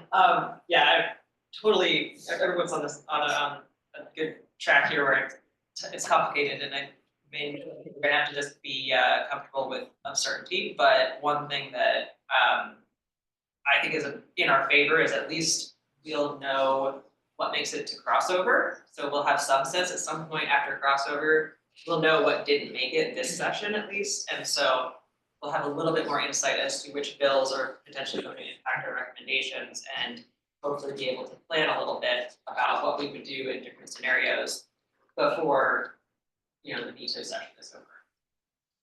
Okay. So I think that gives us some, and I had brought this up in the steering committee, I think for any of us who aren't like staring at all of the bills and knowing exactly what's going on in the State House, if we can get regular updates at our meetings from folks who are following the different bills that might impact our work, I think that'd be helpful. Yeah. I've got two questions that I was hoping you could answer together as a group. One is, what kind of caveats or sort of language would you want to attach to what you put out in March? Sort of take the pressure off a little bit for you to have like everything buttoned up, because there's gonna be a lot of things that probably aren't totally buttoned up. To think about how you might caveat what you get out in March, and that gets a realistic expectation of what we can get done between now and the end of March. And the other is there anything around July 1 and what's being said right now and the fact there's not meaningful time to react that you can imagine as a creative solution to that problem, right? That you need more than a week, right, to have something intelligent to say about this, right? You have a statutory deadline of July 1st, but there's just some realities. So I'm curious if you were to take those two questions right now. One, how would you want to caveat your output in late March in a way that feels realistic? And two, what might be some creative solutions around the dilemmas that Rich is pointing out and the reality that David's pointing out of like, there is no time to do anything meaningful. So, yeah, Rich. Well, one thing I would certainly say in March is that we are, these are our best thoughts at the moment, and that we are actively seeking to engage Vermonters in the conversation, and that we really mean it. We want to hear what people have to say. So don't take it as carved in stone, please. Right. I mean, So I think that goes. Like emphasize the draft, right? Emphasize that it's a draft, and we're taking. Always want to learn more. We take feedback on more. And is there something in that emphasis that can be added in addition to what you're saying? Something along the lines of, you know, there are moving pieces that will shape the way this ends up coming out. I mean, I don't know. I'm just thinking aloud, like, so you don't feel pressure to be, you know, nail it down by March 30th for some of this stuff. Jared? One thing that I think could be helpful is if, when we're seeking feedback, either from fellow councilors, subcommittee members of the public, is to emphasize that constructive feedback is most helpful. And I think one element of constructive feedback is that if you have concern or opposition to something, especially if it's something that's designed for the plan to meet a legal obligation, then we would request that you say what you would be willing to do instead that would accomplish the same. I think too often we're in a space where there's, this goes back to what Carrot was summarizing, opposition without a proposal of what could be done that could accomplish what we're legally bound to accomplish. at the moment. Yeah. Maybe that changes, but, you know, as a council, we're told to put together the plan that meets our legal obligations, and so some people oppose that law, that's their prerogative, that's totally fine. But in terms of constructing a plan, constructive feedback that actually, if you're going to oppose something, says how you would achieve the same. Or if it's fine, if it's not necessary to achieve the legal obligations, if it seems like it's far afield or not relevant. But for those things that are directly constructed to have the plan add up, meet the obligations, to me, we're past the point where simple opposition is constructive. Because there's no easy answers. There's always trade-offs, risks, rewards, costs, benefits, and that's the space we're in. Yeah. Anything else about sort of what we're driving to by the end of March? When are you expecting the council to have either broad consensus or to, as you said earlier, pull out the Our decision-making protocol? decision-making framework? We'll start doing that in our March meetings, March 10th and March 31st. Because it's the present expectation that the draft, while a draft, is either consensus or majority document? Yes. Yeah, the council is okay letting it out as a draft this is why I'm emphasizing the language around draft, because that will help us understand what we're saying yes to go out the door, right? So if we're all on board with all the caveats and the draftiness of it and how we're talking about it, it may change the way you think about the way you say, I'm happy having this go out the door as a draft. Does that make sense, Liz? It's helpful to have that clarity of what you're expecting. I have concern about us meeting that timeline, and I don't mean and July 1st. I just continue to think that given what we know of both what's happening in the legislature, but more broadly, the position of many folks who are appointed members of this council and need to do their job, that it'll be hard to get to a consensus by the end of March. And I feel like we should be considering plan B, whatever, plan B for the timeline.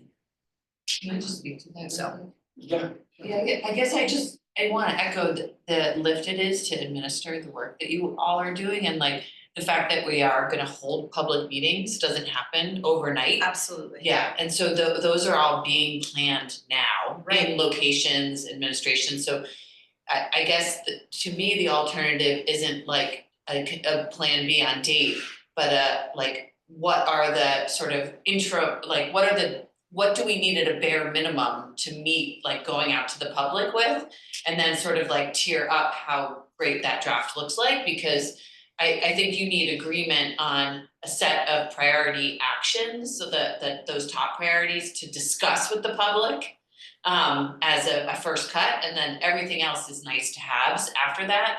But if those are the set of priorities that are gonna have a narrative told about them, those are the actions that need to be discussed in most earnest with the public to have them weigh in. So I just know like moving dates is not possible, but thinking about the scale of what we're going out with is probably.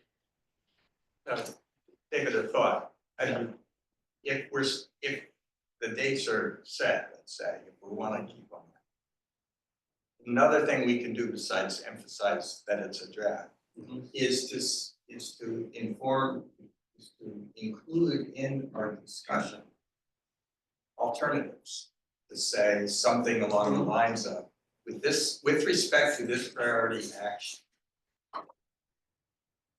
many counselors thought that the best approach was X. Some other counselors thought the best approach was Y. Yeah, And totally.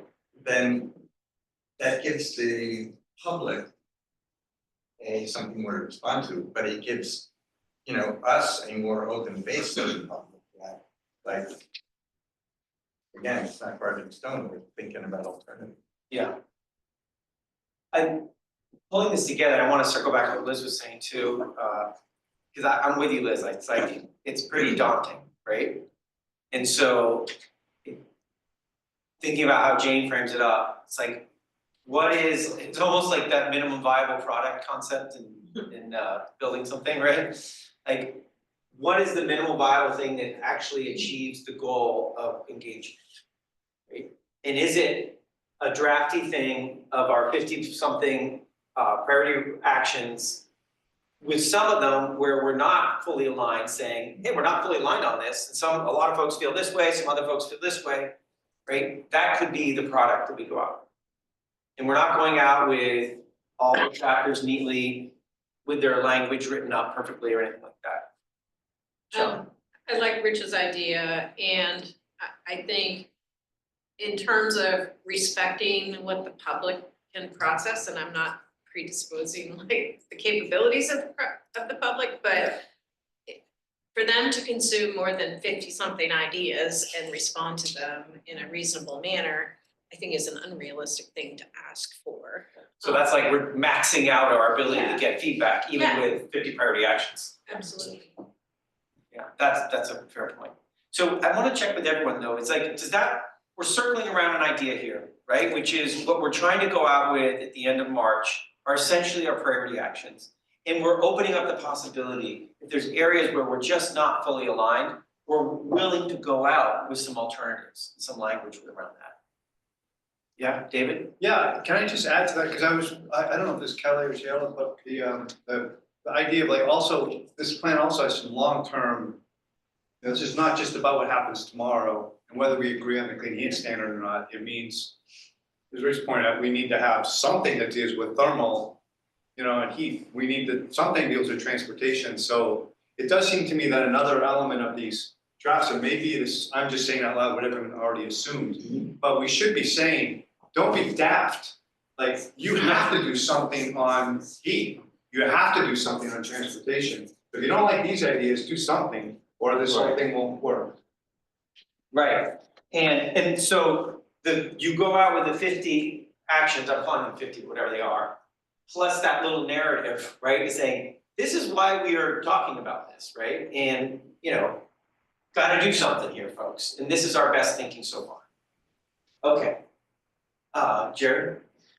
I wouldn't call it a caveat, but one thing that I think would help for context setting is to explicitly note what Jael and David just spoke to, which is, this is a plan for the state of Vermont for the next 4 years. Like, this is intended to make recommendations and be in place through June of 2029, just so that we have the proper frame of reference. This isn't about like, what are we doing this legislative session? This is directionally the plan in place for the next 4 years. Nice. I want to come back to the schedule, just to keep that conversation alive. I'm sympathetic to the notion that the outreach schedule, has to get set and the venues and all that stuff.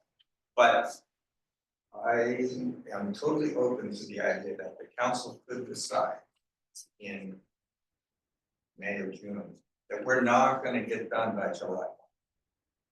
And I'm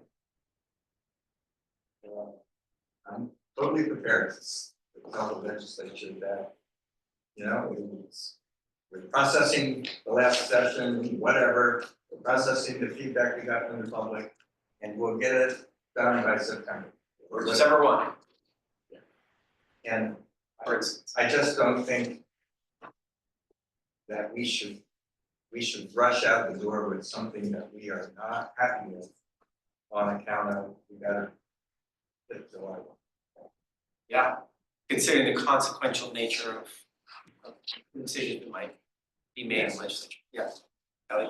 Secretary Moore said something at the steering committee meeting about problems that screws up the rulemaking schedule. Yeah. And I don't know that so deeply, but someone else might be able to explain why that's an issue. Yeah, so if she were here, she would say, there's nothing in the GWSA that if we are late getting our plan, that then she can get, A&R can get a subsequent or equivalent delay in the rulemaking. You got 12 months from July 1st, 2025 to implement any rulemaking that the council tells you to do.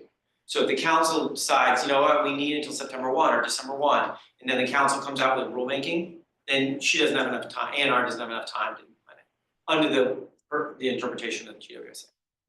That's the issue there. But I think it also is a very curious thought experiment for you all as a council to say, look at July 1, everything that we're comfortable getting to, it's not a live wire right now in the legislature, and if stuff happens, we're gonna need some more time after July 1 to react. You could say that. I do like that we have a draft with the different viewpoints. I think it shows transparency, and I think that's important to give out to the public. Nice, okay, great. I agree. Okay, we'll see how many of those we need. Yeah. Okay, so we're rounding up to the end here. It's a little nerve-wracking, right, that we don't have a little bit more clarity on this, particularly the July 1 thing, right? That personally makes me nervous. And I think maybe the steering committee can do another whack at this and think about alternatives that you all might suggest to the council about how to think about that July 1 deadline and the implications of legislative action that happens in May and June. This seems like it's coming together really nicely in terms of the idea of what you come together with on March 31st. And it still is gonna be a big lift for us on March 10th and March 31st to get there. But if we're really focusing on our priority actions and some just core narrative language about why these areas are so important to take action, that could be a nice place to land.